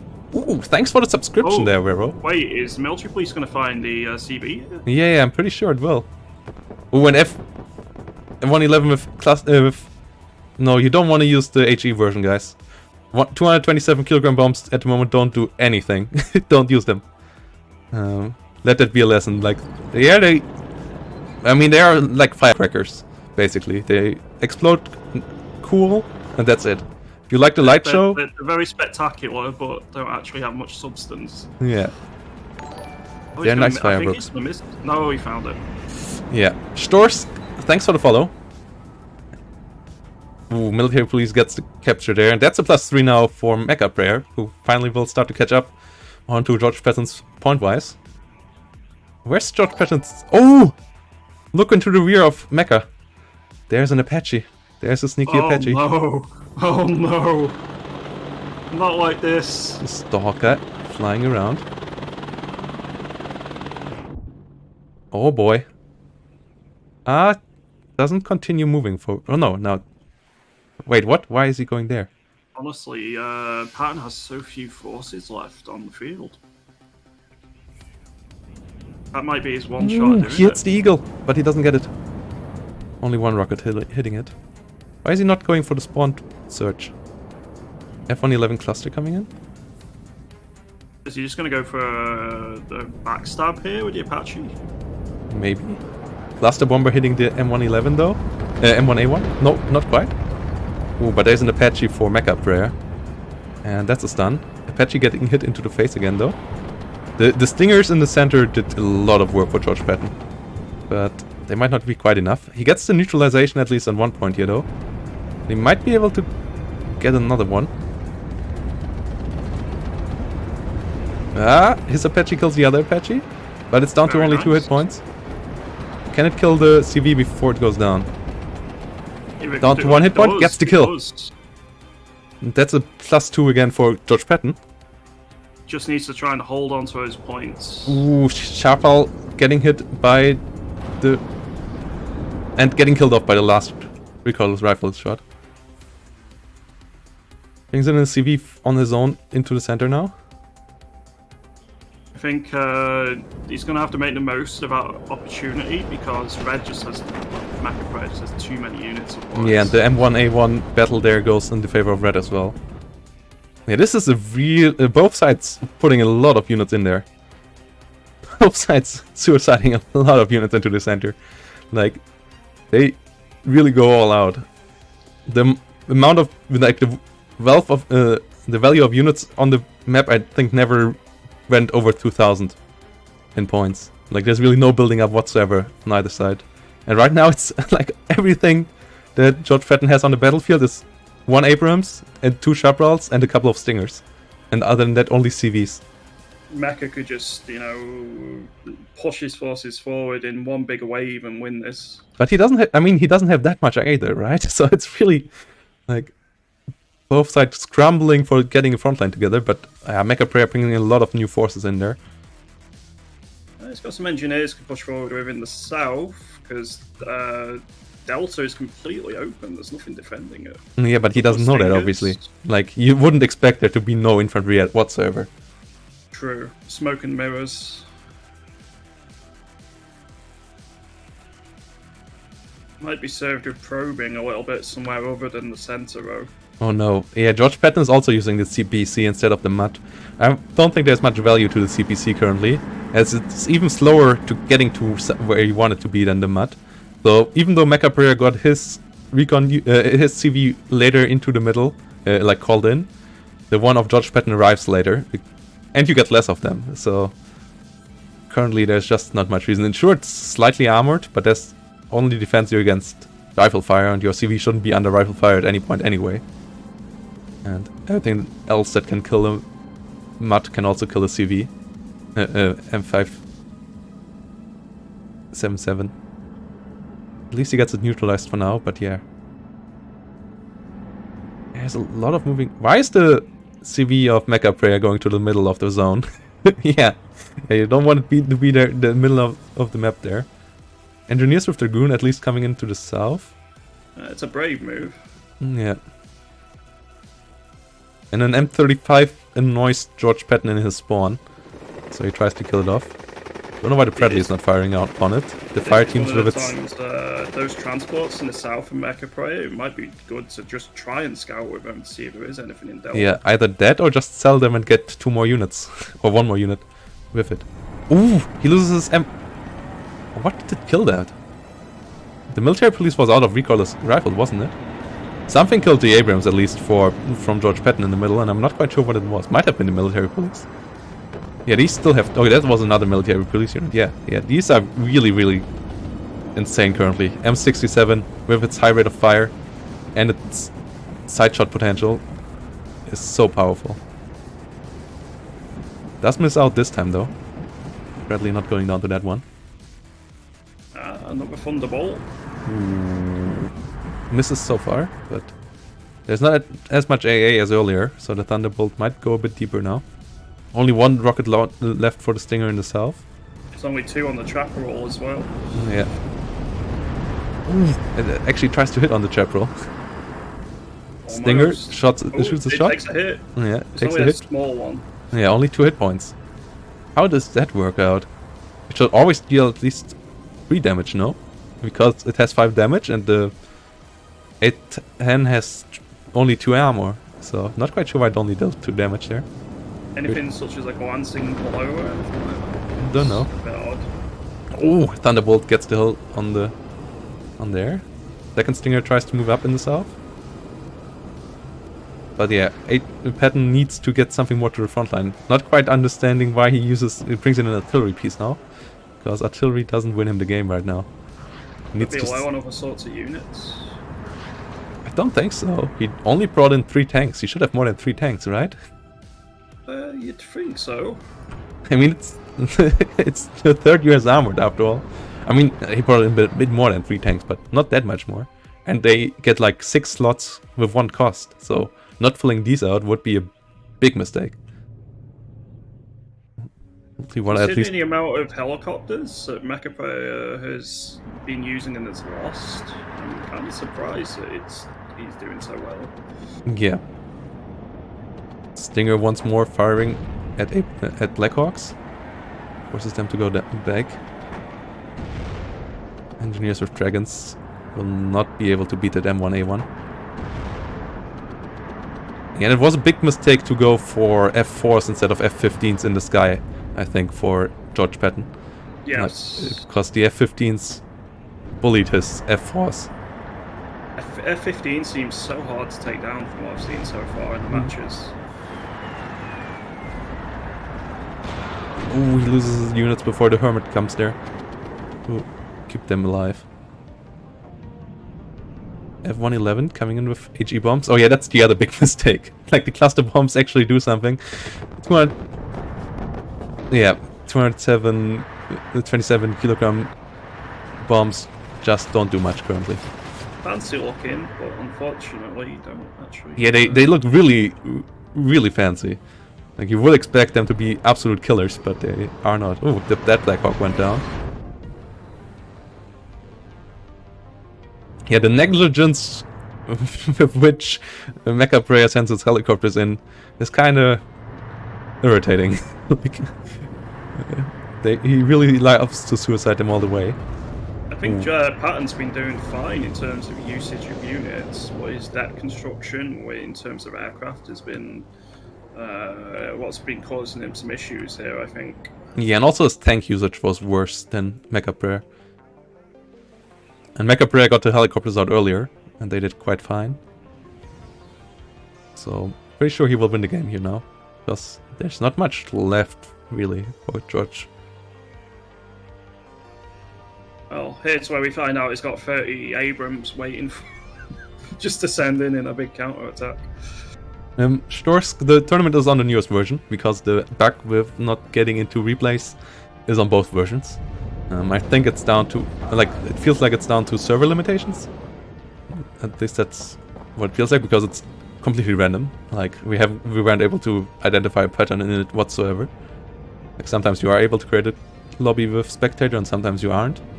So that's why we play on the new version. And it works out quite well. But yeah, the HE bombs are underwhelming. Because they didn't got a buff. And the Soviet ones are fine, the 500 kilogram bombs. They deal... Oh my god, yeah, Oh, that's that's military, down. military police is side-shotting an Abrams there. And yeah, that should be the end. I mean, what, some arrow rifles, a couple of Blackhawks, a Chaparral. That's literally everything. Yeah. And the Chapel's out of ammo, so it can't even do any AA duties. And Chapel's now dead. Yeah, this is the point where I would GG out of this game, I guess. Let's see how much more. Yeah. There we go. I got the timing correct. Nice. Not a caster curse. Doesn't go on for 1.5 more hours. But yeah. Yeah. Oh my god. Yikes. Yeah. Nearly 2-to-1 kill ratio there.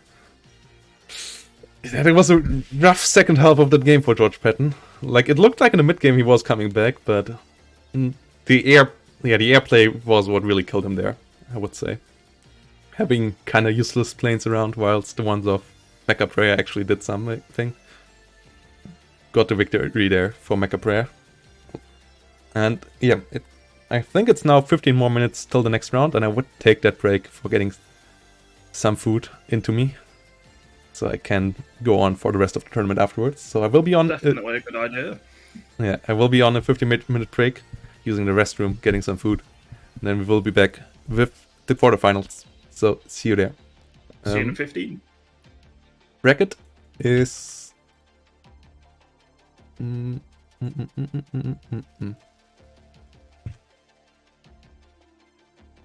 Currently our bot is not working, so I have to copy the bracket in there for you guys.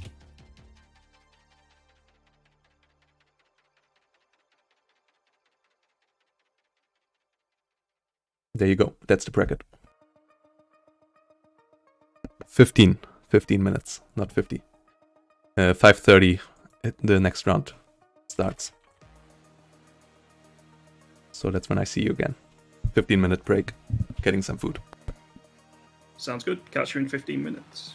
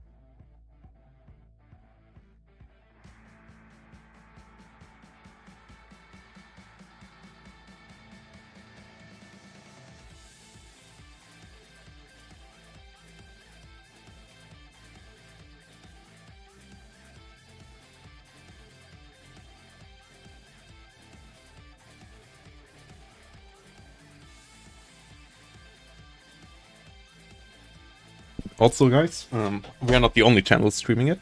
There's also Ben Danner covering the tournament, so in the downtime, feel free to check him out. YouTube channel is in the chat now. And Amber T in Russian should also cover it.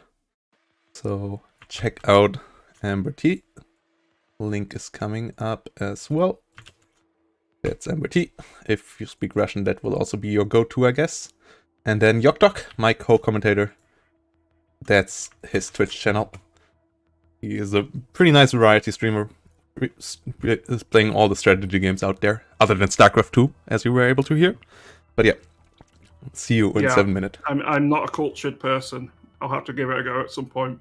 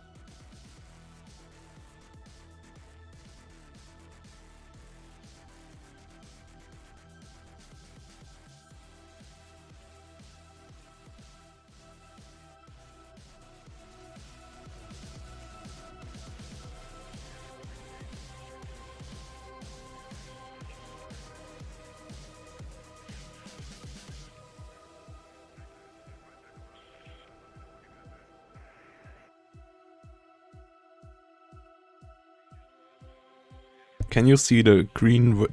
So yeah, we'll be back in a second. Can you see the green versus Steven Seagal? I can see Greyhound versus Karma. See Greyhound versus. Why can I not see that? I can't see that one. I can see green versus Steven Seagal. But Greyhound versus Karma would be nice because that's a Red 4 player. Let's try to get that. But where do you see that? I got the filters on running games 1v1 and it shows. No, you don't see it. You don't have it on running games. That's a lobby. Yeah, that's not the running game yet. Yeah, you have it on not running. But yeah, let's get into that if that's possible. Otherwise, you get into green versus.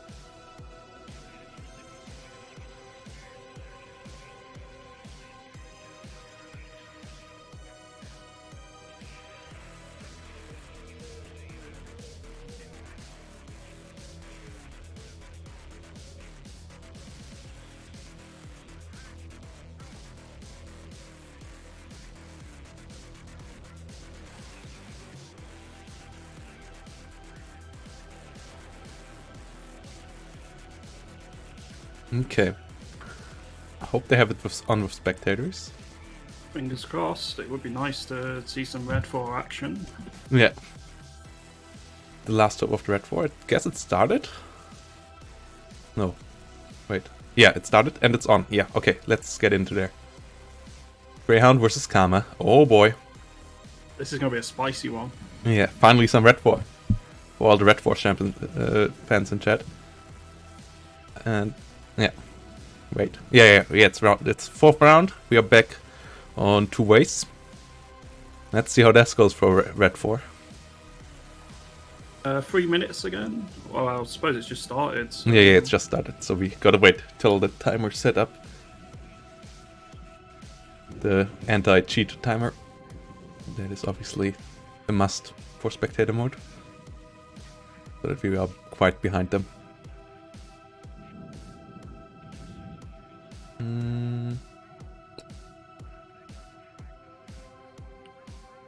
So yeah, let's make a vote in chat, guys. Let's get your channel points in there. Who do you think will win this? Let's do a prediction.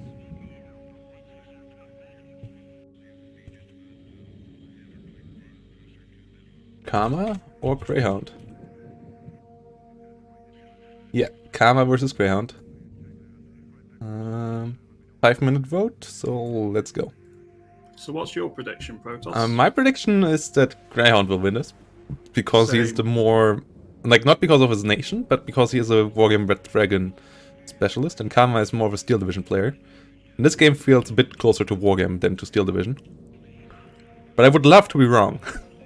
Obviously, because keeping a Red 4 player in this tournament would be nice. It would add a bit of variety. Obviously, Karma going into the finals would be the storyline. The one Red 4 players keeping it up. Survives against the hordes of Americans.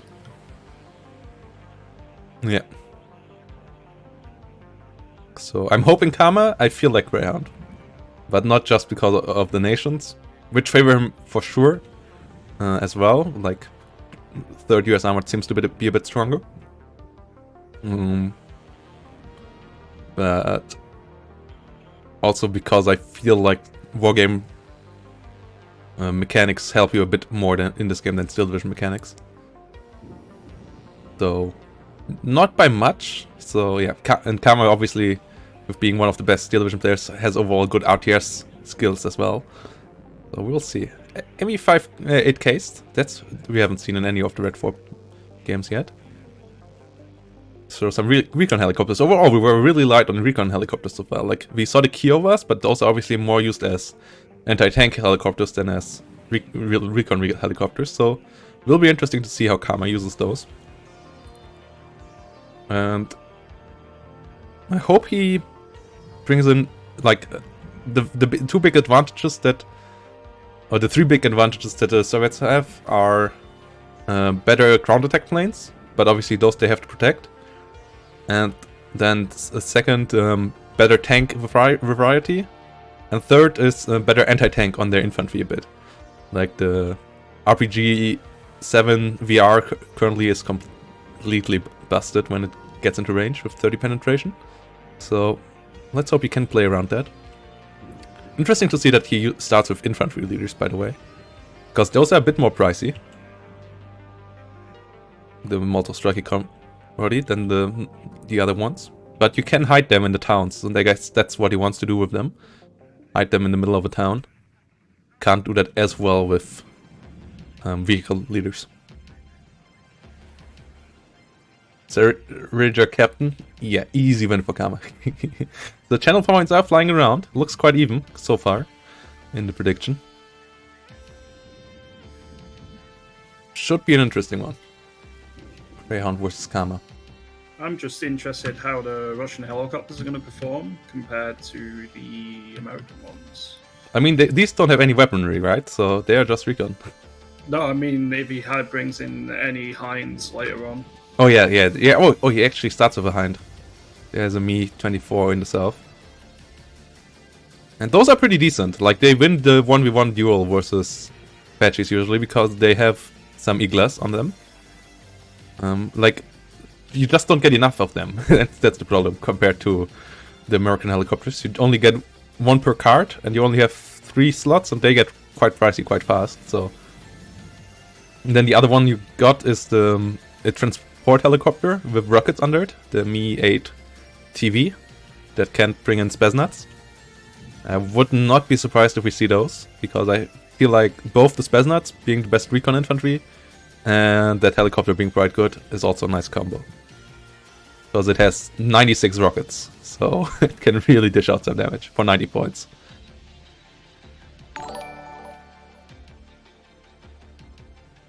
Thanks for the subscription there, always injured. Much appreciated. How did you always get injured? Did you take an arrow to the knee, or what happened there? What's the storyline? They were an Apache pilot. Yeah, he's one of the Apache pilots of Taichi. He's a Taichi Apache pilot, yeah, that might be. Yeah, a bit sad to see Taichi out of the tournament. Would have loved to see the storyline continue, but he used too many Abrams. He used too many tanks. Was relying on plot armor a little bit too much with his Apaches. Yes. Ah, okay. He fell off a horse. Yeah, that makes sense as well.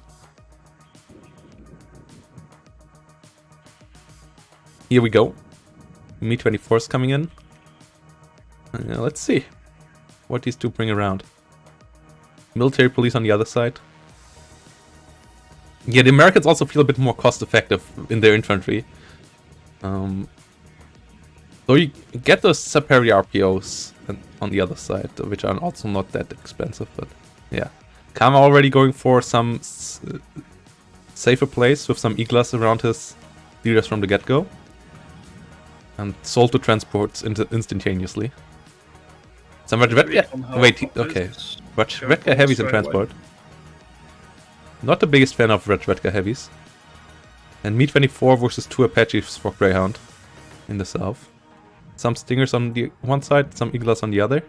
But the southern engagement... 2 Apaches versus a Hind. Yeah. That might go to the Apaches. The Hind should go for trying to kill one, then run away. Especially with there being a Stinger as well. Yeah, there come the Iglas. Oh, it misses. That one hit well. Oh, why does it go for the other one? Ooh, oh no, it has to run now. It has to run. Can't stay in the 30 mil fire forever. Especially not with a... Yeah, Stinger gets out of there. Igla hits. So the second Apache is damaged as well. So both of the Apaches disengage, but so does the Me-24. The Hind gets out of there as well. More Superior's RPOs coming in for a town. That's a good choice. So we finally see some... Place in the east of Foxtrot.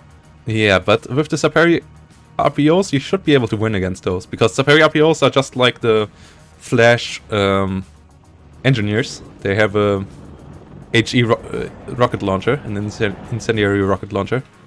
And they kill infantry quite well with those. Also, we see a snap, Ural snap, coming up as well. For repairing the Me-24 already. On the other side, yeah, we also see an M35 supply. And another Stinger. Or 2 more stingers, actually. A lot of stingers. Hell of a lot of stingers. So There's a lot of anti-air already on the field. yeah, I guess that's because of the Su-25s. You have to be really careful around the Su-25s. Su-25 rocket and Su-25 ATGM ain't toying around. When they come in, they deal out a lot of damage. You have a T. There's small tank engagement in the center between a T-64 and an M1. It's the first time we see a T-64 in this game. And that's actually a pretty fair matchup stat-wise. I think it's a bit favored in favor of the T-64. Yeah, it has 1 more penetration. And it has an HGM. But they have the same frontal armor. So it's quite an even fight there. Doesn't get much more even than that. And yeah, we already get the first plane for Kama.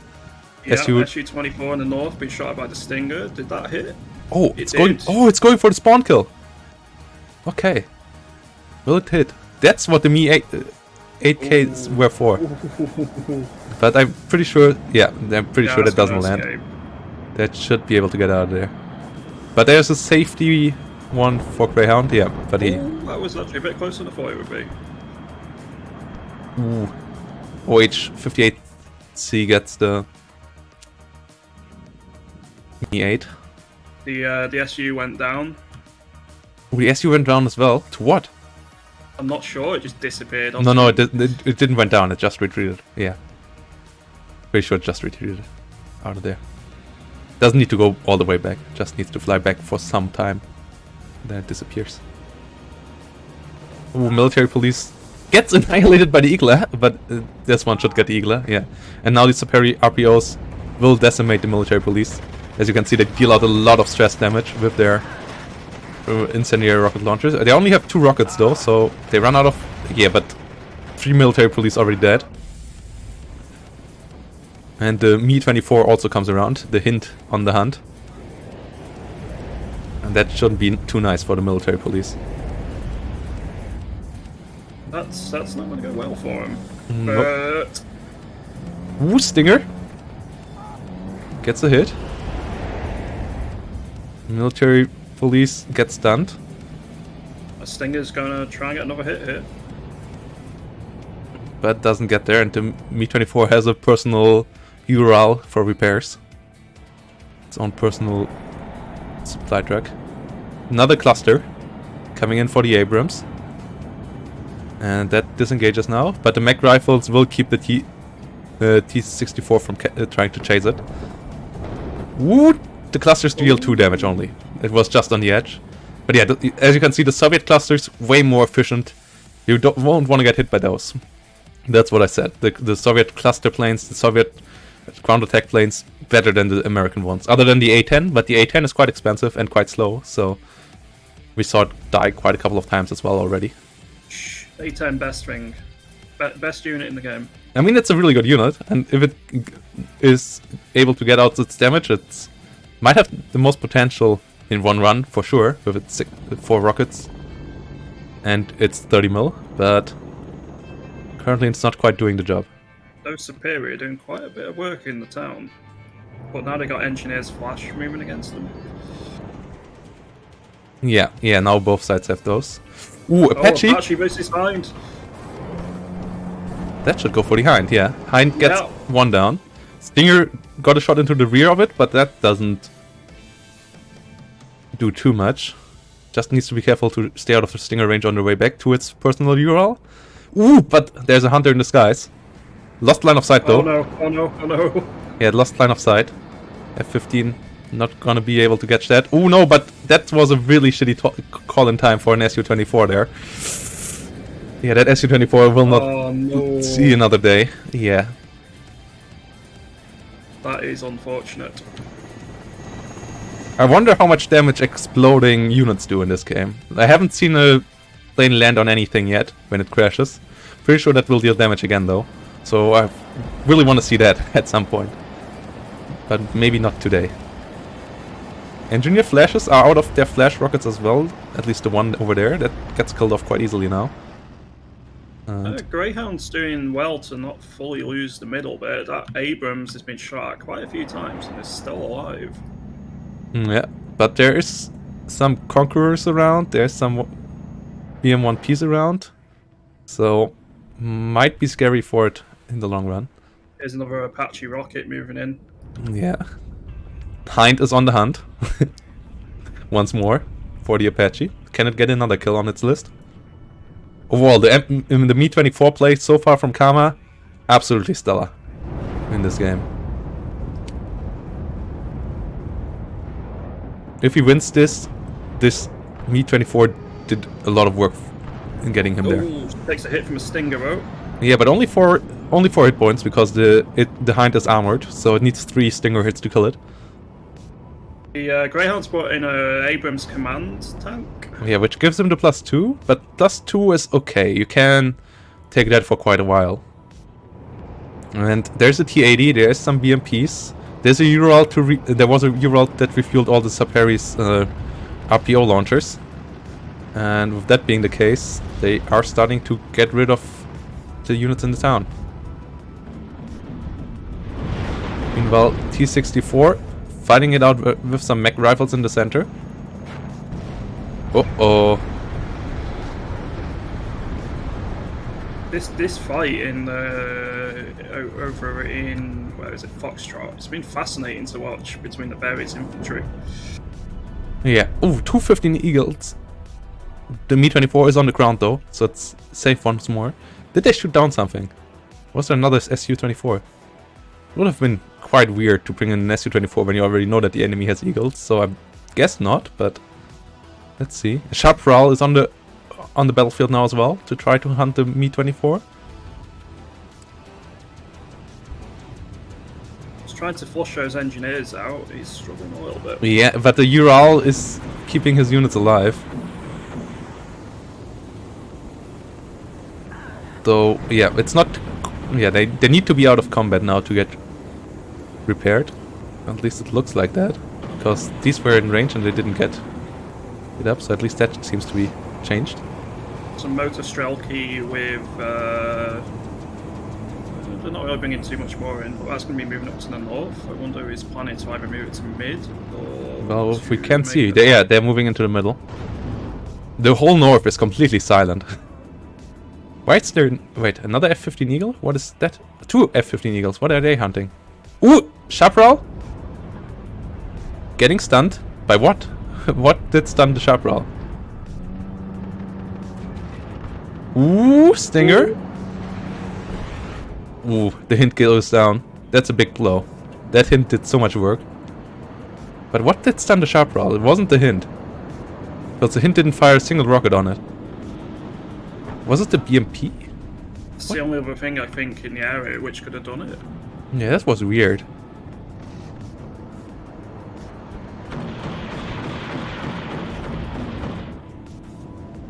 Okay. I feel like those F-15s are going to keep air superiority in Greyhound's favour. Really, Yeah, the F-15s will be hard to get rid of. You need like 3 or 4 fighters at once hitting them. And maybe also some OSARs. Ooh, Mi-8 gets hit by Stinger. And yeah, the infantry fight seems to go back into Greyhound's favor right now again. Yeah, those engineers, well, military police now, have been doing a good job. Yeah. Bradley coming around again.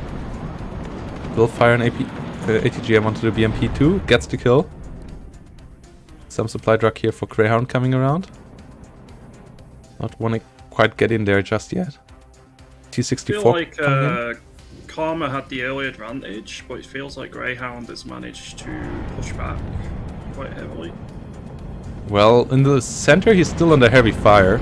It looks like he will lose Delta. And there's a BR-2MD on the way there. And once he gets the center, like Karma could either swing south and try to hit the reinforcements roads into... What's that? Foxtrot. Or he could maybe push north, because there's also nothing to stop him from getting north. And at that point, yeah. At that point, Greyhound might be in trouble. Because Karma will now go up to a +1 himself when taking Delta. Only question is, what planes will Greyhound bring in? Because he already lost... He lost 1, possibly 2. Was it just the 1? No, I mean Greyhound, not Karma. Because Greyhound has air superiority, right? But what does he get from it? Like, other than obviously stopping Karma from bringing in planes. Will he get himself 8 10s or so to get the middle back? Because he already lost 2 helicopters, so those don't profit as much from him having air superiority. M1A1 up against 2 64s now in the middle. Has to run. There's also Motor Strelky with the Metis on the hunt, so yeah, the Abrams under a lot of trouble. Well, another SU-24's got knocked out. Yeah, I don't quite get why he tries to suicide them in. Like, yeah, especially with against moving targets. Yeah, the SU-24s feel quite underwhelming right now. Especially, yeah, I don't see a point bringing them in when you know the enemy has F-15s, because even if he calls the F-15 in late, it only has a call-in time of 1 second, so it can be called in instantaneously.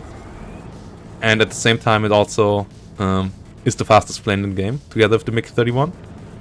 So, yeah. But yeah, Karma is pushing now in the center. And that might be interesting. Currently up to a +1. Oh, another Su-24 cluster bomber. Hitting the Abrams, and that one is not moving. That one might get killed off.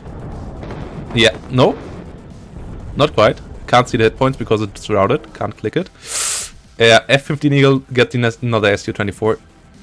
I mean, those F-15s, he might not have any other ground support himself, but it's stopping Karma's aircraft from doing anything themselves. And I think Red 4 has some quite good ground attack craft, so it's a big advantage for him. It's negating. Yeah, the Abrams is down to half-life, and it's currently fighting against T-64, so that might be problematic. Yeah, that will be a kill for the T-64, won't it? Nope. We might just get away. Well, but behind it is a Motor Strelky with the Metis, so it might not actually. It might just move into another evil predator. Ooh, Dragoons in their transport. Get out for now. Abrams is still alive. Greyhound really good at the retreat there, away from Delta. T-64 doesn't get the kill on the Abrams. That's a biggie. And here, there's still so much infantry in that town. It's kinda insane. Also, that Bradley with its personal supply carrier on the mountain is kinda interesting. Yeah. Does it have line of sight from up there? I'm not quite sure how that works. It doesn't seem to. I mean, it's also kind of behind the hill. Like, maybe if we move it a bit further forward, yeah. If you move it a bit, moves it ever so slightly, you can see some of the reinforcement roads. Yeah, if he moves it really to the edge, he can see stuff down below. But where he's currently at, he can't see anything. Yeah, the Abrams gets found by the Motor Strelkys with the Metis, but who found whom here is the question, because the Metis doesn't hit with its first rocket. Both disengaged, but the Metis is only down to 3 men. Down to only 3 men now. T-64s engage some engineers and an Abrams. Abrams finally goes down. That pushing middle is bearing quite a bit of fruit here for Karma. Yeah, both T-64s still around, engineers under heavy fire. Loses his Metis though. Gets the engineers. But Redka Heavy will most likely be able to blow up that mud. Or will they? Feels like infantry fire deals a bit too little damage to unarmored vehicles currently. Like, that might have to change. Because... yeah, it's not dealing anything at the minute. yeah. Ooh, engineers with dragons from Greyhound in the south trying to wander around. Now, right, But at the same time, Motor Strikers with BMPs try to do the same on the other side. So that should be interesting. That's for sure a flanking maneuver that we will have to watch out for. well, there's a UAS already coming in here. Is that Dragon going to be able to stop it? Well, they should be for sure when they get really close by.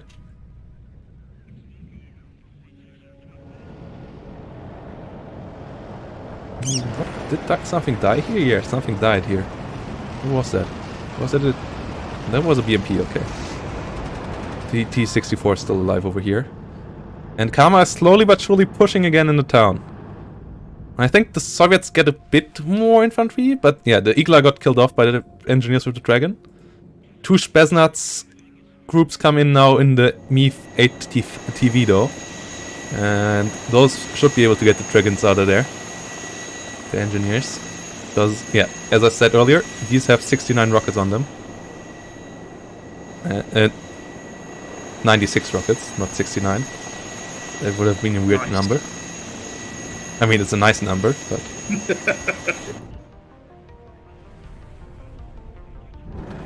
yeah, that's the German in me messing up the numbers again, because we tell them the other way around.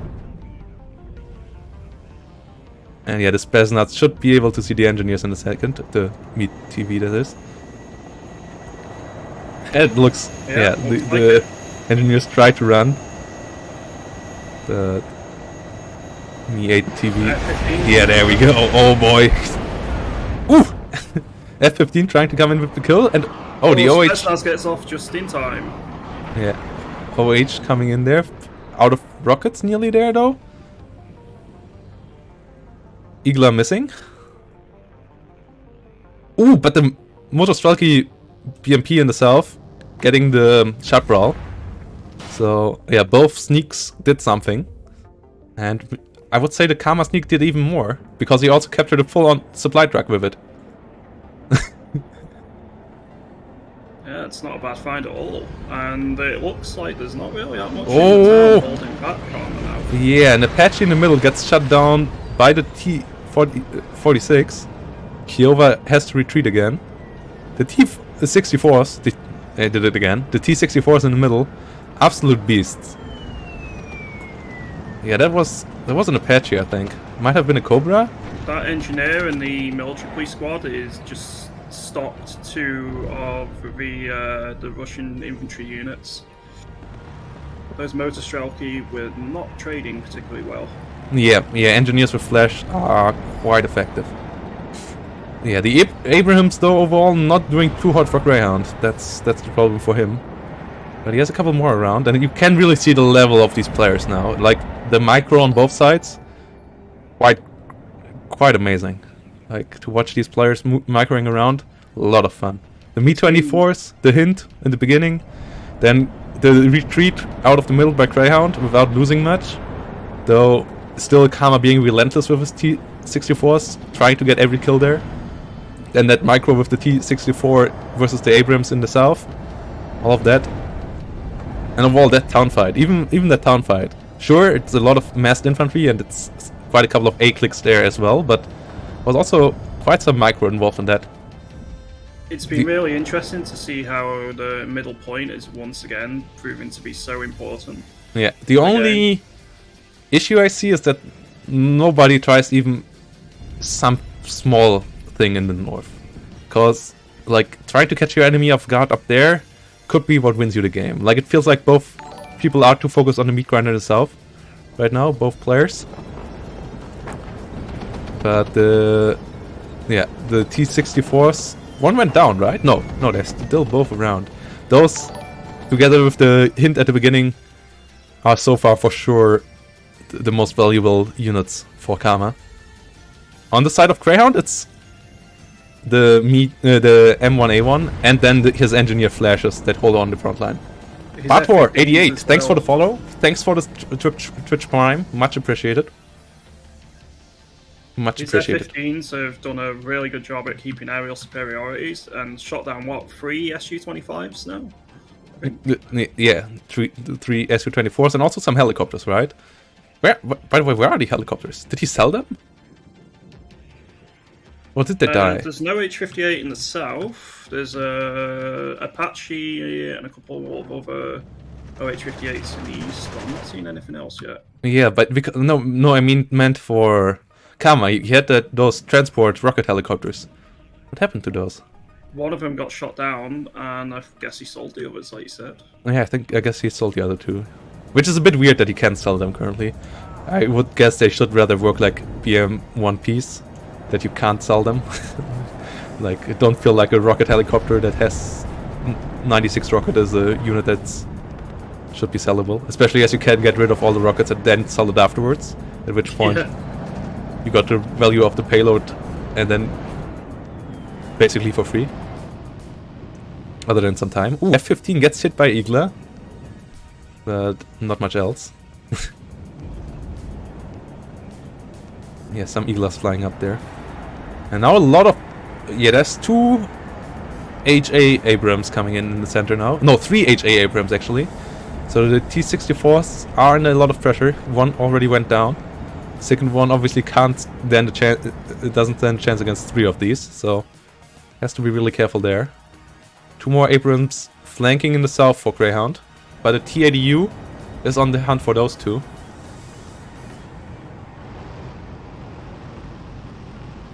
Oh no, it's going too far, isn't it? It's going to get caught by those 2 Abrams. Or is it? Well, it's not going super deep. Yeah, here we go.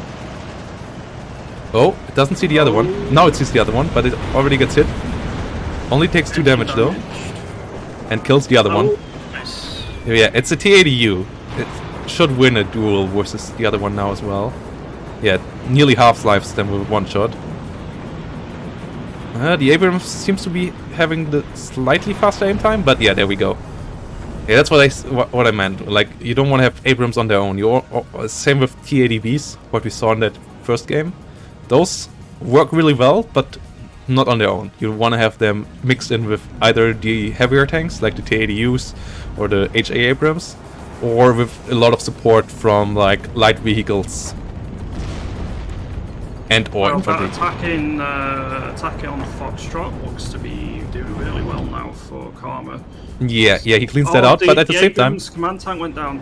Yeah, but at the same time, Delta gets attacked by Greyhound, so... we might go back to a stalemate here. Yeah, the BRDM tries to get out of there. The Metis not hitting with its rockets. That finally hits one, but is now killed off. And the BRDM really tries to run for its life there. It's getting out of there. Those mechanized rifles might be able to keep spotting it. Wait, where's the second T-80U in the south? Did it already go down? No, it looks to be the same one. It's damaged. No, he brought it in a second one. Where's that? Yeah, there's one wrecked in the tree line. Oh yeah, he lost that one. To what though? To the military police? No, that's... Yeah, I think it must have been the military police. Damn! Military police being still a beast. And yeah, now Delta is under the hands of Greyhound.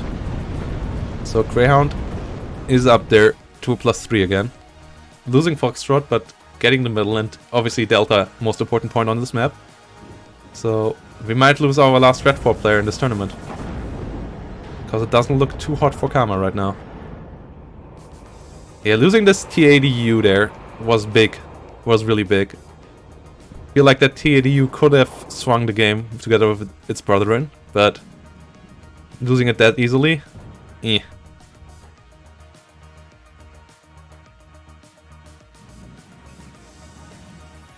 Strela coming around in the center. Some Motor Strelki with Metis coming in.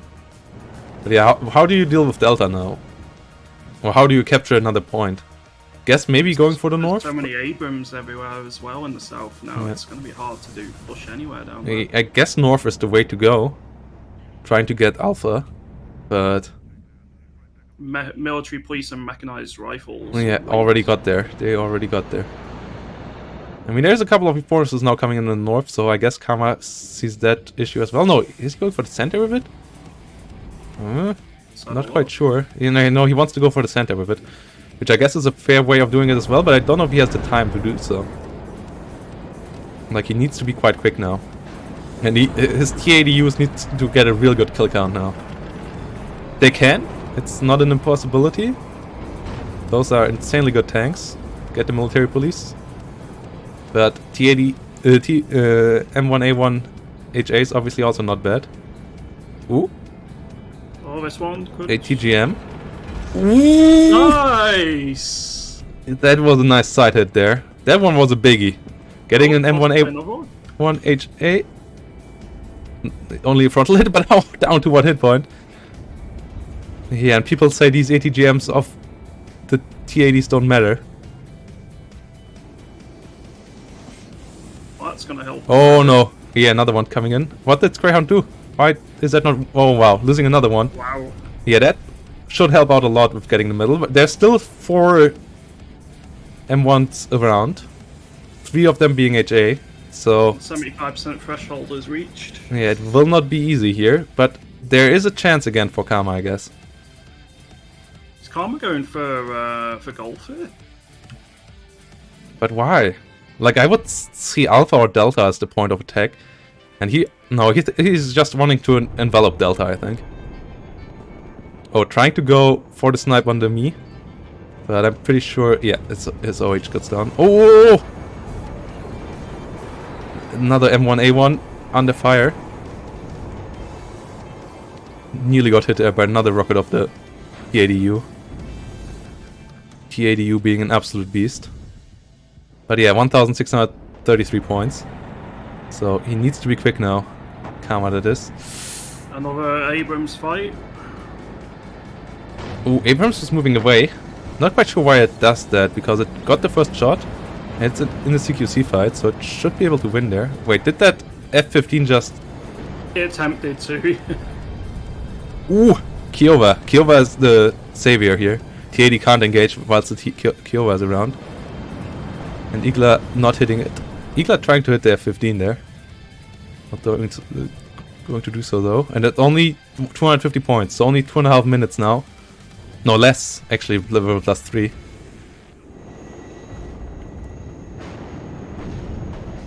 F-15's just casually dancing through the AA net. Yeah. But Kiowa is moving to the south. T-80 is engaging the engineers. And what Australia Matty should help out to win the center back. Is there a leader for Karma in the center though?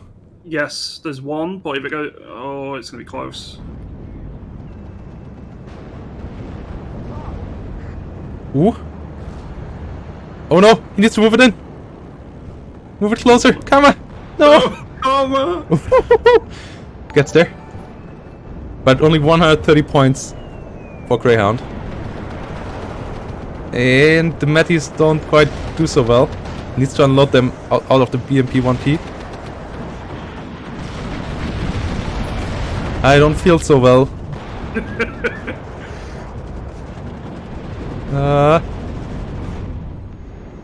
The Dragon engineers got killed off, so at least the leader should be safe for now. And ooh, how did the Motor Strelky get in there?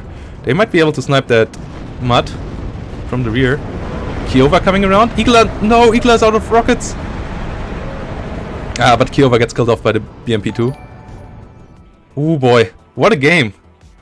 This is for sure the best game we had so far. We had a lot of good games already, but this is by far the best. Not counting the first one though. Motor Strelky trying to get in there with the RPG. They don't seem to hit though. What the hell? How many misses do you want? All of them. How many misses do you want? Yes, is the answer. If he goes down, that's going to be very helpful. How's the mud not taking damage? What? What's OP, please nerf? Is it... What the hell? Why is it not dying? Is that a bug? Did we find... No. Yeah, now it died. Okay. And that's another +3 for Karma. Is our Red 4 player bringing it back? The T-ADU did so much work. That T-ADU is... 2 more Abrams moving in to counter-attack. The Surkov for sure is the MVP. Like, the hint at in the early game did a lot of work. The 2 T-64s in the middle did a lot of work. But Surkov in his T-80 and his T-80 crew, damn did they shred. Well, T-8 is going to expose itself to side shots there, possibly. The one in the south? No, the one in the middle. It's going up against 2 Abrams. But they are both in front of it now. And there's 2 more T-ADUs coming up just behind, so... There is now, but it had its side armor exposed briefly. Okay. And I thought the Abrams was going to shoot it right in the side. Ooh, nice smoke there. Matties is not hitting. Yeah, T-ADUs now coming up, and 3 of these should easily bully an M1A1 and a M1A1H. That should not even be close. Ooh, M1A1 on its way back though, still popping a BMP. Popping another BMP. Not messing around. Ooh. Another miss with an ATGM. M1A1 on the way trying to get out of there. T80BV retreating back to the Ural. Don't know why the other T80U is not hunting. Feels like it for sure should. Meanwhile, the Bradley is saying, I'm out of here. I'm not gonna get into this. Com's been quite brave here with that T80. Any infantry support in there would be bad. Yeah, but I think he knows that he got rid of most of the infantry, because he also hasn't seen much infantry from Greyhound in the last couple of minutes. Because that that town fight was really taxing on both sides infantry, obviously. Ooh. Oh. Yeah, why is he not bringing up the other T80U? Like, that fight might not go super well for Karma. If he loses Abrams down. Yeah, if he gets the T80 out, that's fine. But if he loses one of his, that's not worthwhile. I mean, he keeps him away from the point, so I guess that's a big plus. But yeah, he wants to repair those, and I guess he forgot about this third one. Potentially pushing the north. There's a couple of Abrams pushing forward. Yeah. Matty's sitting though, and Matty's don't joke around. Oh. Is that going to connect? Boy, it does. Another Abrams down. Yeah, as I said, Matty's are insanely strong. Like Soviet infantry overall, you don't want to get close to that at all with your tanks. Because the RPGs with 30 penetration and the Matties with 26 penetration, they deal a lot of damage. They deal a heck of a lot of damage. And now we have a Karma in the south with Me ATVs, and there's no tanks in front of Golf anymore. There's also not much infantry with dragons anymore. There's 2 more infantry squads, and there's a T80U knocking on its door. So the other T80U in the southern bush, Surkov, the MVP, is coming around again as well, hitting the military police. There's just so many tanks for Karma. Like, this is really the Soviet Union. This is really Fulda Gap visualized. Yeah, welcome to the Red Army in '89.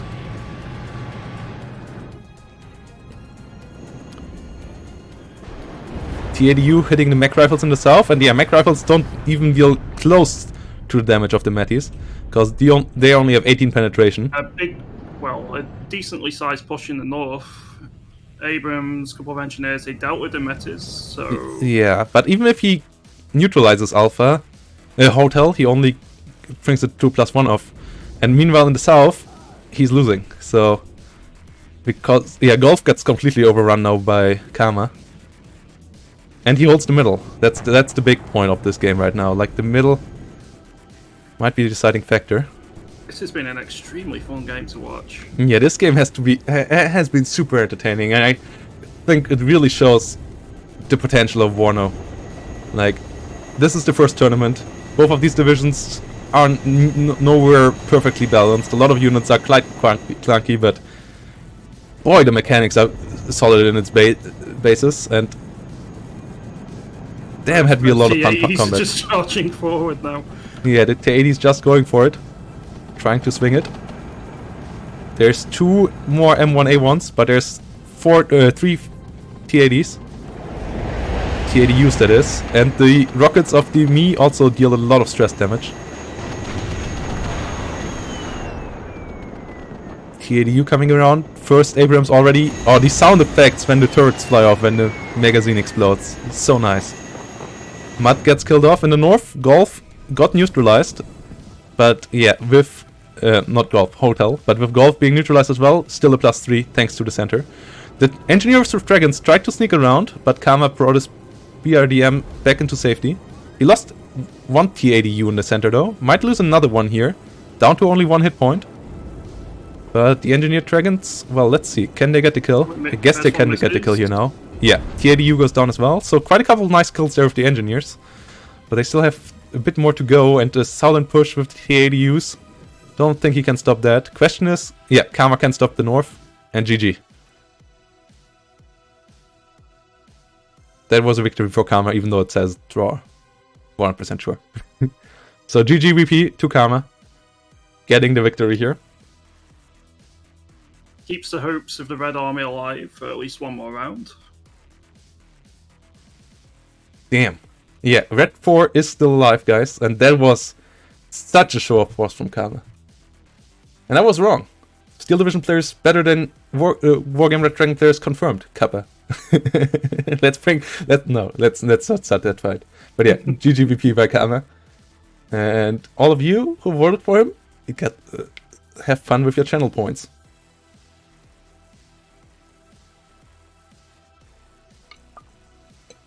That was a really, really nice game. And yeah, thanks to all the new followers. Yeah.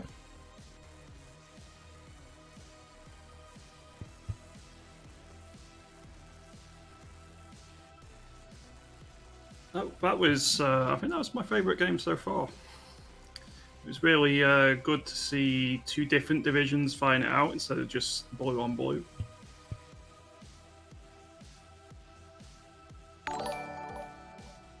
That was an insane game by Greyhound and Karma. Yeah. That... Like, yeah, that teen ADU in the south coming in there with the ATGMs and so on, just slaughtering Sherman... I wanted to say Shermans, Steel Division caught me there again. Abrams left, right, and center was really nice. That Hind at the start may not have been the MVP by the end of it, but it's really cool to watch it go to work. Yeah, the Hind also, yeah, the Hind at the beginning, so much nice micro there as well. And we have two semifinals now coming up. We're already there. Steven Seagal over Rindfosk coming in the north. And Derek S versus came over Colonel Koenig. So that should be an interesting one. And in the south, Karma will play against this Russian comrade in Soloing Pixie. That should be an insane semi-final as well. Oh boy. I would like to see the Karma versus Soloing one. Let's talk to them. But they still have 40 minutes to go. But all the games are finished already, so if they want to go, they can go. I will talk to Karma.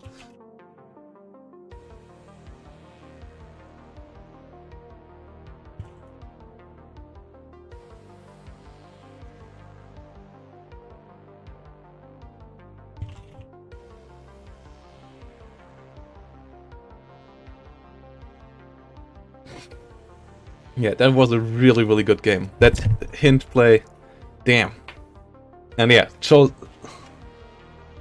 okay, so Karma, I will talk to Pixie. That seems like they're ready.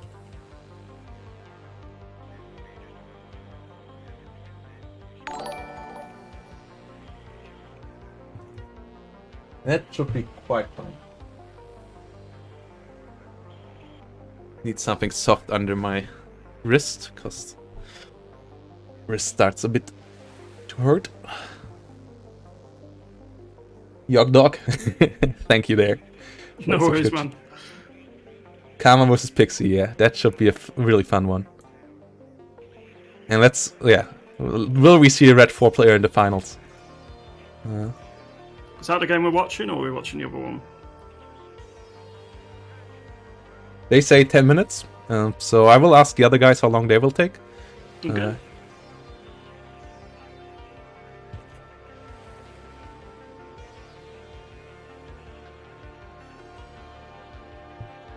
We are ahead of schedule, which is nice. Doesn't happen too often in tournaments. Which is quite surprising after your first one took 2 hours. Yeah.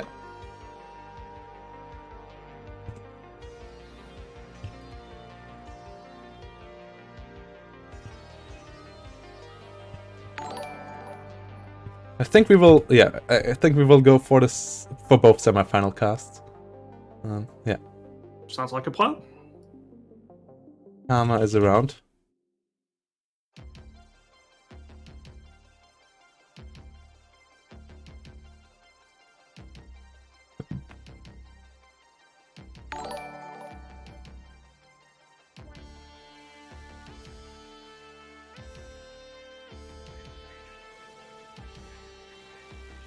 So yeah, oh my god, the amount of follows we get is insane.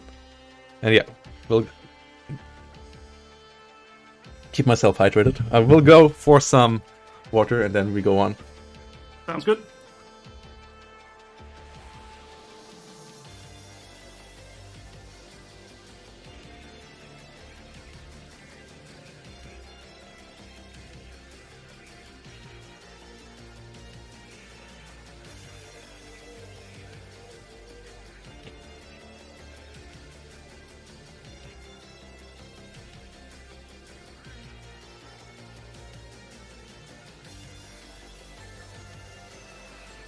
Laurent Perrier. Chinese symbols. Can't quite read those anymore. Thanks for the follow. Something with E at the end. Kaka Futi Martin. Thanks for the follow. Quest Champion. Thanks for the prime. Much appreciated. Lurker above. Thanks for the prime. No, thanks for the follow. Quake Fighter. Thanks for the follow. Labs, thanks for the follow. Much appreciated. Also, I think I missed Scarcy there with the follow as well earlier.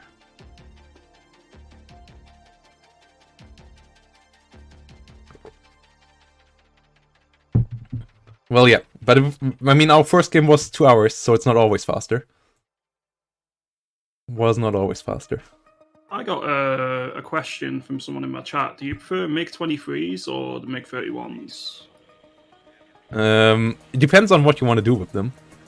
Like, MiG-23 can't attack helicopters at all. MiG-31, that is. So, yeah. MiG-23 can kill helicopters. MiG-31 only has rockets, and those rockets can only hit planes. So it's a fully on interceptor.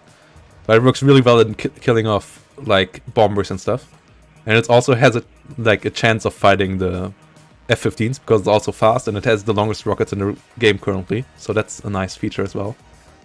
Like, it can shoot over half the map on a 1v1 map, which is quite nice. Awesome, thank you. Yeah.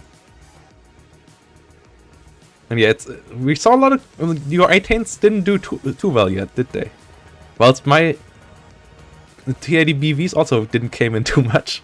There was one game where the A10's got a couple of kills, but nothing too crazy. So yeah, nothing too great so far. Yeah, but yeah, everyone using other Kama using the T64 and the T80U more than the T64 and T80 BV are kind of similar in like power level, but the one is the fast one and the other one is the tankier one. So that's the nice the payoff there. Watching those T80s go to work in that last game was really fun. Yeah, T80Us are absolute beasts. The 22 penetration ATGM and the really good gun and good frontal armor. But when he lost the one to the military police, I was like, damn, is he down now? But then he got there just like, how many points did about 100 points. Yeah, around 100 points. So that's like 30 seconds, right? With a +3. Like 33 seconds, 34 seconds. So, give or take. So that was quite clutch there.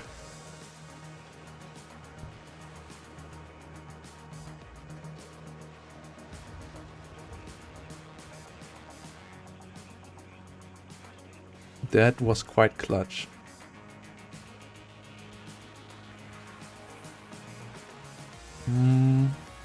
So do you have any favourites in the remaining matchups? I mean, Kama. Yeah. I like Kama's playstyle in Steel Division. I like his playstyle here. Steven Seagal, it's nice to see him back. He played in the early days in Steel Division. He was also a Division 1 or Division 2 player in the league. Always quite in between there. But yeah, and I want to see some Red 4 in the finals, right? Like, I'm not against Pixie, but I want to see some Red 4 in the finals, so... Yeah. The other game is up, Steven Seagal versus Derek, so I guess we can join in there. And then have the other semifinal right after. I loaded it up now. Yeah. Yeah, Mecca Freya is still around. Oh wait, no, that's... Wait. No, Mecca Freya is Rinceforsk, right? Why is this game still around? Isn't that... That's not the semifinal, is it? Yeah, Mecca Prayer is Windforce. Why does Steven Seagal got the victory there? Is that game already over? What, is it just flying around in the ether? What is happening? Can someone from the out of the support team help me out here? Some of the moderators? Any of the moderators in chat right now? Green or so? Why is this still in the ether? Why can I spectate it when the result for it is already put in? Is the result not... Steven Seagal didn't get back to me, so this game might still be going on actually. Someone might have been a bit too trigger happy with putting in the result there. Uh-oh. Well, it's not too bad. He can... Nah, it happens. Wait, let's see. Is there a replay of this game yet? If there's no replay yet, there shouldn't be a result, so...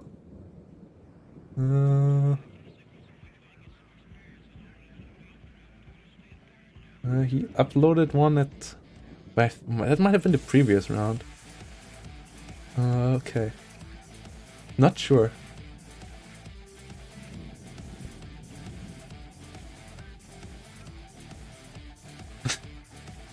Really not sure.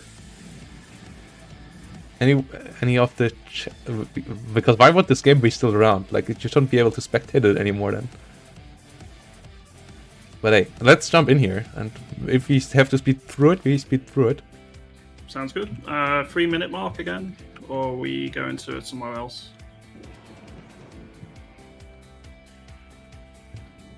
I'm already at... Yeah, no, let's go through... Let's go through a bit further. Let's see where the game starts, because, yeah. The other games are about to start relatively soon, so I don't want to set up too long. But yeah, this is a previous round game. What, isn't it? Oh, no, it's the right map, so no. It might have been that game? Huh. But then weird. Let's go to 5 minute, because I guess that's where around the games will start. Yeah, from the setup, that looks... Oh, I'm at 5... I'm at 5:15 now. I'm at 4:20, so just like a minute behind you.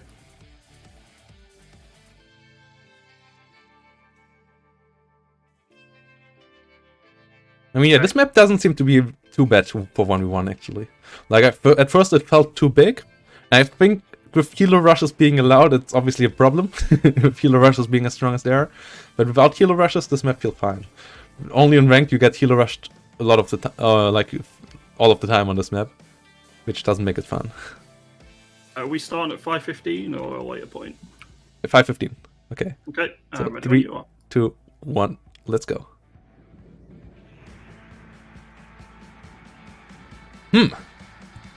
Let's see. Yeah, it might have been a premature bracket post. Not sure. Like, maybe it was around in the 8th there. Okay, yeah, so he just got out of... Yeah, they just got out of the game now. Yeah, okay.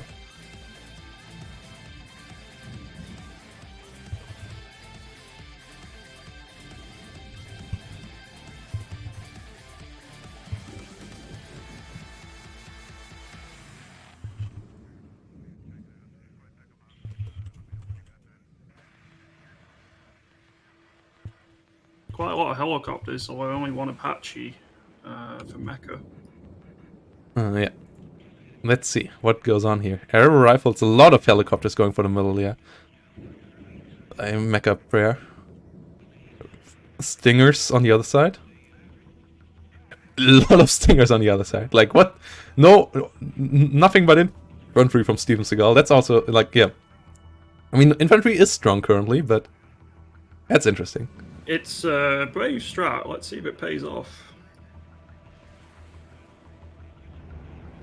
So yeah, the winner of this game just asked me for a break, so I sadly know the result already, but doesn't want to spoil it to you, obviously.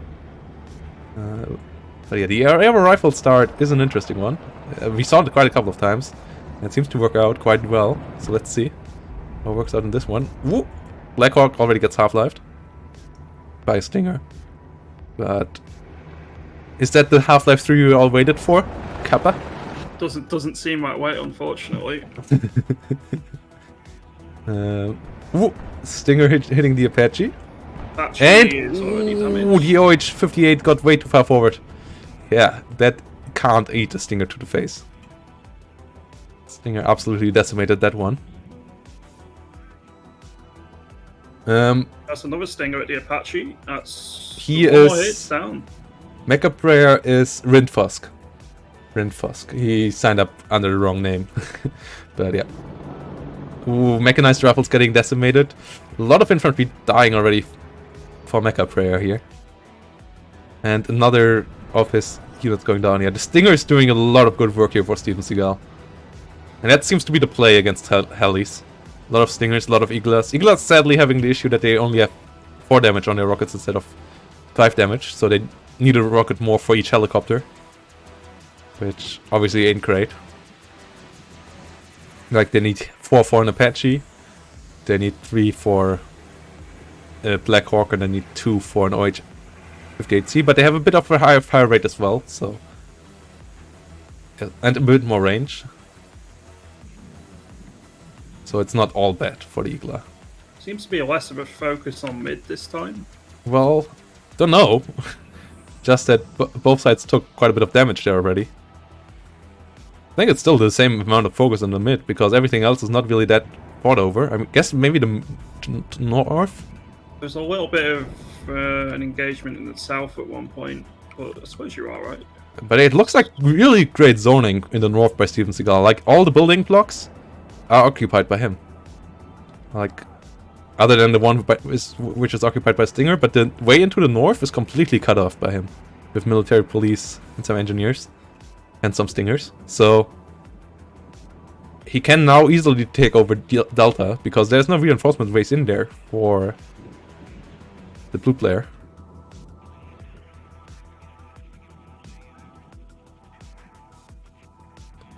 Yeah, that's quite interesting.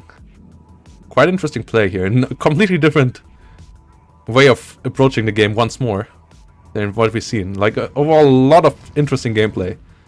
Because nobody seems to play the game quite the same way yet. The meta... That's the fun part of a tournament this early on. There is not an established meta yet. There might be afterwards. If Kama bullies everyone with T80s, maybe T80s become the meta. What would you do if the meta was 2-hour-long battles like that first one constantly? Oh, yeah, I don't know. I might have taken a nap midstream. Like... Yeah, it was good that we only had one of those games. Like, that was it there for the laughs, and I think everyone got through that one quite fine. But the second one of those, I don't think anyone would have appreciated. So, yeah. One of those per tournament is fine. Having more of those. Both not good for the schedule and the mental health of the caster and the viewer. And the players at the same point. Mech rifles coming in. That Sting is going to be a bit brave. Which one? The one next to the arrow rifles in mid. Oh, yeah. Yeah, the arrow rifles overall seem to be quite strong there. Oh yeah, because they have 2 medium-size MGs. Yeah, arrow rifles dish out quite some damage.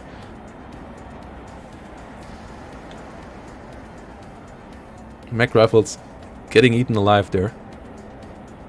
Even though the mech rifles have the higher veterancy, so they would expect them to win usually. But they don't seem to do so. But now more mech rifles arrive, and that's really the time where the arrow rifles need to try to get out of there. Meanwhile, military police moving in. M1A1 moving in the north. And some mortars. We haven't seen too much mortar play. We have had that one game. But since then we haven't seen them too much anymore. Yeah, artillery in general hasn't really seen much of a show. I feel like, yeah, artillery is too... it's too important to control the area on this map to play with a lot of artillery.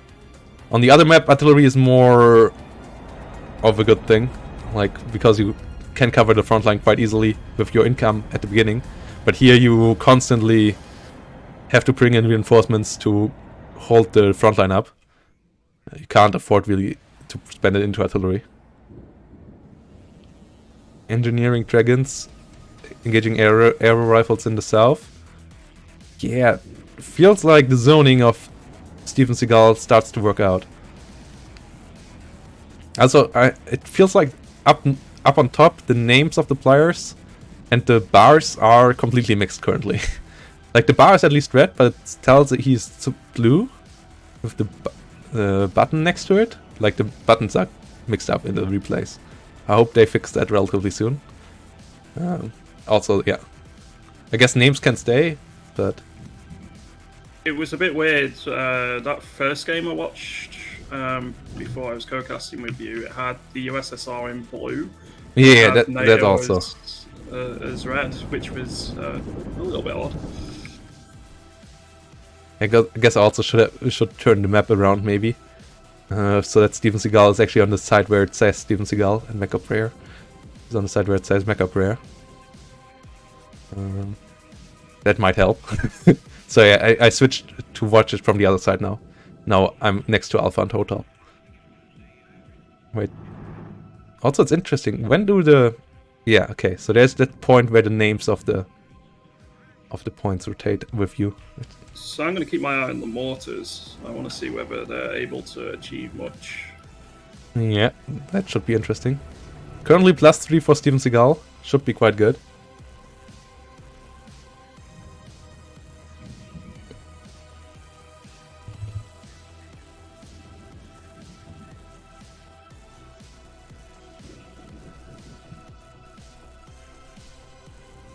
Engineered dragons. Engaging the mud.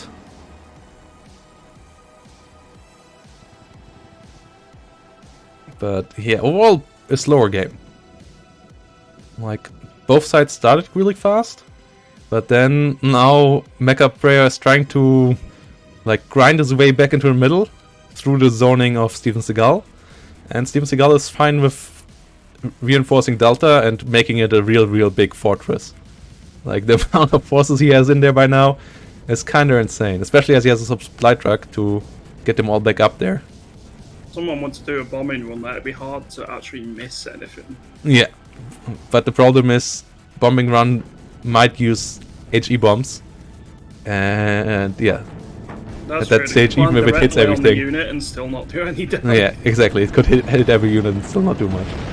M1A1 gets popped by 2 of the ones of Steven Seagal. Another turret popped off. The turret pop off mechanic, especially if you can, like, when I don't stream, I can watch this game on insane graphics. I don't know on what level you are watching currently.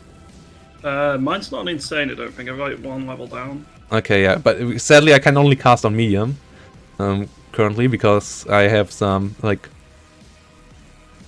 the stability of my streams is going up and down. Like, sometimes I can stream it on 48p and it all runs fine. Sometimes I have to stream it on 30p and stuff. Today is a 30p day. We have to see how future versions will improve the smoothness of the game. But when I play on my own, I can play it on insane. And the looks of a turret getting popped off on insane is just so beautiful. Like, this game is such an eye candy. For sure the most beautiful Eugen game so far. And one of the most beautiful RTS games I know. Overall. Even on medium it doesn't look too shite, but obviously it would be even nicer to have it on higher graphics. So this time it's Steven Seagal's turn to bring in aero rifles. Yeah, I'm not too big of a fan of them on the other map, but on this map aero rifles really give you the maneuverability that you need. Flexibility to get infantry where you want it. But I think they already... The Blackhawk, yeah, already ate a Stinger shot, so needs to get down there. Needs to get the boys onto the ground.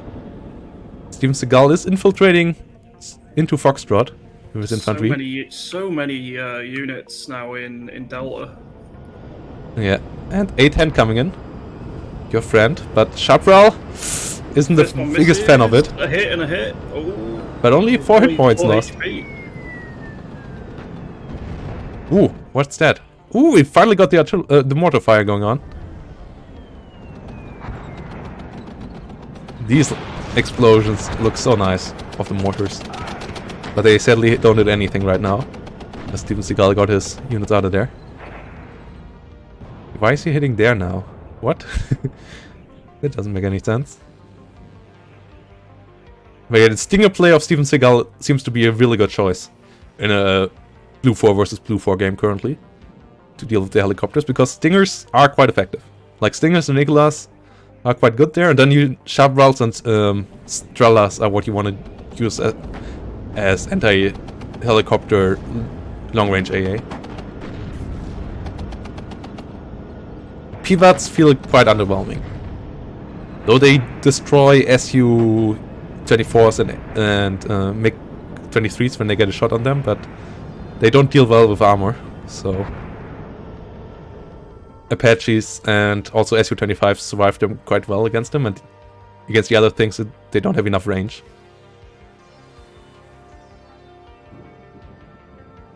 Yeah, that might be an idea. Yeah. Like, maybe it's Twitch, but it also is depending on the game, like, on the patch. Like, each patch has another level of stability for me. Like, not when as I said, when I play on my own, I can play on Insane on 60 FPS, but as I also don't have a streaming PC extra, I use the same PC that I'm playing on for streaming. That obviously also costs a lot of CPU, so not quite a Twitch thing. But I will Twitch it around and hope that in the future I can get you 48 FPS again. Pretty sure I will be, because I have been able to do that before. And yeah, smoothness only should improve over time here. Apache trying to save Mecca Prayer in the north, or like around Foxtrot, because M1A1 is really going to town there together with the mech rifles. Ooh, F111 with clusters coming in. Ooh, Chaparral on the Apache. Does it get the yeah, it does. It does. Oh boy. That was a good find. Yeah, AA can do stuff, guys. You just have to use it correctly. And it's obviously not quite there yet, but yeah, Chaparrals and Strellas can be quite devastating for helicopters. This is looking really, really good for Steven Seagal. Yeah, he is already at 1,400 points. Delta gets neutralized now, but he's also neutralizing the north, so it's still a +2 for him. Yeah, that might be his win here. Also, he's capable of firing onto Mecca Brea's little choo-choo truck there. Choo-choo! Yeah, there it goes, and he gets the middle bag. Oh boy. Yeah, this is not looking too hot at all for Mecca Prague right now. Really, the zoning infantry play at the beginning was quite impressive by Steven Seagal. I like the idea. I want to see how it goes out in the semifinal, because it's another approach to the game. And yet, it really shows how flexible this game can be if it's not all healer rushes. Like in ranked currently.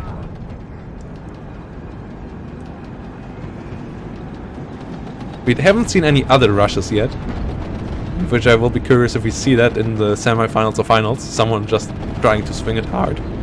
T80 rush when? Yeah, exactly. T80 BB rush or something. One of my favorite strats currently. Tested that yesterday. Works out quite well, for me at least. But obviously, I'm not quite on the level of these players, so they know what they're doing. I'm sure of it. M1A1 over here. I don't think there's much hope here for Mecca. Yeah, I don't think there is much hope either. It's as a +5, and yeah, only 200 points needed here. And ooh, no, yeah, this Abraham in the middle also might not be long for this world. Ah, it's a lot of fire. Oh no, yeah. Boom. There it goes. And yeah, you were curious about the mortars. I would say they didn't do anything. No, they managed to force a couple of infantry units back, but in the grand scheme of things, that's nothing. Yeah, now they tried to really take it out. I'm not quite sure if that's a war crime. Just hitting civilian buildings there out of spite. Like, yeah, let's not look at that. Okay, okay, man. Before we can look at it. We have video footage we can report to the Geneva Convention. Yeah, these two mortar crews should really get in trouble for that. But yes, we stuck out so many units. Steven Seagal and Mecca Brer. 2,500 to 630 kills. Yeah, that was a stomp. That was a stomp. Oof. Oof! That military police. Yeah, just looking at it, that's so many kills. Oh boy. Yeah, that was... Oh god. Big oof there. That wasn't a battle, that was a massacre. Yeah.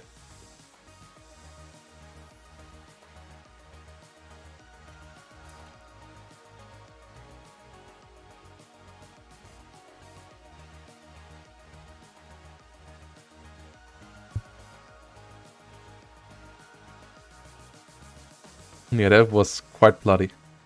Let's see if the Karma game is on. Should... Yeah, Karma vs. Pixie's on, so I guess we can just jump right into the first semifinal. Oh boy. Oh boy. First semifinal. Red 4 versus Blue 4. Our two best Russian players out there. Up against each other. The guys who took over Ember T. Ember T's legacies. Ember T is still a good player, but these two are better. Karma and Solo Wing Pixie, guys. Get your hype out there, get the message out there, get everyone in here. Because this is the first semi-final in Warno. And let's not turn the HUD off completely, but yeah, on the left side, in red, playing the NATO forces. Solo Wing Pixie with a 3rd US Armored. And on the blue side, on the right, playing the 79th Guards Tank Corps. Karma. This should be a good one. Yeah, they should for sure mix up the colors. Red 4 and blue 4 and red is kind of a meme. And yeah, let's get you guys to make another vote here. Who will win here? Will Karma manage to get the clutch victory again? Or will Pixie one step too high for him? Karma versus Pixie. Let's go. I mean, I've got no problems with Pixie, but I really want to see a Red 4 in the final. Yeah, same for me. Red 4. Thanks for follow, Blizzard. And yeah, let's go up to 3 minutes again. Okay. And let's meet up there. Then talk a bit about the setup. Oh, we see the Mi-24 again. The Hint is back. The Hind. Hopefully it performs as well as last time. Well, yeah. Let's see if it can be an MVP again. Any Apaches in response? Not quite yet, but an AA helicopter, that might be the way to deal with it. Yeah, I think so. Yeah, I'm at 3 minutes. Same. Okay, then 3, 2, 1, and let's go, guys. Hype, hype, hype, hype, hype. Let's go, let's go, let's go. Let's get this rolling. Oh yeah, we got some Apaches. We got 2 Apaches exactly again. But yeah, there's quite a bit more AA this time for Solo Wing Pixie than there was for Greyhound. So the Hind will have it a bit harder to get it on to its victims again. And also, they are on opposite sides of the map. Doesn't look like anyone is going for a heavy rush though. So no heavy tank pushes, but we have some early M1A1s. An M1A1 HA. On this map, I guess that's standard. And we see a unit that got overlooked so far in this tournament, and I would say unrightfully so, because the M113A3 ACAF is an absolute beast. It costs 55 points, it's a recon unit, so you can deploy it further forward, and just like the military police, it got that M67 recoilless gun, recoilless rifle. So it can snipe all the transports, and it can even snipe tanks when it gets the side shot. And it has mediocre stealth and good optics, so it can hide, it can see everything, and it can snipe everything. So for 55 points, it's an absolute beast of a unit, and I'm happy to see them finally, so that we can talk about them in here. A should be a lot of fun. Like, yeah, this recoilless rifle is an absolute monster of a weapon. But yeah, I've actually yet to see them in action, so I'm pretty intrigued as to how it plays out. Yeah, I can already see the first victim of them, I would say. The BRM-1 will not be long for this world. Its 73mm tank gun is not a bad one. And when they can sneak behind enemy lines, they can also wreak havoc on enemy artillery and stuff. But yeah, the ACAFs are scary. But here we go. Let's see how it all plays out. Soloing Pixie on the left, Kama on the right. Here we go. This should be an absolute banger of a match. Tell everyone out there. Go on Twitter, go on Facebook, go on Reddit, post it everywhere. Get everyone in here. No, we are watching live. Like, we are 2 minutes behind the game, but we are in the spectator mode. You can't watch completely live, because obviously that's an anti-cheat mode. They are always a bit ahead of us, but we are as live as possible. Mech rifles coming in. Oh, 2 Apaches 8K. in the south, the rocket ones. So they're going to try and get an early push. Oh yeah, the Apaches. The Me 8K tries to get away. Igla is on the way in. Igla is in the building. Igla is trying to sneak forward. And will try to get a shot in there.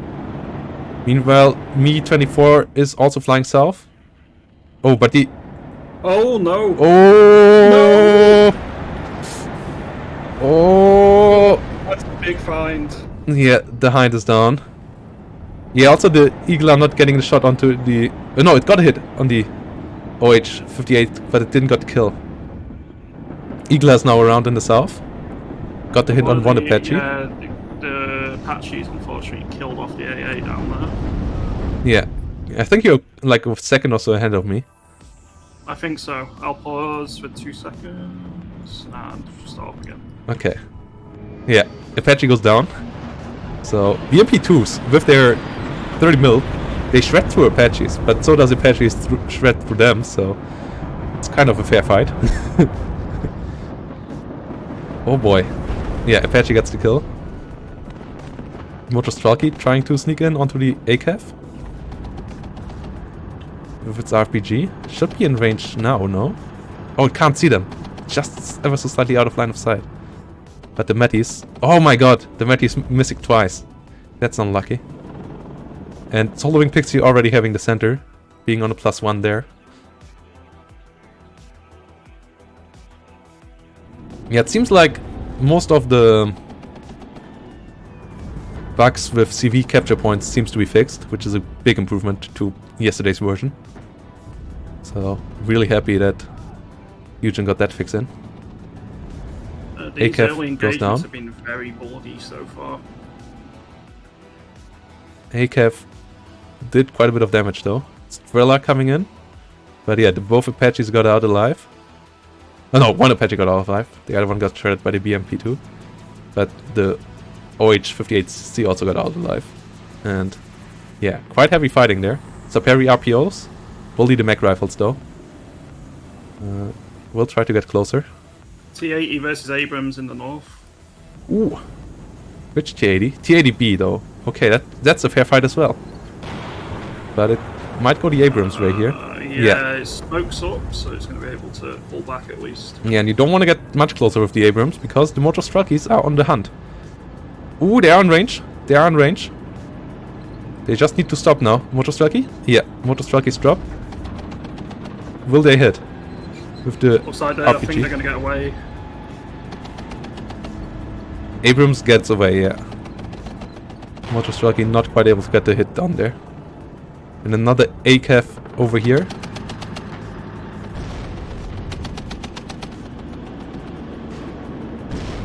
Getting hit by the T-80. But will get out alive. Motostralky getting hit. Another M1A1 coming up in the north. T-80 in a lot of trouble. Two rocket Apaches in the north as well.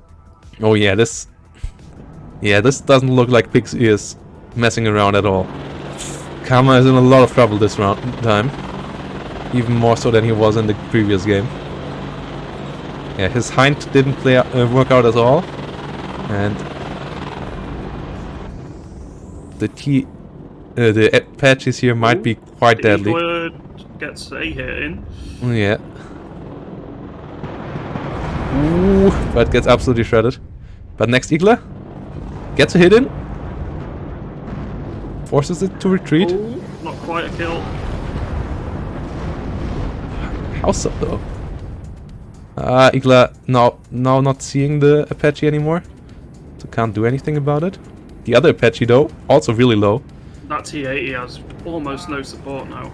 Yeah, Wedge Redgar is also getting bullied back. And there's 2 hungry Abrams around. What's the Feels hell? like this map potentially isn't as well suited to the Russian deck as it is for the American deck. I feel like it's the other way around, actually. I feel like this map is actually better for the Russian deck because helos don't have as much room to maneuver. But, yeah. Maybe I'm wrong? But I feel like this is more of a tank because you can set up AA easier. It's not as much space that you need to cover with your AA. And I feel like it's easier to use tanks here, but maybe I'm wrong. Oh, wow, that Apache got away with 1 hit point. It's another one of those. Again. Not again! It's another one of those. Yeah, I guess 3 Eagler hits deal exactly 9 damage because they have 4 hit. They deal 4 damage and Apaches have 1 armor. So, yeah. I guess that's the reason why. Kinda unlucky there, though. A rear shot. And one of those looked like it might have been a rear shot, but it wasn't. It was a side shot. Because the rear doesn't have armor, so that would have taken 4 damage. Oh boy. Yeah, Karma in some trouble. But he has one of his legendary T-64s in the south now. So he might be able to deal some damage there.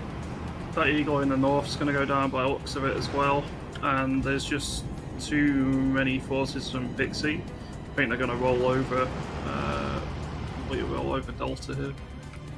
Yeah, he might have to give up Delta. He might have to play for a Golf. And, oh no, not for Delta. Yeah, wait, what? You meant Bravo, right? Yeah, he gets rolled over at Bravo. Somehow his Eagle is still alive. Yeah. That's the problem. Like, this one is somehow still surviving as well. Right, that Eagle should be able to hit the helicopter, but he doesn't stop. It's a pretty interesting engagement in the south. There's a lot of infantry engaging each other. Yeah, exactly. That's what I was talking about. Like, if he can push here and can capture Golf and Delta, then he can give up the middle. But obviously, he has to push on all the way through. That will not be too easy. There's an M1 Abrams waiting for him, HA1 and an Apache. Oh yeah, Apache and a scout helicopter. Apache already gets hit though. Doesn't quite hit back yet. Oh, gets for the BMP2 here. Misses. BMP2 now smokes. Yeah. I think this is going to stop that push. Yeah, it does. It does for sure. BMP2's 30 mil for sure can shred helicopters. Like, BMP2 is a really nice vehicle, but Apache, you need to at least have 2 against the Apache to have a chance of winning. 1v1 they don't win out, because the Apache also has a 30 cal that can shred through them. It's been a few times I thought, yeah, there's no way they can bring it back in these games, and they have brought it back, but this is looking pretty bad for Karma at the minute. Well, he has some motor struggles with Metis that might help out in the north, but yeah, the southern engagement sadly didn't go as well as I hoped it would be.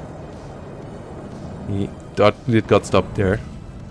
Brings out some Eagles again. +5 now. Yeah. Pixie as well, that's going to tick up very quickly. For some reason you're still 2 seconds ahead. I will speed up for a short while. Okay, yeah, now I should be up on you again. Yeah, military police getting stopped here in the open. Yeah, we might have a blue versus blue finals. EADB and Motorstrelki and BMP2 try to push back in here. But M1A1 is coming around. There's an Apache with 2 HP remaining in the south, but I think it's going to escape. Yeah, Igla not getting hit in there was quite sad. But the Igla might be able to get the OH. And BMP2 hitting in military police. Does a quite good job there as well. Oh boy. Getting a kill there on the military police. Next military police under fire. And BMP2 in the middle gets killed off. T80 is smoking itself off because, yeah, it wants to wait for its comrade. Second T-80B coming up. And Igla hitting the Apache in the center again. Yeah, there's one more and it'll go down. Oh, he goes down. Oh, yeah, you're still ahead. How so? Okay. I'm on 15-24. Yeah, now I'm up with you. Oh shit, now I'm not up with you anymore. Now I'm up with you again. No, I shouldn't. Okay. T-80B retreats to wait for its second T-80. And there's two now. They should be able to maybe deal with the Abrams. Yeah, Abrams smokes now to get out of there. Apache gets another one. That Apache might go down as well. No, Eagle gets out of Igla range. But that Apache is also really low. Like, the Iglas do a good job. How does it look in the south? The T-64 went down. Engagement. Really brutal engagement here. Like, it definitely looks like Karma's getting the worst of it. Yeah. BMP is somehow still alive. Yeah, that BMP did a lot of work, but without the T-64 he can't push there. No way. That Abrams has been doing a lot of work for Pixie as well, so... Yeah, and Karma finally gets something in the middle though. So he stops at least the bleeding. And he might get up onto the T-60 in the middle. But Tretka Heavy sadly don't have anything to help him out there though. Is that M1 going to spot the TAE moving in? I'm not quite sure. Another Igla moving in the north. Yeah, well, it might... Oh no, yeah, but it gets side-shotted, doesn't it? Turns around in time. Gets the first shot in on the Abrams. Interesting. But it's... What will the next shot look like? Yeah, no. Oh no. Yeah, that was quite bad. T-80 in the rear is now able to engage. No, but it engages on infantry. It doesn't engage on the Abrams. Yeah, now the BMP-2s might get shredded by the Abrams. That T-80 move looked a bit too premature. I'm not quite sure why he did it, because he doesn't need to push right now, right? He is on a 50-50. So I feel like he should try to consolidate his forces, because currently he just doesn't have combined arms, and combined arms is always important in the Eugen games. Instead, his BMP-2s in the middle get absolutely shredded. And yeah, he loses everything here. Karma's just bleeding too many units here. Yeah, he's getting heavily bullied. Igla gets another rocket into Apache, but that Apache will survive for now as well, as the Igla is out of rockets. And yeah, the next BMP gets shredded by an M1A1. Yeah, this game was not nearly as good by Karma as the last one. And I don't see how he wins this one. Like, if he can turn this around, that would obviously be absolutely insane, but I don't see how. Well, a good cluster hit might be a start. Doesn't quite get the M1A1. Deals a lot of damage, but doesn't quite get the kill. And there's a supply direct there to just repair them up again. And yeah, three Abrams in that forest line for sure will make it tough to ever push in there again. Oh, here comes another Su-24. Yeah. Yeah, the Soviet cluster planes, as I said, they are absolutely insane when it comes to damage. But yeah, that M1 should be dead. Yeah, there we go. So at least one down. But he also loses his command unit in the center, and now it's back to +3 in a second. There we go again. +3 is established. And he just doesn't have any forces left on the battlefield. Two more T-80Bs coming around, but yeah, the tank engagements just weren't the same that what they were last game, right?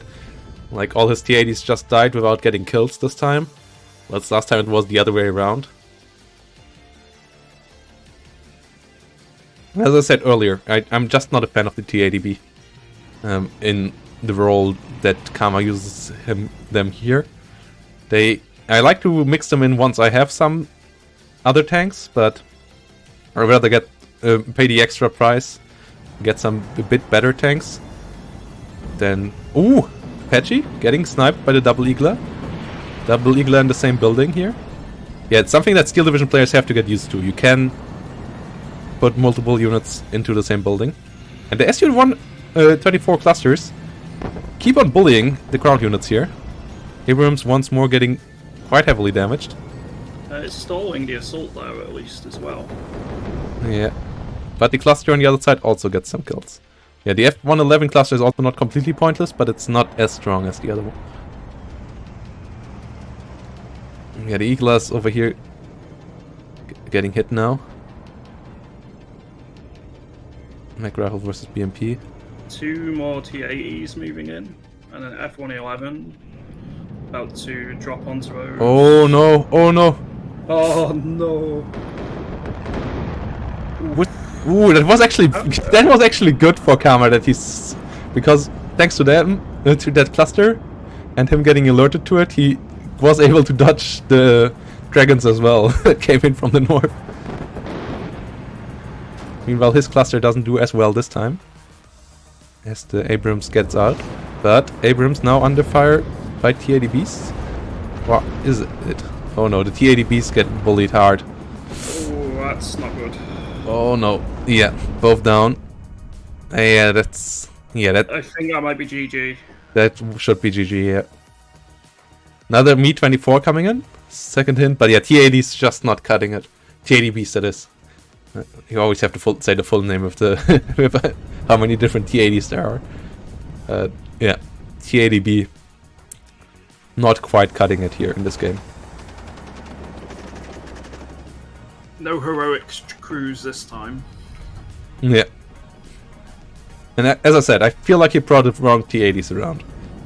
T-80Bs just can't quite do the same work. The same heavy lifting that you can make with a single T4.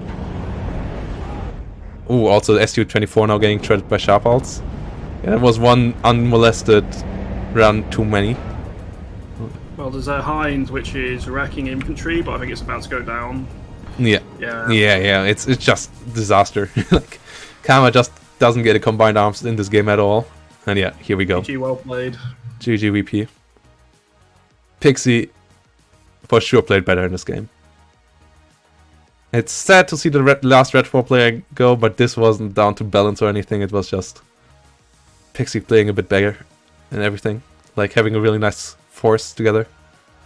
And yeah, we will have a Blue 4 versus Blue 4 final, which is a bit sad, but we will have one of the best players in the game in there, so that's not sad at all. I'm really looking forward to see Pixie in the finals. But we still have to see the other semi-final, and that's what we're gonna do. Maybe now? Let's see if that's up. If not, we will make a short break till that's happening.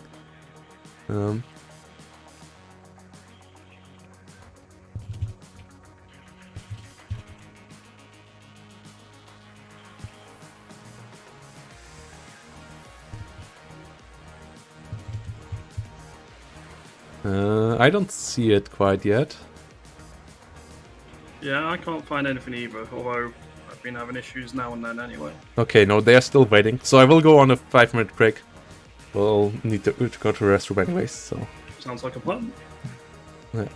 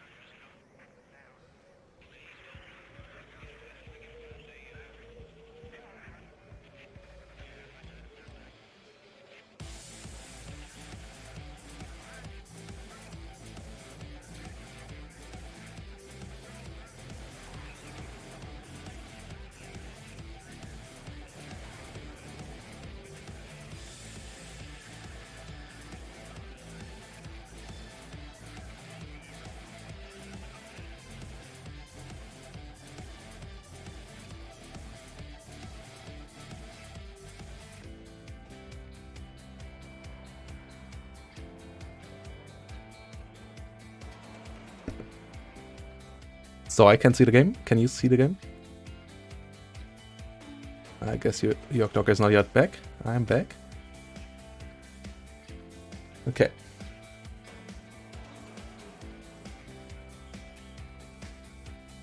Actually, the last couple of games didn't quite feel that way, Graham.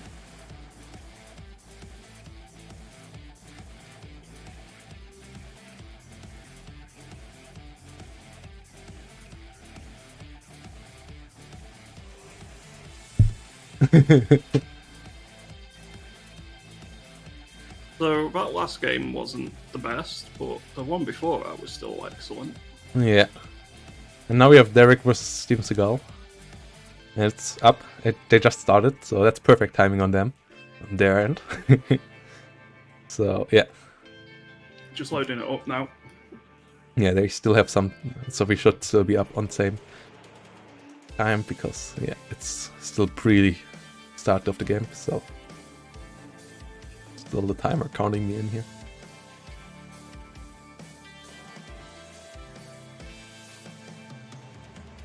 They're both francophone, right, Genze? Like 100% sure that Steven Seagal is also francophone.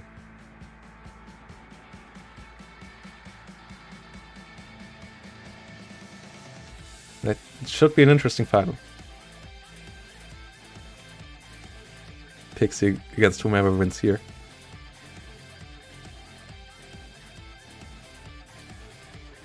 And yeah, I have to do some payouts, I think.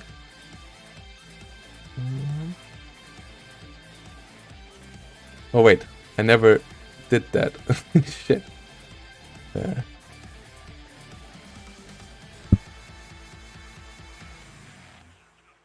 Do we need to go to a certain time on this one? No. Like, I am at 20 seconds now. Same, so Yeah. we should be good then. I'm just going to eat a sandwich really quick. Sure. So I'll be muted for a couple. Sure. So, yeah, we have some ACABs again. This time from Derek.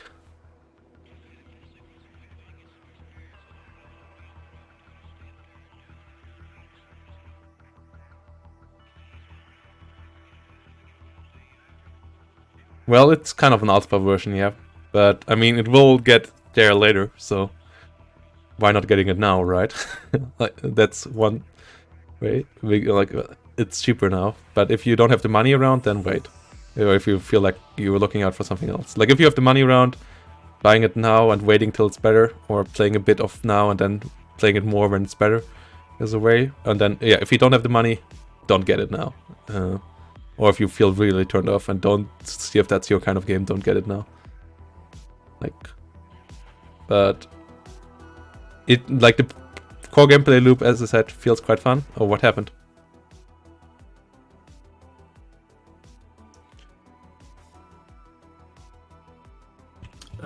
That was weird. What happened? Okay. Maybe one of them DC'd or something. Yeah, Derek DC'd for some reason. They got to rehost. Okay. Refresh. Yeah, game is up again. Let's jump in there. Luckily that happened in deployment. Let's hope it doesn't happen again. Yeah. They switched sides now. Didn't they? I think they switched sides, yeah. Well, time to show you the beautiful landscape of Germany in '89. With the yellow telephone booths that I still know out of my childhood. And they done all but disappeared by now. Kinda sad.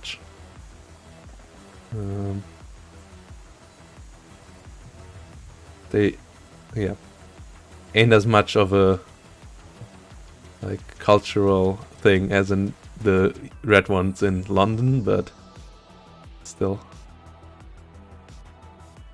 they for sure give you nostalgia seeing those around.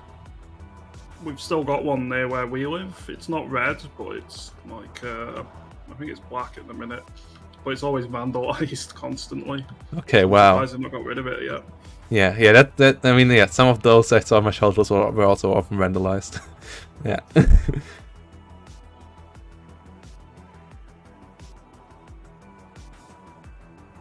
Yeah. Red ones are only London, right? Or was it also standard all over the UK? Like. I think there's red all over the place, but it doesn't have to be red. But the ones in London pretty much are all red, yeah. Yeah, these streets are quite nice. Like, sadly, I only have it on medium, as I said. On very high, it looks even better. And I like the detail they put into these maps. Like the supermarket shields that actually have text on them. And that also makes sense. Besten Preise finden Sie hier. The best prices you find by us.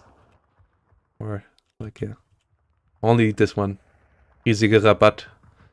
There should be an E back here. I'm pretty sure. Might be wrong. But I'm sure I'm not. Yeah, the tennis courts. Where you could play tank tennis.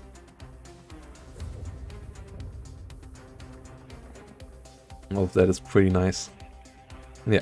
So no, they didn't switch sides. It's still Steven Seagal in red on the left side. And Derek S in blue on the right side. And it's Bradley's versus ACAFs so far. Gut und günstig. Exactly. So are there any units not in the game yet you're looking forward to seeing used? Sorry, what? Any units that we haven't seen? That aren't in the game, so like in new divisions in future.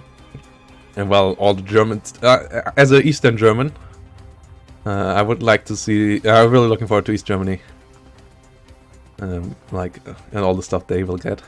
Hopefully, the East Germans get a man spam infantry kind of division, like Kirk level of spam. I would really love that.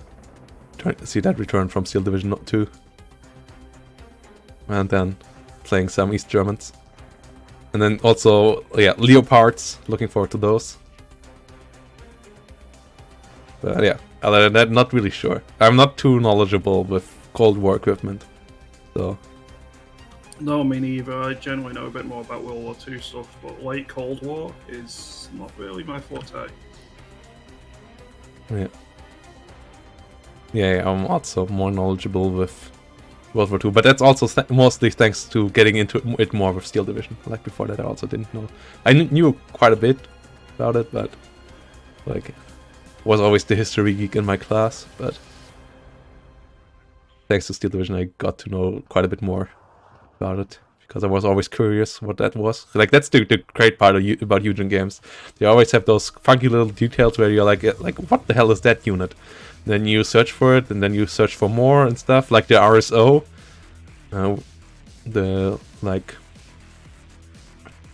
that 40 Pack 40 thing on a tractor that was in Steel Division Normandy. There was just a video made by Military History Visualized, and how it was a good idea on paper and a completely horrible thing in real life. Yeah. And yeah. Was like, oh yeah, we want to have a mobile platform for Pack 40s because it's too heavy to tow around for infantry. And we're like, okay, so we do the cheapest version we can for that. Yeah, we have this tractor around, so let's just slap it on that. And it's like, oh yeah, that might do it. And then nope.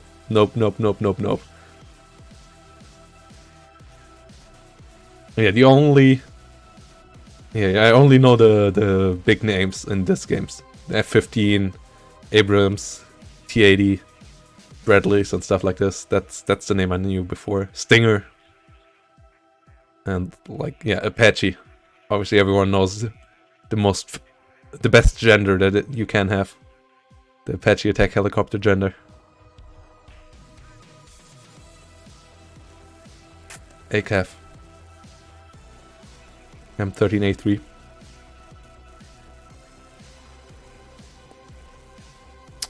We have some Cobras around this time. Cobra rockets. For Derek. Derek S. Steven brings in some machine rifles, mechanized rifles. Yeah, that's quite a lot of those. Yeah, he stays with his infantry setup. Only some Bradleys this time. Those were not around last time. On that 1v1 on the other map.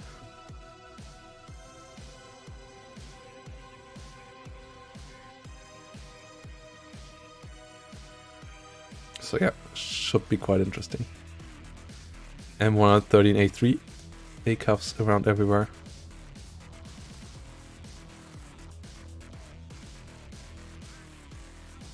Should be quite hot.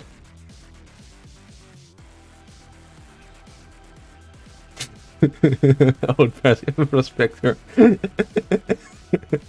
Yeah, that's an interesting one as well.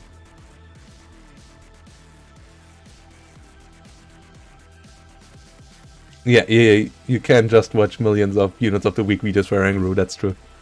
And yeah, I think his lifespan just got prolonged. I mean, obviously a lot of these units are already in Wargame, but most likely will also be some that haven't been in Wargame.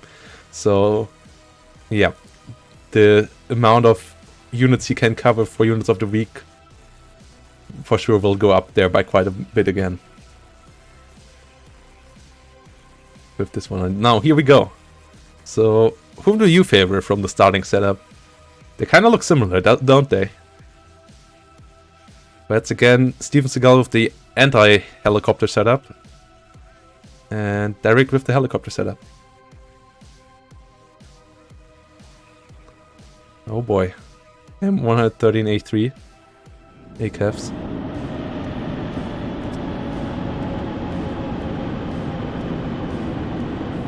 Driving forward. Who will win, they or the Bradley? Bradley is opening fire. But here we go. They hit. No, they didn't hit. ATGM comes in. ATGM gets a kill. But Cobras come around to ruin the day on the other side. Though, where are the Stingers? Cobras on both sides. And Stingers also on both sides. So I'm not quite sure who's winning here. This Cobra's pretty low. This Cobra over here is still quite fine. Yeah, Stinger tries to go up there. Stinger hits the Cobra down here. Stinger over here doesn't come around. The Cobra here got shut down, but so does the Cobra right there. Stinger is reloading though, and so this Cobra needs to get the hell out of there. Nope, it goes down. F-111 with HE bombs gets real close, but doesn't quite get the kill. Bradley hitting the Cobra from the rear. Stinger follows it up. Down to 2 hit points, but Stinger over here doesn't seem to quite be able to get the kill there. Bradley has to be really careful. Should pop some smoke. I think that's what it's doing right now, isn't it? Nope, it's not popping smoke, so the engineers should be able to get a kill, and there we go. And the Cobras arrived on the side of Sterix, so that's quite bad for Steven. But he gets a kill on another ACAF in the south. In the north, fair set up over there. Nobody should be able to push here quite too easily. Meanwhile, mech rifles arrive. A lot of transports going back on either side to get sold. M1A1 coming on the side of both players as well. So, quite a mirror matchup in setup. Quite interesting. Did either of them bring in any early Apaches? Because we've seen everyone bring early Apaches. They didn't bring in Apaches. They brought in Cobras, but both of them also started with a lot of Stingers. So both Cobras, both started with 2 Cobras and both started with 2 Stingers. So both Cobras got shut down. Like the Stinger play from from Steven Seagal that we saw in his last game, it seems to be quite good. Idol Squeegee, hello there. Ooh, supply truck, not quite getting hit there. Steven Seagal's been doing good at zoning again as well. Yeah. Ooh, the ACAF gets hit, but not killed. Just got out of range there, and the supply truck gets killed off. ACAF is down. ACAF is down as well, yeah. And yeah, both sides bringing one M1A1 into the middle. But Derek has the south, so that's good. That's really good for him. Could push through the forest there maybe, and then really make it hard to resupply the center for Steven. Those mechanized rifles might get the engineers. No, the engineers will get the mech rifles, no? They are still 6 versus 2 mech rifles. Yeah. They disembarked in... They trying to get out of there because, yeah, in this game it's really valuable to let a unit survive on one hit point, because you can bring it up to full hit points. Okay, Bub, thanks for the follow.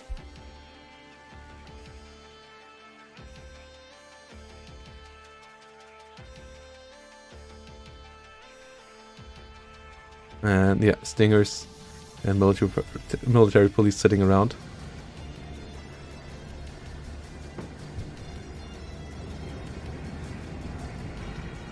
Meanwhile, M1A1 moves forward. Engineers moving forward as well. Military police will move into the south. I mean, obviously all the pricing is still up to change, Trista, so yeah. Zoning is trying to cut off the enemy from his territory without really controlling it. Like, zoning is, for example, getting a lot of... If you would get 80 gems here, here, and here, you would keep the enemy out of this zone. That's zoning. Like, having area control with a spread of entrenched units. But yeah, this... And he has a good setup to, like, control this zone, for example, in the north. And how did he got the mech rifles there? How did Steven get the mech rifles behind the lines of Derek? Those are interesting. Those could be quite dangerous. Well, no, I guess not, because a Cobra is around and the Cobra will not mess around at all. It's not gonna let them stay there for long. Yeah. Oh boy. Don't want to be a mech rifle around there now. Ooh. Oh, the Cobra, is that changing direction? Well, it moves away again.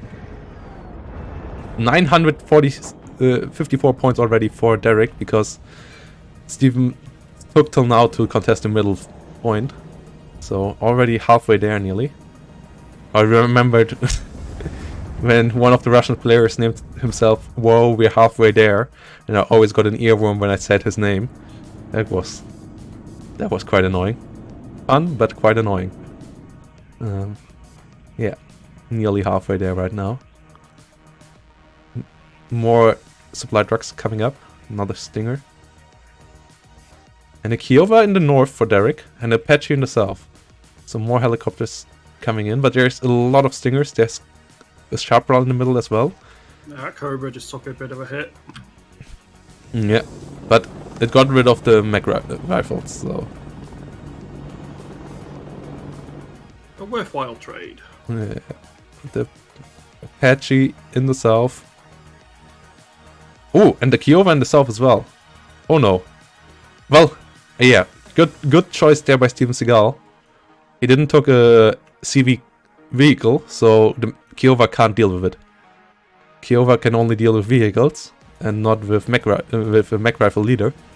That was a really good choice. Nice play there. I guess that's also what Karma did in that game we saw him earlier on. Why he used those, because Kiowas can't snipe them. And yeah, this Kiowa might try. Not quite sure why it's stuck here. Now it moves on. But it will get shot by this Stinger most likely. Northern Kiowa also trying to do so. Yeah. Cheesy play by Derek, but the exact right counterplay by Steven Seagal. Nice move there. I guess that's something you learn in Wargame. Because, yeah, I hadn't thought about this just yet. Engineers with Flash getting hit. But yeah, now that Karma move earlier makes sense as well. Apache moving to the rear after getting some hits out. That's another Kia we're moving in from the north. Yeah. The supply truck goes down. And the Stinger's on the wrong side of the forest. Stinger is on the wrong side of that forest. Yeah, that's sad. It's going to get some more units on the reinforcement road by the looks of it. Yeah. Well, they might waste their rockets on soft targets though. You know, Derek is on the hunt, but he doesn't see anything. So he will move out now, and then he will be in range of Stingers. Southern Kiowa. Yeah, there we go. Bye-bye. Bye-bye, Mr. Kiowa. Kiowa number 2 will also run into a Stinger on the way out. So yeah, that's not good at all. Yeah, there we go. And Stinger firing onto Apache in the south. Hit number 1. Yeah. Thunderbolt on the hunt. Might not quite get there. Yeah, doesn't see the Apache anymore, I'm pretty sure. Yeah. Just hitting into the ground. But yeah, nice move there by Steven Seagal, killing 2 Kiovas, only losing a supply truck for it. Absolutely worthwhile. Kiovas obviously being quite expensive tanks. Oh no, the Abrams in the south. Right in the side. Yeah, that hurts. But he has 2 Apaches on the front line. No, wait, what? Where's his southern Apache? He lost another Apache, didn't he? Did the Sharpall get them? Or did the Stinger get it? I guess I didn't see one go down. Yeah, but he had 2 and he only has 1 left, so he must have lost 1 as well. Interesting, yeah. Like helicopters, they both sides finding the counterplay. So, yeah. Ooh, M1A1 in the center. 2 Dragon hits. Goes quite low. Just to get out of this tree line. And needs a supply truck. Here we are in a slow game again. Death Row makes for slower games for sure than 2 Hill. 2-way, not 2 Hill. A10 flying around without a target. But you really don't want to use that A10 right now at the front line. There are just too many sharp prowls and stingers. Yeah, from the rear shooting like that, that's fair. Not hitting the M728. But something else got the job, didn't it? No? No. Okay, gets another rocket out. That one hits and gets the kill. But they have 4 Phantoms. I think the Thunderbolt might be dead here. Ooh! Ooh! It's both Phantoms there. Yeah, good AA play there by Steven Seagal. Also really good positioning of the A10. Not getting too close. Really good micro on that one. That was a lot of points lost there from Derek. Yeah, that was a heavy loss for Derek. Overall, a lot of good plays here by Steven Seagal. Apache had to retreat for Derek.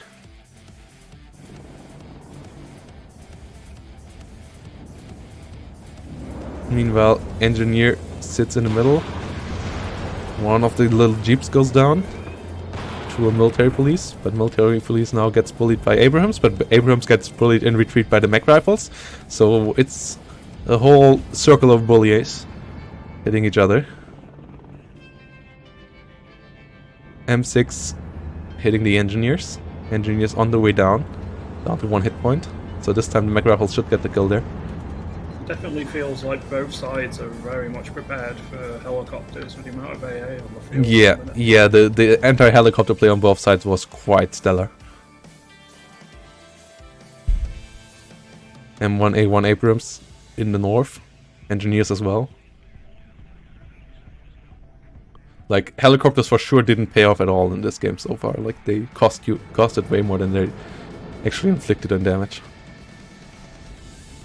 Some engineers fighting each other in the north, but it seems a bit of a stalemate at the minute. Yeah, mech rifles moving forward. Apache in the south moving to get some repairs. It's taking quite a while to get that all the way back around the Derek's lines. Some scouts and Blackhawks arrive. Let's see where they will get out.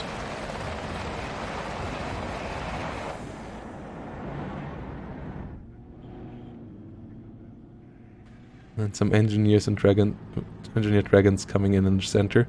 Yeah, both sides having a pretty established front line currently. And not a whole lot of mobile forces to push through. But with the 2 M1A1 HAs, Steven Seagal might be the one trying.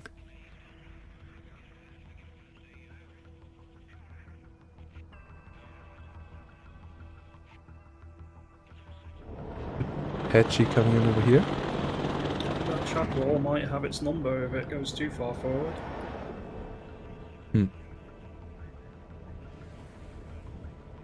Engineer it's hovering it gets over just here. out of range. Well, maybe a little bit further back, but It's a good position to have it to respond. Yeah. Another M1A1 coming in on the side of Derek this time. So, yeah, this is slowing down a bit. After the helicopter play of the early game didn't work out. Both sides now establishing a front line and not quite sure where they are gonna push. Well, there's a couple of engineer squads in the south inching their way forward. Yeah. There's only one of Derek's engineer squads to respond at the minute. Yeah, the problem with engineers in this game is, like, they're solid infantry combat-wise with the one M60, but the satchel charge, I only have seen them throwing it once, because 70 meters is so little range on them. And, like, it's so hard to get into, not, like, that's less than the middle circle of the line of sight tool as range. Oh, one of Derek's Abrams just got knocked out. Ooh. But he might get one of... No? He didn't actually deal as much damage as I expected. That looked like a side shot there. But yeah, Derek's other HA Abrams there gets bullied a lot. 2 HP, 2 HP. Ooh, does the mag rifle? Oh! Oh, it misses. Okay, lucky there. But yeah, he beats the engineers in the south, and now is on the move there. F4 cluster coming in, trying to hit the Abrams. Might not live to tell the story. Yeah, gets killed off. Gets quite a bit of damage on the Abrams, but they're both still alive and they're on the way out. Trying to retreat out of here. Yeah, I mean, if it took the 2 Abrams out, it would have been worth it. But not even getting one and they can be repaired, it's a rough one. Yeah, it's for sure not worthwhile that way. Ooh, supply truck had just come in, already under fire by the mech rifles. M2 Bradley's in the north rushing. Oh yeah, that rush I completely missed. Thanks for pointing that out. Yeah, that might go quite far. Yeah, the mech rifle leaders have to get out of there. The other mech rifles not quite able to hold it on themselves. Derek just lost the trapper rolls, so there's not going to be tons of AA in the area now. And Yeah, where's Bradley down? There's the Apache that's now finally moving north. But he got the leader out there, so he is at least at a +2 and now moving into those building blocks. Abrams and Apache are there. 2 more Abrams on the way. But he needs something to spot there, I would say. Okay, gets 1 Bradley. There goes up. Second Bradley goes up in flames. So all the Bradleys are down. But there are still 4 infantry squads in those buildings that will be quite annoying to get rid of. What are these? Okay, Derek really expects a helo push, doesn't he? Because in the north he has 2 of his AA helos set up there. Did he set up the same in the south? No. But meanwhile, in the south, Steven Seagal is pushing really deep with some mech rifles and transports. Like, they're going all the way. That's going to help zone that area quite nicely. Yeah, that's... Well, I don't think they're just there for the zoning. I think they're there for sniping a CV. It's more than just a zoning thing.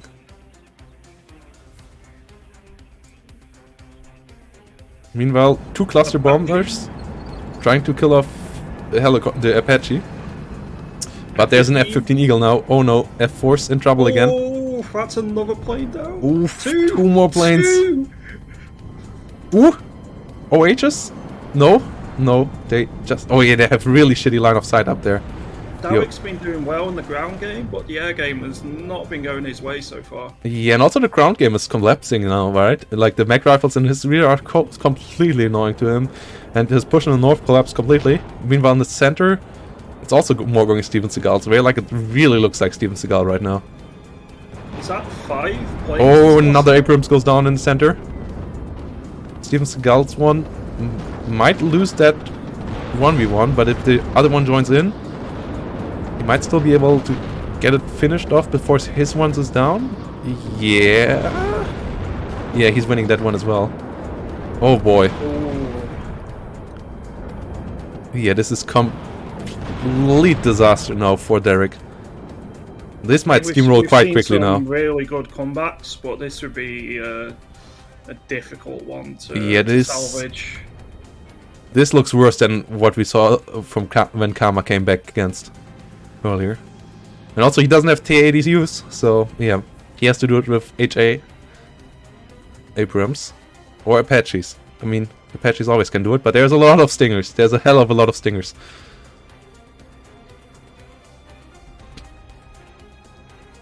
Engineer gets hit. Meanwhile, M1A1s hit the stingers. And over in the north, Fireteam Dragon under fire by the Apache and some mech rifles. Yeah, I feel like Steven Seagal only has to push now and he will win this game. Because, I mean, there's not that many dragons. Well, actually, there are still 4 dragon teams in the middle. Don't know, maybe he needs a bit more still, but... Yeah, the mech rifles not being able to kill off that one jeep in this on the right seems to be quite annoying. That's been a common theme. It seems like small arms, well, 30 cals above, seem to struggle against those jeeps. Yeah, everything below 50 cal just doesn't seem to deal much damage against him. Meanwhile, Apache has to run away from the OHs that come in the north, but they don't quite get there in time. So Apache retreats into the center again. But tanks of Steven Seagal are back there. I think that Stinger in mid's going to go down to the engineers, but it's scant compensation Mech rifle. for the bosses. Mech rifle gets bullied by the Apache. Absolutely shredded that one. Sharp rods. And some more mech rifles coming up in the rear. And some aero rifles coming in as well. For Steven Seagal. Let's see where he wants to go with those. That Apache's only on 4 HP, but I don't think there's anything in the area that can finish it. Engineers with dragons getting pushed by engineers with dragons in the center because the M1A1s of Steven Seagal give it really good fire support. Mr. Seagal really gets the damage in there right now.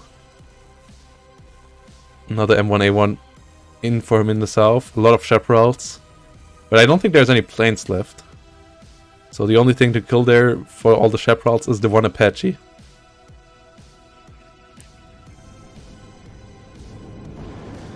Ooh, what are you firing upon? Are you firing upon each other? Ooh, yeah. M1A1 fight in the middle again. The second one of Steven Seagal is not joining in just yet. So he's losing that fight currently. Needs to get both on there. Oh, we missed. Yeah. This supply truck is trying to tank it. It's an empty supply truck, so yeah, without FOBs. Currently, there's not much point on keeping those around. Engineer with Dragon now hitting the M1A1.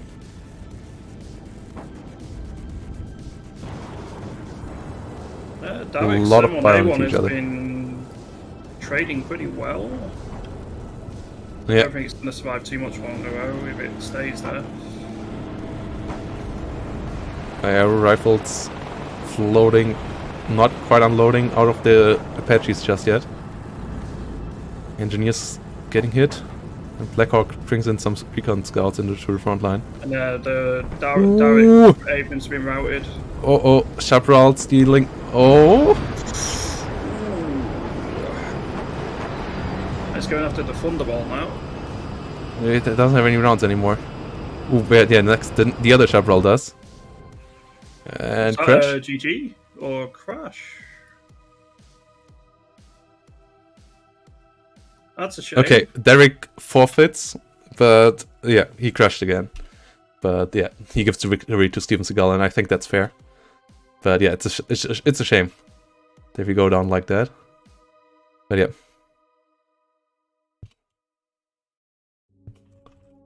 Kills are pretty good in Steven Seagal's favour.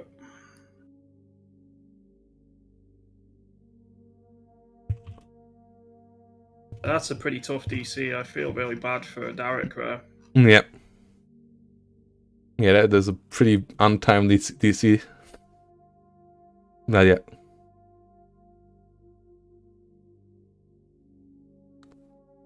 But yeah, GGVP to both players. And yeah, I still would say Steven Seagal earned that spot. I was about to break him there. But yeah.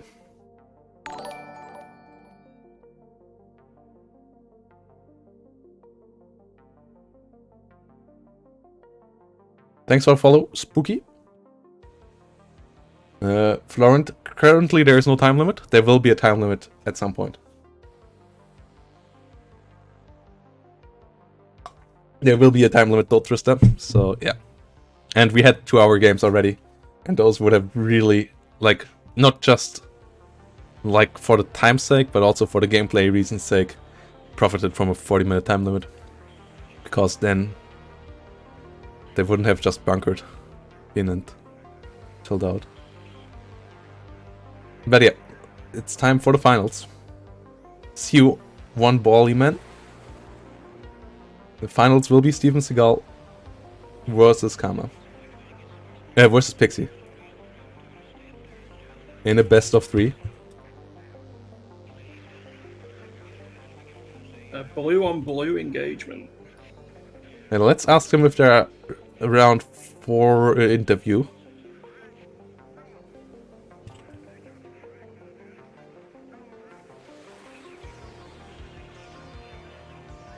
Well, no, let's make a winner interview. Don't need to be one now in front of the finals.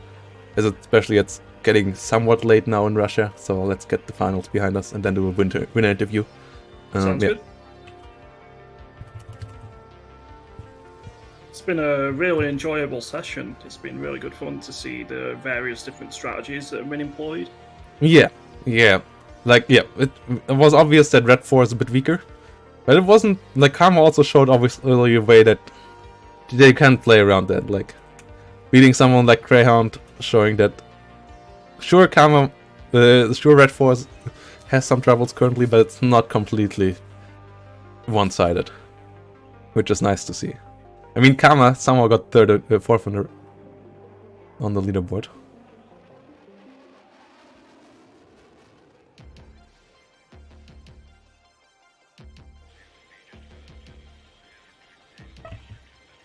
Let's make some announcements on the Discord. Let's get everyone in here for the finals.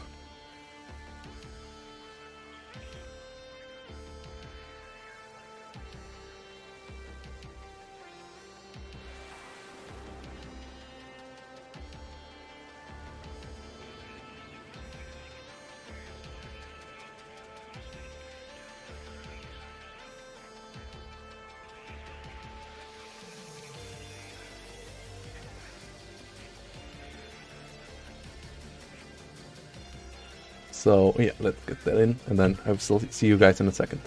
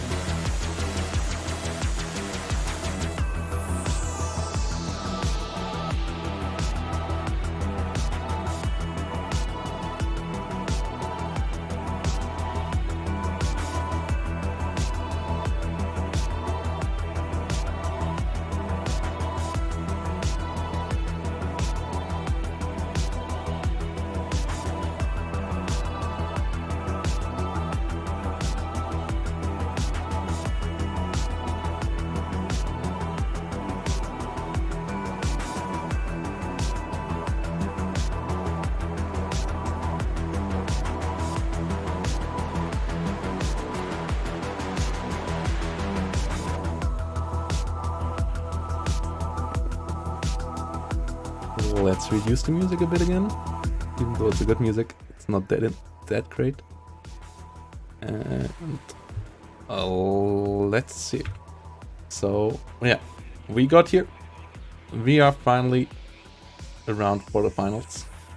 Seems like both players still need a while to get ready.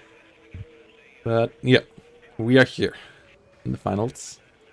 And that means we will have a best of 3, finally. That will be played on Death Row, then game number 2 if we get there on 2 ways, and then the final game would be Death Row again. So that should be it. Do you have a map that you prefer out the 2? I feel like 2 ways is a bit too big for 2v2. Or at least I felt like that way before the tournament. Not quite sure if I still feel that way. As I said, without healer rushes the map feels just fine. But it's just so annoying with healer rushes. So, yeah. I guess that's the issue there. I feel like 2 ways without hero rushes has had more tactical opportunities, whereas Death Row has always been about that central point. And it always seems to bog down, maybe not always into a stalemate, but there's a good chance of it happening if 2 equal players are playing each other. Yeah, but that might also be down to the players, right? But yeah, we're finally here. Steven Seagal versus Soul Living Pixie. So I guess it's prediction time again, chat. Guess it's prediction time again. I already lost my channel points. Ooh. I bet them all on Greyhound earlier, and he lost. Oh. You listen to me. That you should never listen to me. you should never do that. Lesson learned, I guess. So but down yeah, to, we'll take a while till you 64. recovered. I'm never going to financially recover from this.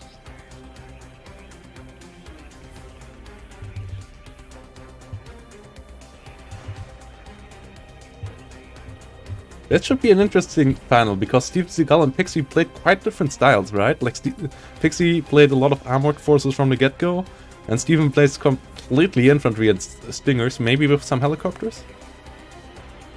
Yeah, Steven Seagal's been fairly patient, builds up their forces a little bit over time, and then doesn't really go out for a knockout blow, but there's a lot of pressure moving forward. Yeah. Damn, this bracket tree is big. I'm trying to get it all on one screen. It feels kind of impossible. So I guess, yeah. But yeah, we are in the finals. And yeah, Steven Seagal versus Soul Living Pixie. That should be quite an interesting best of 3.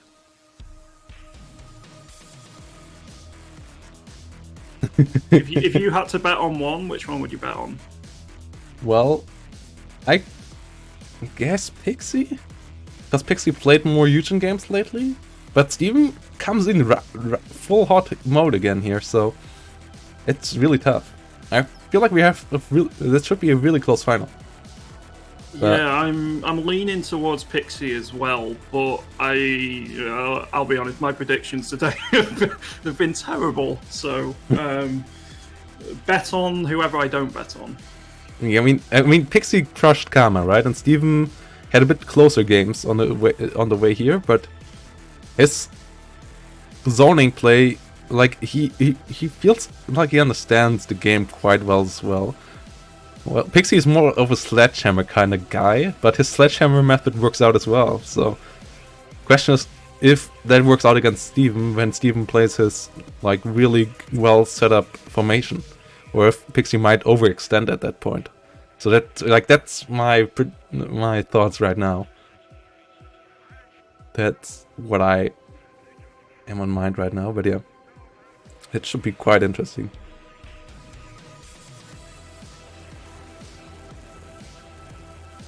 Yeah, his Helo play, but Helo play doesn't work against Steven Seagal with his stingers. That's the thing. Like, Steven Seagal has shut down all the Helo play so far against him. So, because his stinger positioning is top notch. So I don't... If we can keep that going, then it's gonna equalize it heavily. Yeah. So I don't think Pixie can get him there with his Helo play.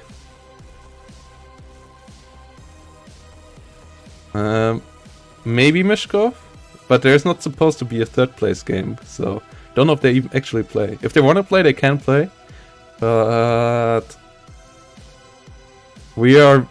everyone is out who loses, so yeah, if they want to play, they might, but yeah. Yeah, they're playing a third place game. Okay, yeah, I might do that. Can I actually change that still? In the settings, I guess I can't, right? Yeah, I can't change that anymore because tournament started already. So yeah, can't put it in officially in here, but yeah, they're playing a third place match, so I might do that. Let's wait with the finals.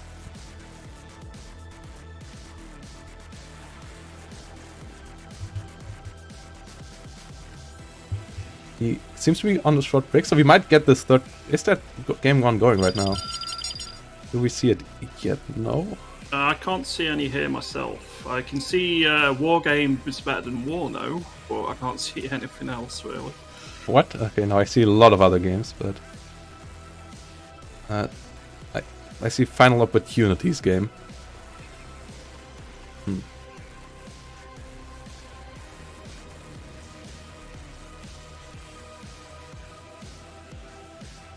4v4 early.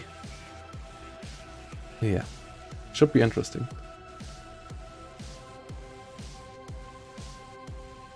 They're playing at the moment, so yeah, I guess there is no spectator mode then on for them, so we can't join them.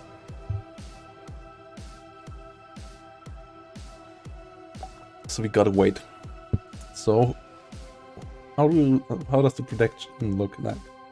Okay, most of you, well, okay, not many channel points were bet here between and for the finals. That's kind of a disappointment, guys. Let's do that again. It's not enough channel points. I want more. Spent all mine. I want to see more channel points, not 30 on one side and.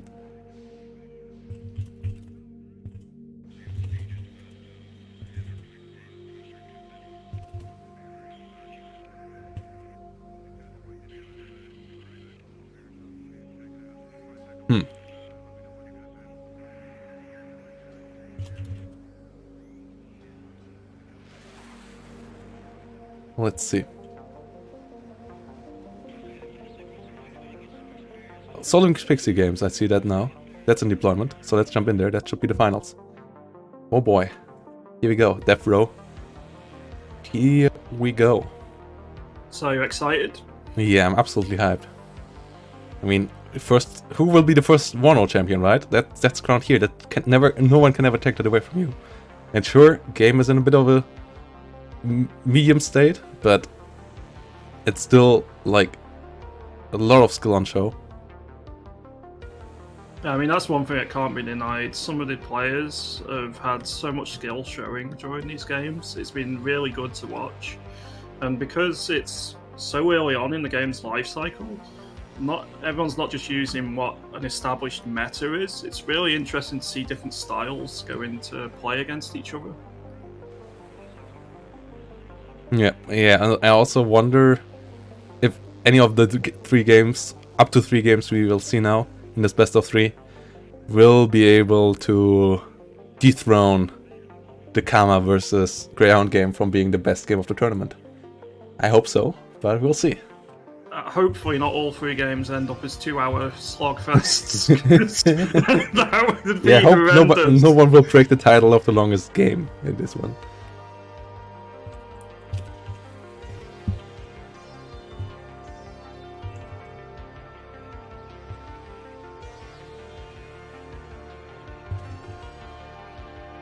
Yeah, Bandana might cast the best of the third place match, by the way. You might want to ask him, Mishkov, as he is streaming currently on YouTube. Bandana, you can give you guys that YouTube channel. Yeah, he's streaming currently as well. So you might ask him if he wants to cast that one deck. Yeah, there you go. And then it's finals time. Ooh, we already see an OH helicopter. Is that Pixie? Yeah. And we already see Stingers again. AA is going to be key here. It seems to have been key in every winning side so far.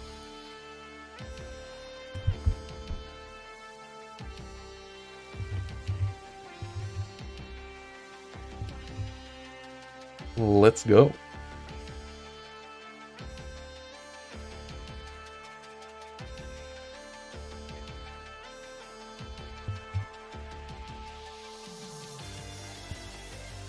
A lot of military police.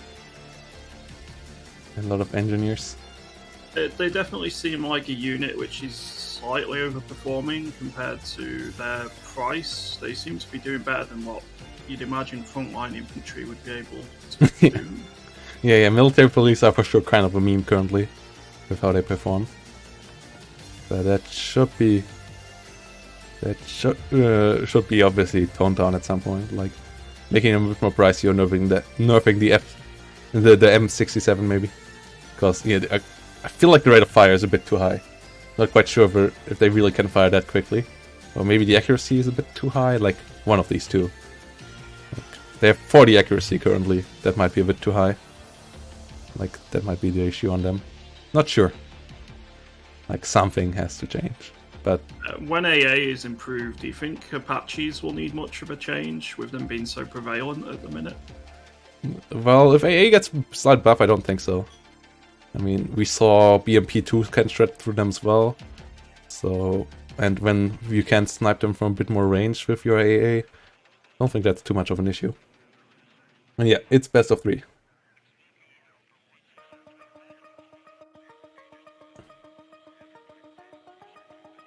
Yeah, death row, 2 ways death row. That's the map setup. So first death row map game is up. Would have been fun if we like for meme final game on chemical on the 4v4 river map, just for the lols. Yeah, but that would be meme central. Yeah. Wait, I mean, it's currently in ranked mode, so. And we said in the rules just like ranked, right? So why shouldn't we put that, yeah?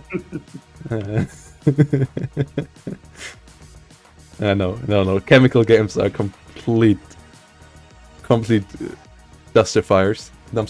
So yeah. Is it worse than Tannenberg on Steel Division? Tannenberg is on Steel Division, yeah. But I haven't played that one yet. That's can be a dumpster fire at times. Okay. Yeah, no, I haven't played Tannenberg too much. Maybe once, but I might have missed that I played on that map. I wasn't sure if it was in yet when I last checked. But yeah, then I realized, oh yeah, it's already in, but the smaller versions of it aren't in yet for 1v1 and so on. But they are supposed to come relatively soon, so I hope they will be around, because might get into some Steel Division 2 relatively soon, as on the 2nd of February the Italian DLC is coming around. And I like myself some Italian. Yeah, so that's going to be pretty fun to play. Also, League is starting in February after the drop of the divisions, so that should be fun as well. Playing around with that and casting some Steel Division League again on this channel. I really need to get back into playing Steel Division. It's been a while. Well, yeah, wait till February. Wait till the next DLC and the next patch, and then because the next patch also sounds good. Like some meme tanks getting cheaper, tanks MG getting buffed up again a bit. But yeah, currently Steel Division feels quite well in balance as well.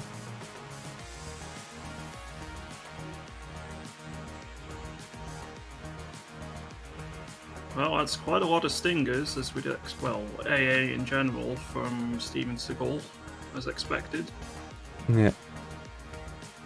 I mean, Trista, you don't want to have super many units on the front like this, because otherwise there would not be much maneuvering, right? You want to have a bit of a lower... 2 Apaches and a UH-60 for Pixie straight away. What?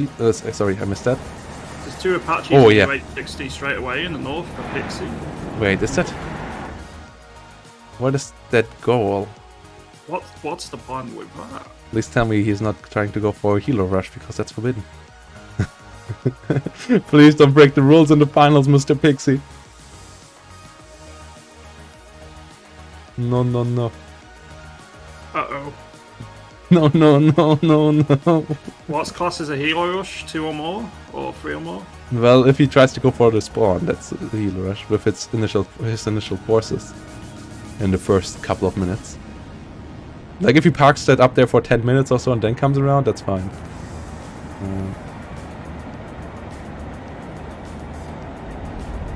Okay, Apache is around. Stinger gets out. Stinger gets one rocket in. But gets mauled afterwards. There's no helicopters on the side of Steven Seagal. So that heli play is working so far. Yeah. So that's UA-60A is chilling in the north. That chills there for quite a long time, I'm fine with it. And if that goes there for in the next like 3 to 4 minutes, I'm not fine with it. Interesting though. Yeah. Ooh! M1A1A H8 coming in there with the rocket, with the shots. Chaparral is around as well, so the healers have to be careful. Scout coming around. A lot of transports going back.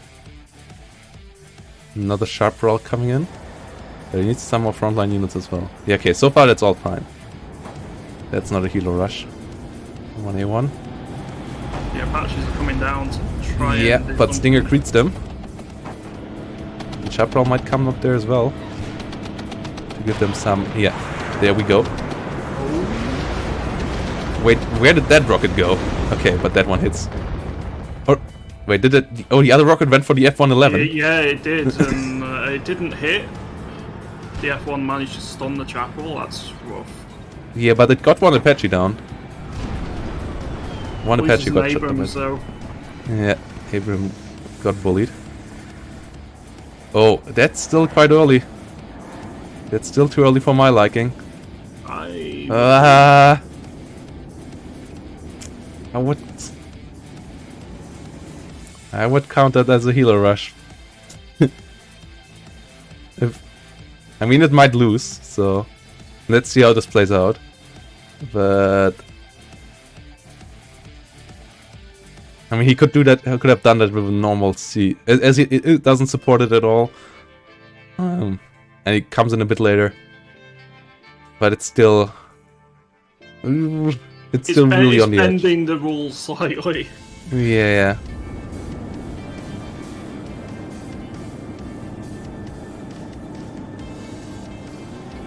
I feel like definitely Steven Seagal took the worst of the initial engagements here. Yeah, his M1A1 going down was quite rough.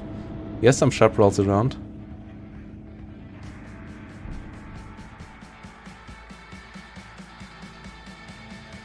Yeah, this is...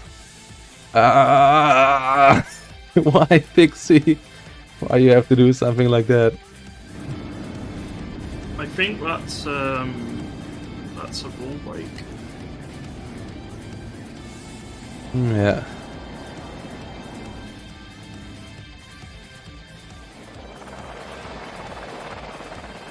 Well, let's see how it plays out. But yeah. As Steven Seagal hasn't texted me yet, he hasn't quit the game yet. So yeah, if he... I will give out a warning for sure for it. It is not a super clear one, like it's... But it's still... It's very much borderline. Yeah, but it's for sure not a nice move at all. But yeah, the Abrams is going there. Thing is, he can't call in reinforcements now, but yeah, the Apache is hunting for it. I mean, he's not supporting it, so that's making it manageable and so on. To a degree, the problem is like... But yeah, Shed is exploding. Yeah, it's not really a healer rush, yeah. It's really, really, really borderline.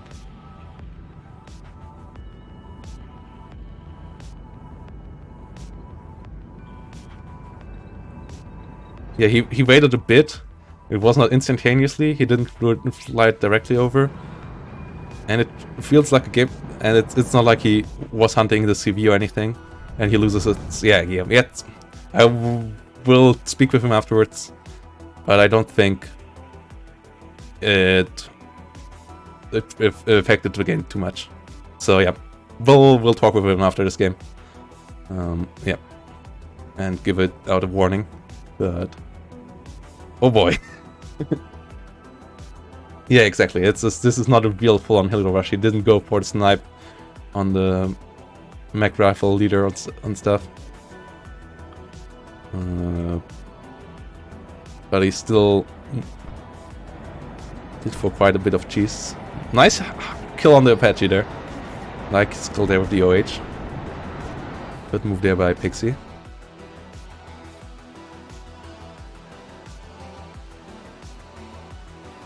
But I mean, he lost the CV this way. And yeah, as I said, he didn't go for it from the get-go.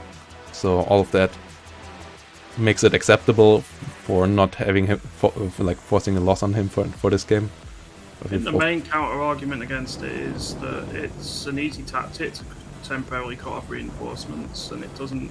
You can just put something in the back there, and it's going to distract Steven Seagal a lot more. He has to respond to it with more force. But yeah, like as I said, I will give out a warning, but I don't think it warrants quite like heavy punishment because it's also like on the border. Yeah. The armor push in the middle is going to be interesting to see. That OH-58 took the Apache out and it's maybe going to get a second. Ooh. Yeah, but it is it's out of Sam's. Yeah. Thunderbolt not quite getting there to kill the OH though. Yeah, that was a weird one.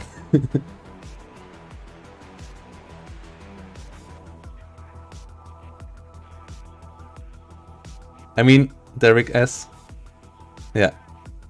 We are on the first couple of days of this, and Eugen is aware of it, and Eugen will try to fix heal rushing.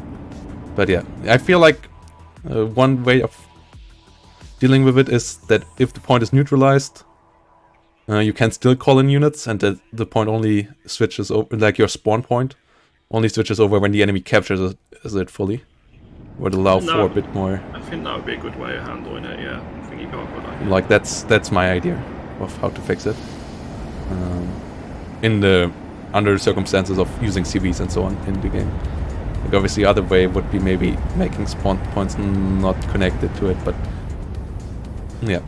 Oh, don't know. I like the base idea of being able to capture enemy spawn points and so on. So not fully against it. Just might need some. Feels like Pixie definitely has the advantage in the middle here. There's so many units, and Demon Seagal has very little to contest it.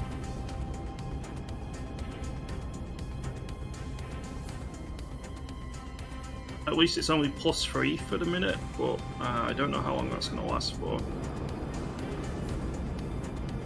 Because if he keeps pushing like he is doing, Pixie is going to have a chance to push onto Charlie. Yeah. Ooh, the Apache. Ooh, Chaparral gets the kill. Goes down. That's a nice find. Yeah. Yeah, but it's 500 points already for Pixie, and he has a lot of infantry there. And it's surprising how little Steven Seagal has in infantry this time. Oh wait, what? The engine just got damaged by the A-10. Hitting almost the Abrams. A kill. But it can't see it with it for shooting its rockets, so... Ooh. Oh, no, it doesn't see the Apache either. Ooh, A-10 is in a bit of trouble. That's not looking good. Oh, there's that got its wing clapped. It was a wing falling apart. Yeah, that A-10 was doing exactly the opposite of what Steven Seagal did with his A-10 last game. He was going too far forward, and last game he kept it on the exact right spot to not let that happen.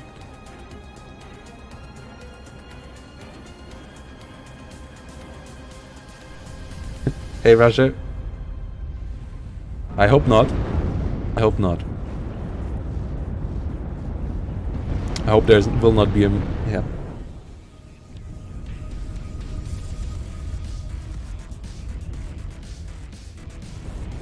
Well, Blackbird Blitz was a bit too early, and it's quite imbalanced currently. Like, he should be getting rewarded. The question is, how much should you, like, you don't, in chess, you don't get rewarded instantly. Like, you can't get to the backline of the enemy to get another queen at the beginning of the game, right? Like, you should have to work quite hard for it, and flying a helicopter around the landing here is not working quite hard for it.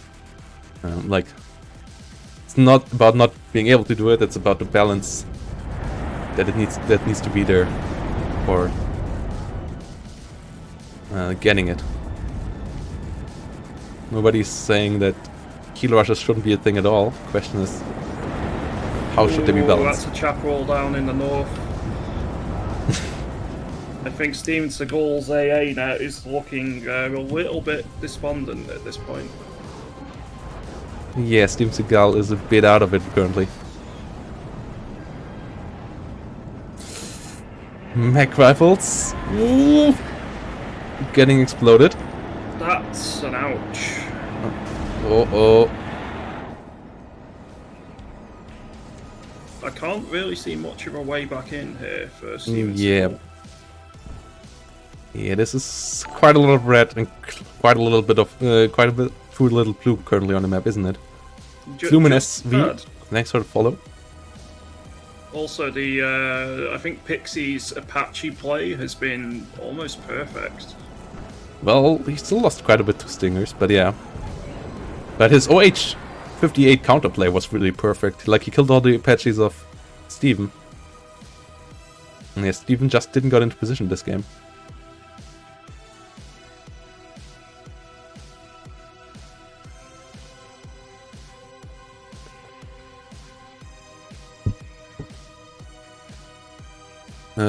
GG, well played. Yeah, GG, well played. But yeah, I gotta give out a warning.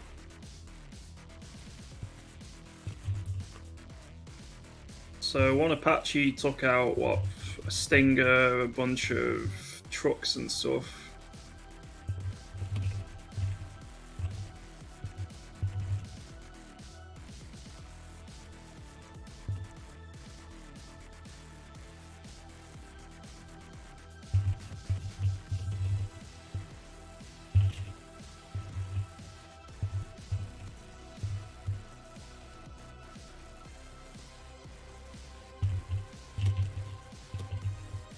Yeah.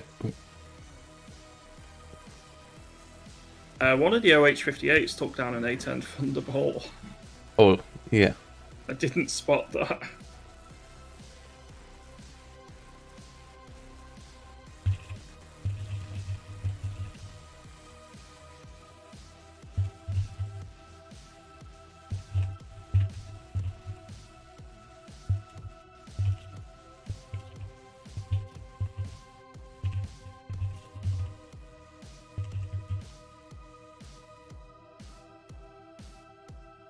Yeah.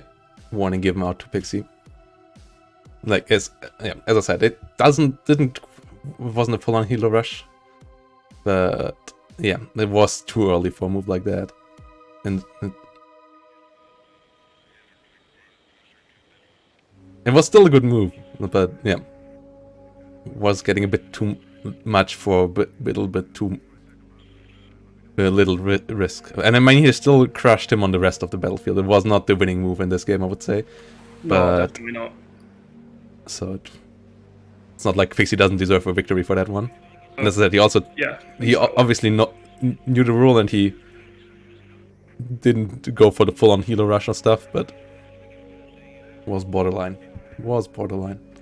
And I mean, if he I guess he interpreted the rules like that. So yeah, warning is in order, but yeah. I think it'd be better if, like you said, even if they contest it, you can still reinforce. Because just stopping those reinforcements from 30 seconds or so can have a massive impact on the battle. Well, all the tournament creators that we have from around from Warno that we asked said we should refrain from making it completely clear and should say that it is in the eye of the tournament organizer what a healer rush is, because there was a lot of on the edge playing in all the wargame tournaments where it was like clear cut, like, okay, if you rush with 4 healers it's a healer rush and so on. It should be more in the eyes of, in the hands of the tournament org. So yeah.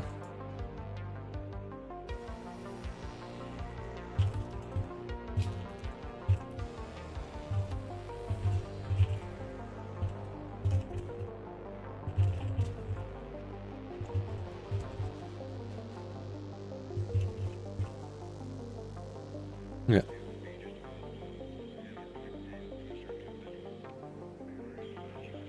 Yeah.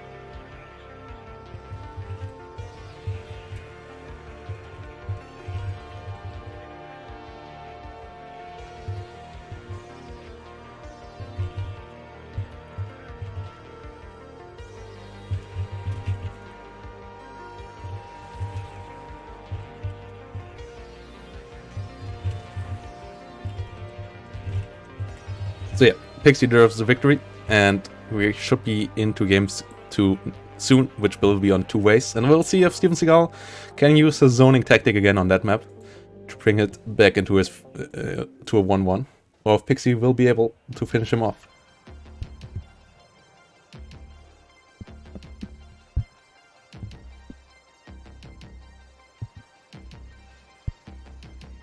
Well, the decisions are up to the referees, which are the tournament moderators.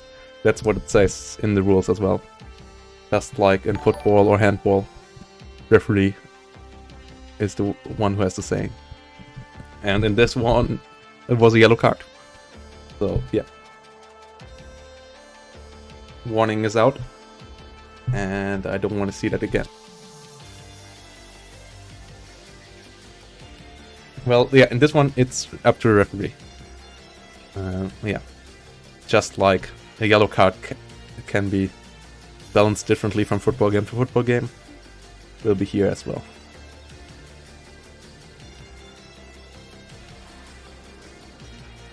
Yeah, it's not completely nebulous, right? So, obviously, if you just rush a lot of helos over it, it's obviously a helo rush. And yeah, this one was really borderline. Like, if you would have moved 1 or 2 Apaches with it, it would have been a helo rush. Like, if the helo, even if we would have waited, like, if we would have done it at that time. With just the Apache started with the 2, with just the Blackhawk, it wasn't quite that, so yeah. But they started together flying there, so that's why I got super worried at the beginning. But, yeah.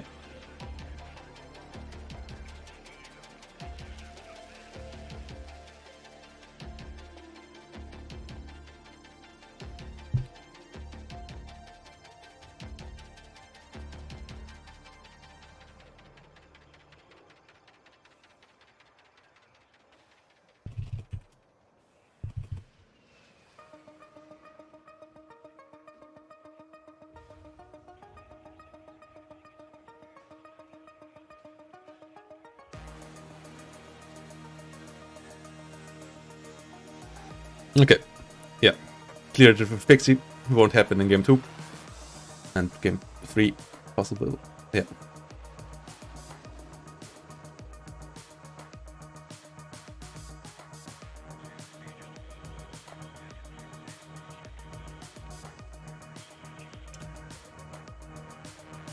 Good luck to Steven in game 2. Good luck to Pixie in game 2. Yeah, lobby should be up soon. We'll get some water, then I will be back.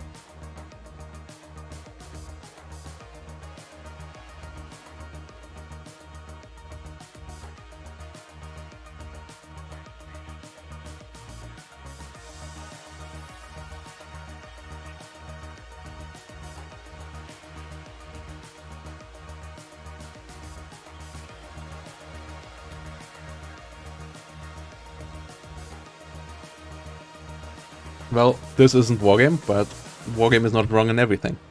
And as with the current state of power of healer rushes, taking over some rules from Warno that make sense ain't the wrong thing, right? And yeah, currently that's just they are just too good, and everyone agreed on it. Like most people agreed on it. So yeah. But yeah, here we go. So possibly the last game of the night. Yeah, last game of the night, possibly. But here's hoping Steven Seagal can put up another great game on 2 ways and can bring it back to a 1-1.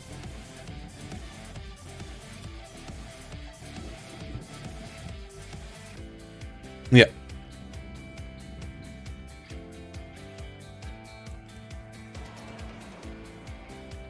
So yeah, there's a reason why it's banned in all the Wargame tournaments. And I hope we can unban it relatively soon here, when AA is a bit better, and maybe some changes to spawns are made. But, like, yeah. It's like saying people should have just found a counter to roach rushes in early StarCraft Alpha, when there was no counter to it other than doing it yourself. And I wasn't here to organize a tournament to just see healer rushes. Just like no StarCraft player did only want to see roach 200 roach stack armies play Janzer. So yeah, we are still in the alpha, basically. Like, it's early access. It's really close to the alpha beta. Like, it's basically a beta, so fixing something that is quite broken, banning something that's quite broken is fine. But let's put that behind us, because we are in here for game number 2 with Steven Seagal and Solo and Pixie on 2 ways. And Solo and Pixie deserved to win in the first game, no matter how you see that move. He played the rest of the game super good as well, so... Oh, definitely. No discussion there. But Steven Seagal, when we last saw him on this map, did an insane match as well. So I really want to see if he can put it up once more. And if he can get another win on this map. Would be nice. Would love to see a game number 3, but Pixie seems to be super strong. His performance versus Karma and his performance in game number 1 leave no doubt that Pixie is in shape for Warno, and he might be the one to hunt for future tournaments. He might be the one to hunt.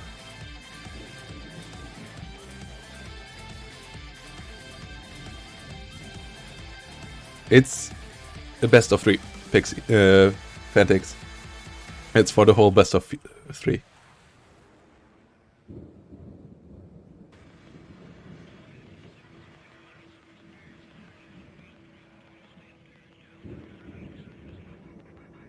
Yeah. Yeah, exactly. Like, as I said, currently Wargame players rightfully identified helos to be nearly as strong as there, or stronger currently, and they have a rule against it, and so should we in the current build. And I don't say that lightheartedly. I hoped till yesterday that there would be a solution for helo rushers, but I played often enough against them now, and I played often enough with them to see them for, if not like the broken strategy that they are. So yeah, a lot of Apaches again on the side of Pixie this time, but a lot of Stingers on the side of Seagal. So I would maybe like some planes on his side to counter it, like an early A10 would be the solution, together with the Stingers, because Stingers also shoot down everything that comes quite low plane-wise. So that could be a nice combo. Or what do you think, Yokdog? Like, I think an early A10 would be a good shout. We've not really seen any used early on. They're more mid or even just late game desperation moves, but it could be a good solution. Especially, like you said, in concert with the AA net, which hopefully Steven Seagal will put into place. It'd be really intriguing to see how it would handle multiple Apaches at the same time. Yeah, I agree. Pixie winning game number 1 with his helo play, and Steven Seagal so far got rid of other helos quite well, so maybe he can find a solution for the ones of Pixie as well.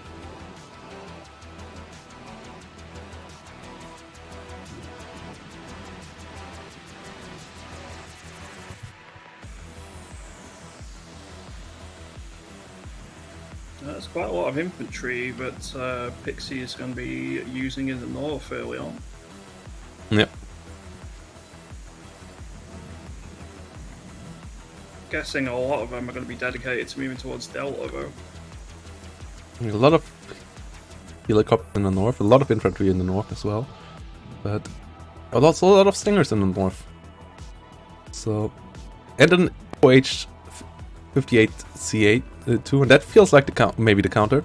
Like yeah, and either get the Apaches with the OHs or A10, I think, might be the way of getting to them, together with stingers, obviously. Like stingers everywhere that reduce their mobility and like start to take off their health points and then finish them off. Something that can actually chase them, which is another problem because the OH is not faster than the Apache. But yeah. Oh, so we also see 2 Apaches. Or yeah, that's also 2 Apaches on Steven Seagal's side. So we will see a lot of helos. And he has the anti-helos as well, whilst there's no anti-helo on the side of Pixie. Oh no, there's one as well. But no stingers, right? No stingers whatsoever. Interesting. That might...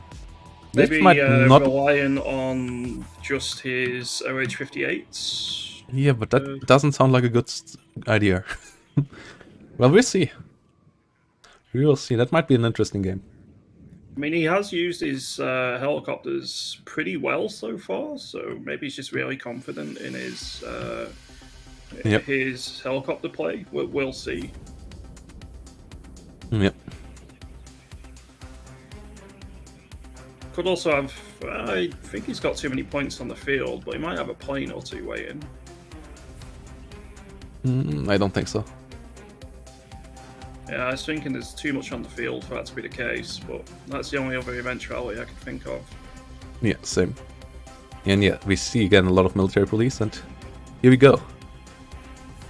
Well, potentially the last game of the night. Hopefully it's a good one. Yeah.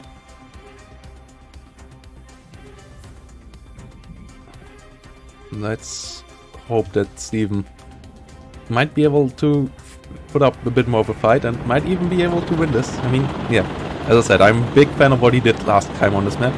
He's doing something similar this time. Like, he really likes to get the buildings in the north. So, and I feel like that's a good strategy. One Stinger, one normal infantry squad in each of these complexes. And then try... ACAV from Pixie might stop him being able to take all those buildings, so it's very quickly going forward here. Yeah, but it's a bit slower. Also, Chaparral is an interesting mix in there by Steven. He just has to hope that he doesn't lose it. And here come the Apaches from Steven Seagal. But there's also an OH around. Ooh. Uh-oh, this could get dicey. Yeah. This could get very dicey. Oh no, the second OH is also coming around. And he doesn't want to lose this key over either. Like he needs to be careful. He's got an OH of his own though. Yeah, but that's in the rear. Ooh! Oh, he loses the key over. Loses one Apache. Gets the OH. That's still a fair trade. Apache's being shot at. Ooh! His other Apache goes down! No! That's a bad start. But the OH costs the same as the Apaches, so if he can get the OH as well, and he can, it's still an okay trade. Just the Kiowa was really expensive. And his OH? What does his OH do? No! Why is it not attacking? Ah, sharp roll. He wants to bait them in the sharp roll, but he doesn't use them. He doesn't use his own rockets on the OH. Ooh! He got both. Goes down. He got both. Oh my god. Okay, so Hilo's getting deleted. That was a hell of an opening. Yeah. From both players. That was... That was the absolute massacre in the sky. Like, all helicopters down. All helicopters down. It's a bit better move still for Pixie, I feel. Because of the Kiowa. That is a 175 helicopter. Instead of... Like, it was one more... one Kiowa instead of one OH. Anti-helicopter plane. So it's still a 70-point advantage for Pixie. But overall, quite even. I love the smell of burning helicopter in the evening. Yeah, yeah, I agree. Like, it also feels kind of satisfying after getting healer rushed quite often in ranked games. It feels quite satisfying seeing helicopters die, not gonna lie.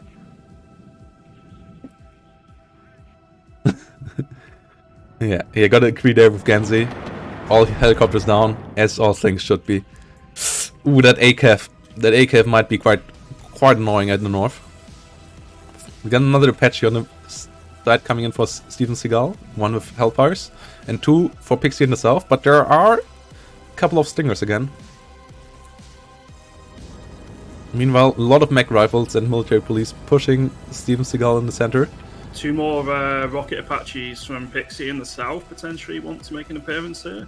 Yeah, but I don't think they might get too far with the Stingers around there. If But yeah, the Pixies dedicates them forward, that's going to be an expensive loss.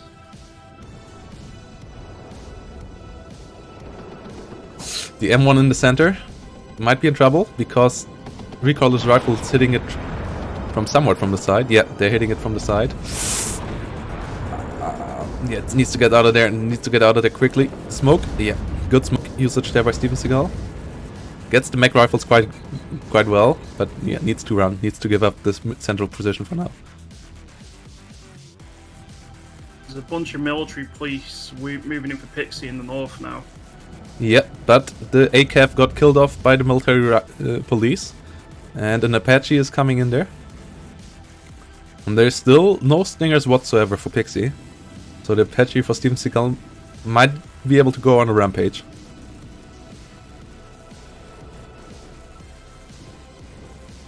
Abrams for him coming in the north. He needs some infantry in the center, and the supply truck. Yep, the supply truck is a good choice.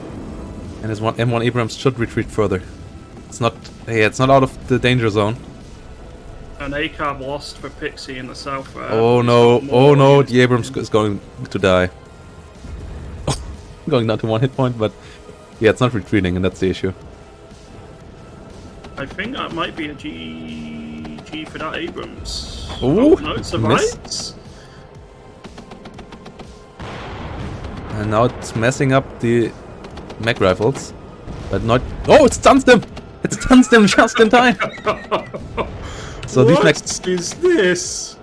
mech rifles are going down, but the second mech rifles surely. Oh no, it's the military police. Yeah, military police, ends that.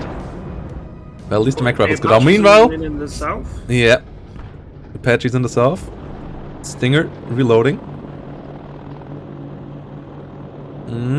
Apache not quite seeing them anymore. And Apache is in range. It's gonna be close. Second Stinger. Ooh, that one hit well. Both Apaches on half-life. Apache coming in from Steven Seagal. Engineers going down. Military police should be... Those engineers, I think they regretted moving forward there. Oh yeah, military police getting bullied as well. Engineers in the north with a flash for Steven Seagal being called in the middle. Wonder where they will go. Quite surprised Pixie especially hasn't sent someone to cap Delta yet. Yeah, what's also weird is that he really plays without Stingers. Like, I feel like Stingers are the way to go. And yeah, Steven Seagal could play way more aggressive with his Apaches. Though there's an OH now coming in the north again. But that might run into the Stinger on the way there. Or in the Chaparral, like either. No, the Chaparral is out of rockets. Wait, does the Stinger have range there? Just not so. But the Apache has to run. Apache has to run. Apache has to run. Oh no, Apache. Apache in the north? Oh no. He saw it, right? He moves the Stinger around to get that. Oh no. Yeah, now he sees it, but that's too late. Yeah, that's another Apache down. OH getting the kill there. The other Apache moving into the north. Stinger moving up. Not quite seeing the OH. Foxtrot being secured now for Pixie, which will mean that he'll start ticking the points. Yeah. Ooh, Stinger just not getting in range of the OH. But Engineers with Dragon hitting the Abrams real well. Wait, why do they not shoot another one? What? Why did they stop? Okay. Now they would be able to, but M1A1 gets the smoke out just in time. Thanks for the follow, Hazel Cult. Thanks for the follow. More infantry units moving in the north. Some units retreating. And more mech rifles coming in the center.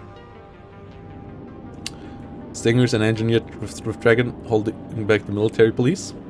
That goes well. Meanwhile, M1A1 hitting the Engineers with Dragons.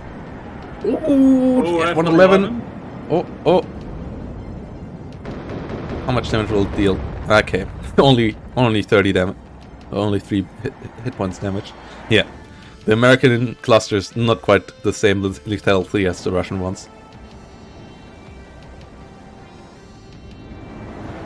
But yeah, losing the Apache to the north slows the retake of the town quite a bit for Steven Seagal. But it looks like we might be in for a longer game than game number 1. I still feel like the favorite currently is in Pixie's favor though.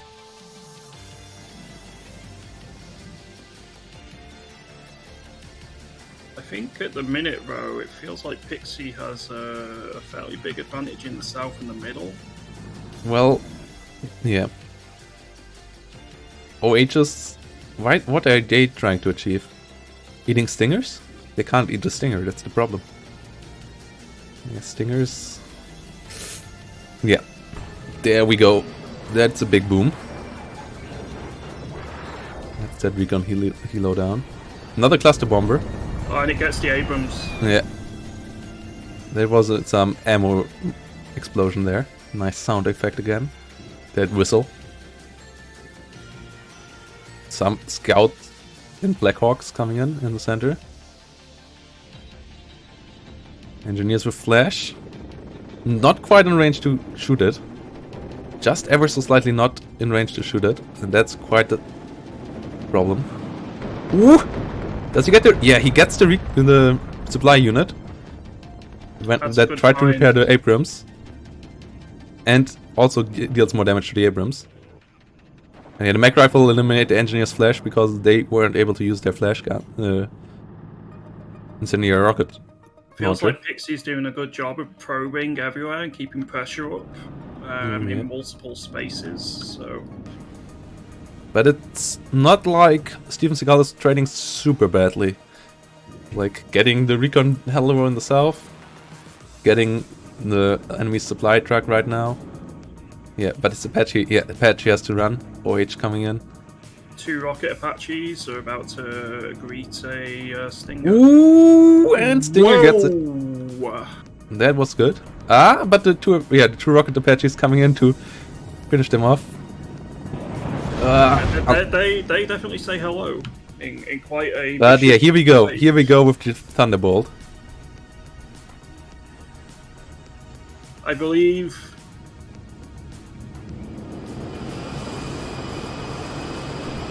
Come on, Thunderbolt. Oh no, why are you turning away? Oh no, he also tried to cluster bomb them, didn't he?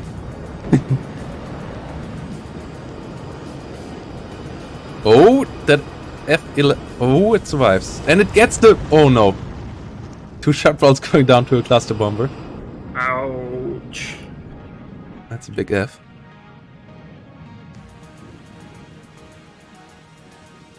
While the cluster bomber of Steven Seagal didn't do too much, I think. But yeah, engineers with flash finally get to use their flash, and mech rifles don't have a nice day in the forest there. That's some smell of napalm. Not quite morning, but... I think they're definitely getting Nam flashbacks at this point. Yeah. Ooh, the engineer flash will get the CV in the middle. At least, yeah, there we go. A10 with the insult rocket into it. Pixie's just using his rocket Apaches really well. Yeah, really careful with them. A10 not quite in range. Oh, what? Oh, what? Oh, wow. That rocket went into the mountain. That was quite interesting. Ooh, but this rocket didn't. But where are you going? Well, that F-15's, I thought that would go for the Apaches for sure, but it didn't. yeah, me too. Huh. That's a weird one. Did it lose vision on them? Don't know. Don't know. +3 for Pixie. So Pixie, yeah, for sure might win. Yeah, if he wins here, he secures the final. So we need Steven Seagal to make a move here. He needs to get somewhere. Pixie's beginning to bring in more AA now, some chaparrals, so it's going to be harder for Seagal to use his Air Force. Yeah, but he might be able to bait the rockets out of the chaparral with his F-15, because F-15 with its high dodge chance might be able to survive there and save the A-10 some hardship. Ooh, the M1A1 eating 2 rockets, but still surviving because it gets it into the front. A-10 not quite able to finish it off there. Meanwhile, F-15 flying around. F-111 cluster coming in right now. That one tries to finish it off. Can it do the job? It might get another supply truck. Yeah, it gets another supply truck. But And M1A1 Abrams is on 1 HP. Yeah. Oh, F-15 on F-15? Ooh, that might end well for Steven Seagal here. Oh, Oh, dodging. no, get it! That's it. That's a big one. That's 390 points hitting the ground there for Pixie. So, really good start there. Just a nice wreck Was buried in the Seagal. mountainside. Really good air war, like good start for a comeback. That kill without losing his F-111. That's a lot of points going down the drain there for Pixie. Question is, can Steven Seagal capitalize on that? Meanwhile, M1A1 in the north engages onto some engineers with 111 dragons. with cluster bombs coming in for Pixie here. Ooh, what does that try to hit? The Abrams. Abrams Doesn't quite hit. it does 1 damage, so Yeah. that's now. Yeah, these cluster bombers really seem to be quite hit or miss for the Americans. Whilst the the Soviet ones really do the damage. Forrest Marco, thanks for the follow. Much appreciated. We're really getting close there to the 1,000 followers. Like last week was insane. From 700 something. Oh, the Apache doesn't have a nice day. That's gonna go down. Yeah. No Oh, way. not? What? What? What? Wow! How is that alive? That was plot armor. That's Taichi sending over reinforcements here for Steven Seagal, it seems to be. That's for sure Taichi Apache there. That's Taichi sending his forces over to Steven Seagal. 100% confirmed. Evidently, his Apache crews have swapped their allegiance, because that was intense. Yeah, that was more plot armor than a Dragon Ball Z character. That was insane. Yeah, that was 6 rockets missing? 5 rockets missing? It was for sure quite a lot. And another cluster bomber going for chaparrals. And it gets it. And also gets a bit of damage on the M1. So, yeah, the air war goes well for Seagal, but he needs to get back onto one of the points in the somewhat near future. So, yeah, the M1A1 going for the middle is a good move, but there's still the 2 Apaches there. He needs to eliminate the middle. Meanwhile, 2 M1s versus 1 M1 in the middle. Will not go well for Steven Seagal. He needs the smoke. He doesn't pop the smoke. He loses his M1. That's a bit tough. And yeah, his Apache needs to be repaired. Supply truck coming in for that. But yeah, that was for sure Taichi. Level of Apache there.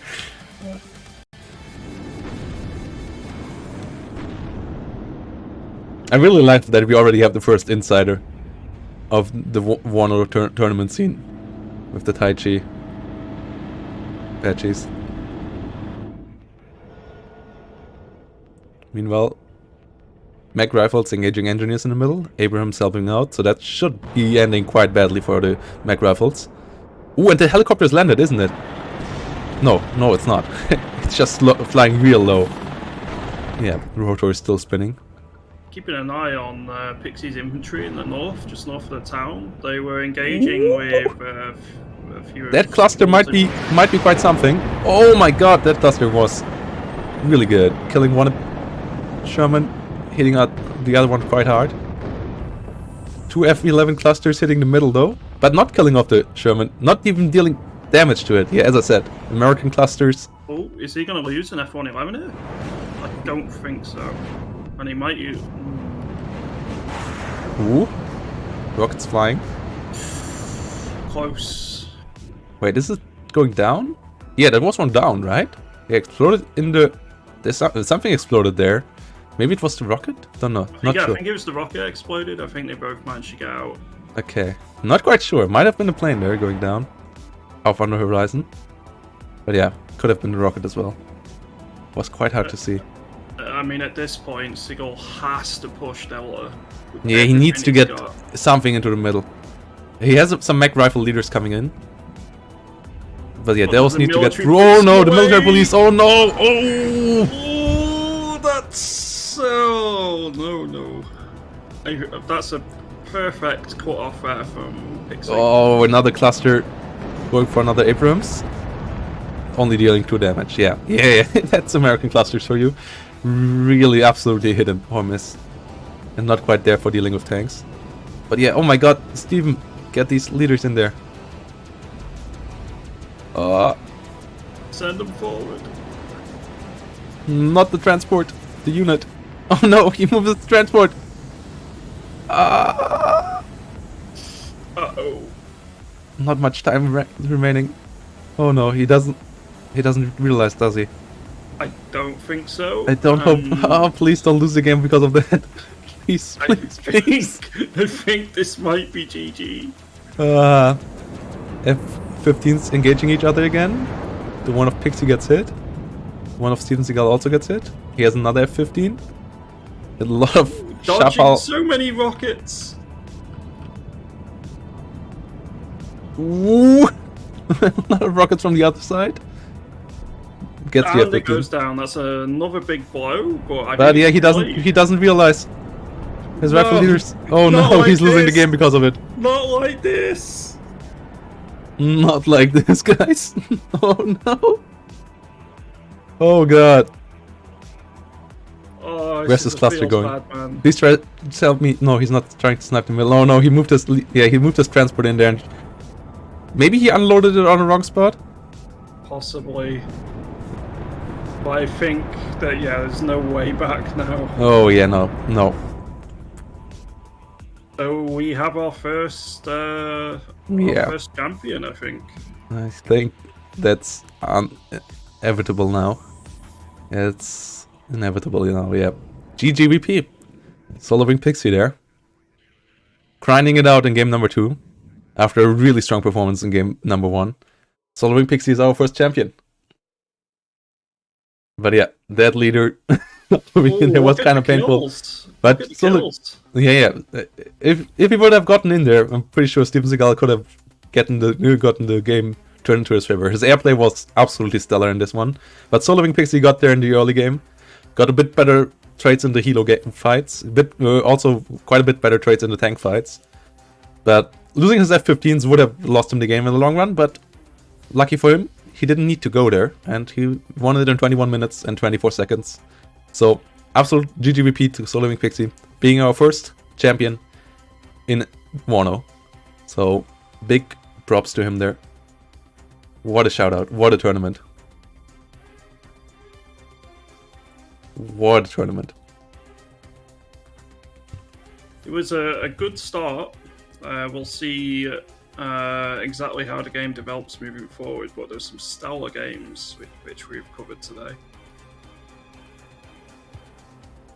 Yeah, we'll ask Pixie now if he's up for an interview. Yeah, would like to hear how he felt and how he enjoyed the tournament.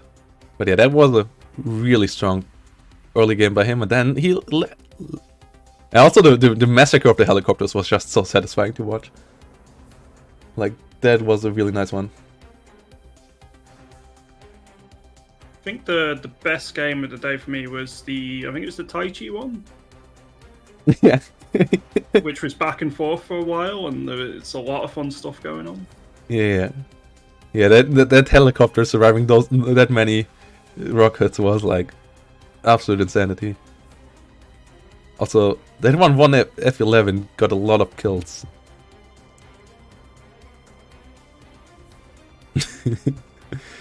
Yeah, that one F-11 got a lot of kills, but so did that one military police. Oh my god, there was another one of these. Schism. Schism got them good.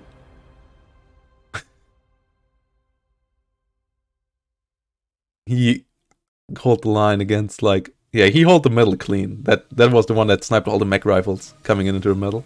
Like, every shot of the recolor's rifle was a kill there.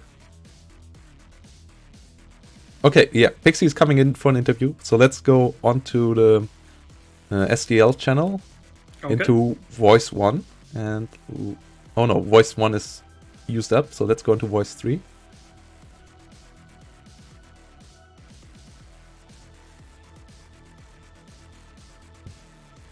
And let's get in with an interview.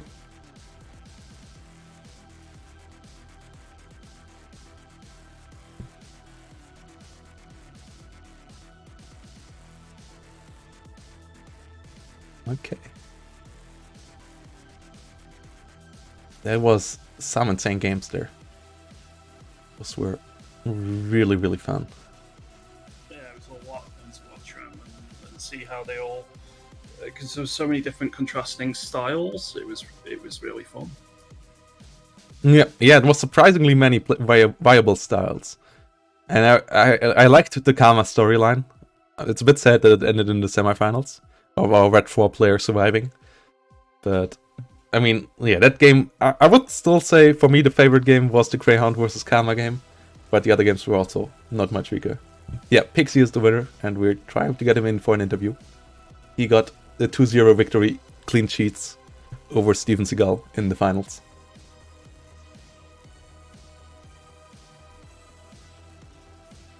Hello, guys. Hi. Hello. GGVP. Congratulations to that really clean game number 1, and also to holding out in game number 2. Well, second game, Steven outplayed me on the field. Something happened with his CV, that's why he's lost. But yeah, he forgot to move that in. Like, he moved the transport of it in, but he didn't move the unit in itself. Say he sent attack order, attack move, and it's not work.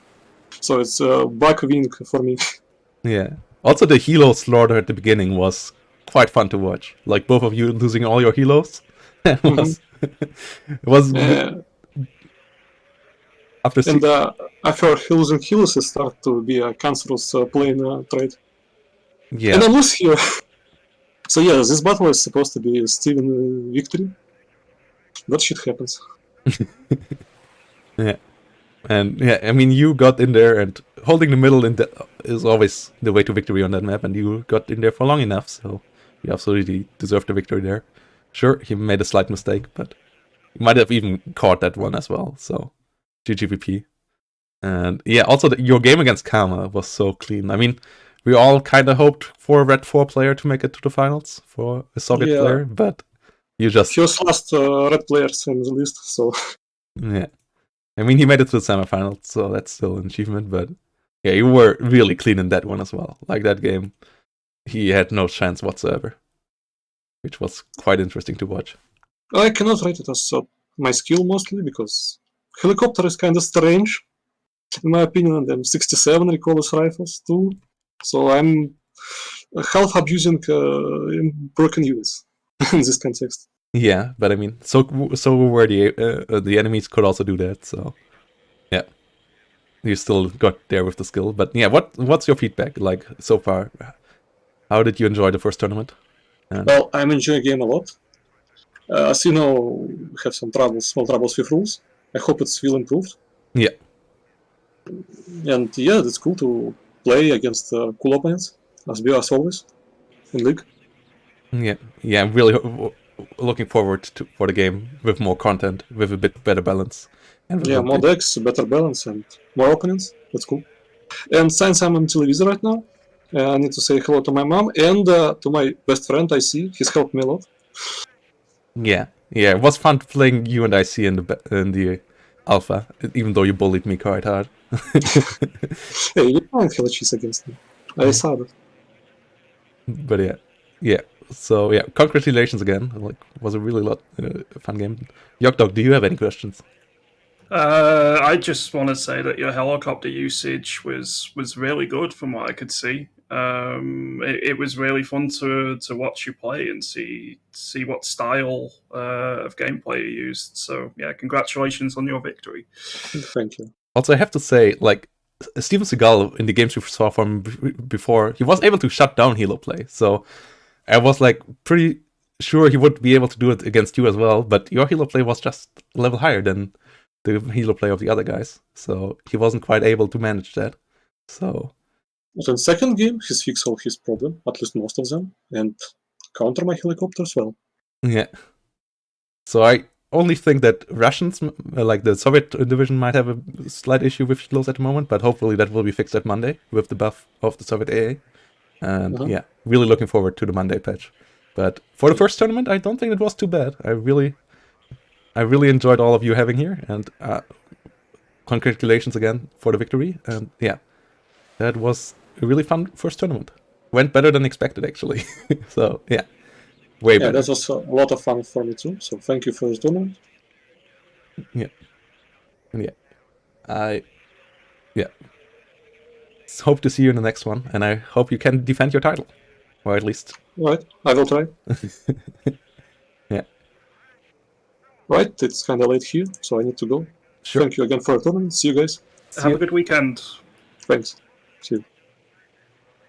So yeah, does anyone know if Ben casted the game for third place between Derek and Kama? Because I'm pretty sure he might have. Pixie won the tournament, and I feel like kind of exhausted because I'm streaming now for 8.5 hours, and I was constantly talking and commentating games, or nearly constantly. It definitely takes its toll on a person. Yeah, like casting is quite exhausting. Oh, you couldn't see it. Okay. So. Thank you very much for having me. It's been a lot of fun casting with you, and I look forward to hopefully doing it again in the future. Yeah, thanks for jumping in. That was a really enjoyable double team, and it would have been quite a bit more exhausting doing it alone. So thanks for joining in. And yeah, for everyone in the chat, that's Yogdog's channel. Check him out. He is online quite often. Actually, he's trying to do a 400-day streak with streaming. Yeah, I streamed every day last year, and I'm up to every day this year so far. And then I'm going to be doing a charity stream on day 400. So, and that's actually quite close, right? A lot of hours. How many days is that away? 12 days? Yeah, about 12 days away. So yeah, check his channel out, and for sure be around there at day 400 for some charity. But yeah, and yeah, thanks to all the new followers: Forrest, Marco, Hazel, Cult, Toby, 2Big15, and so on. Like, that was an insane day for the stream. And yeah, thanks for making this tournament as amazing as it was. And yeah, also shout out to all the other content creators that did stuff and will do stuff. Ben is in the chat right now. Check out his YouTube channel, for example. It's right there. And yeah, check out the others. They're on Twitch. They're on the SDL Discord. They're on the Reddit forum post. Ember T, for example. Gigs, I think, also streamed his first game. Also, good content creator. So, yeah. See them all. And, yeah. Big thanks here. And now I guess I will rate Vulcan HD Gaming, who's playing some Steel Division. And, yeah. Have a good rest of your weekend, everyone. Yeah. See you all around. Vulcan HD Gaming playing some Steel Division. So, yeah. Hope you can enjoy that as well. See you all next time.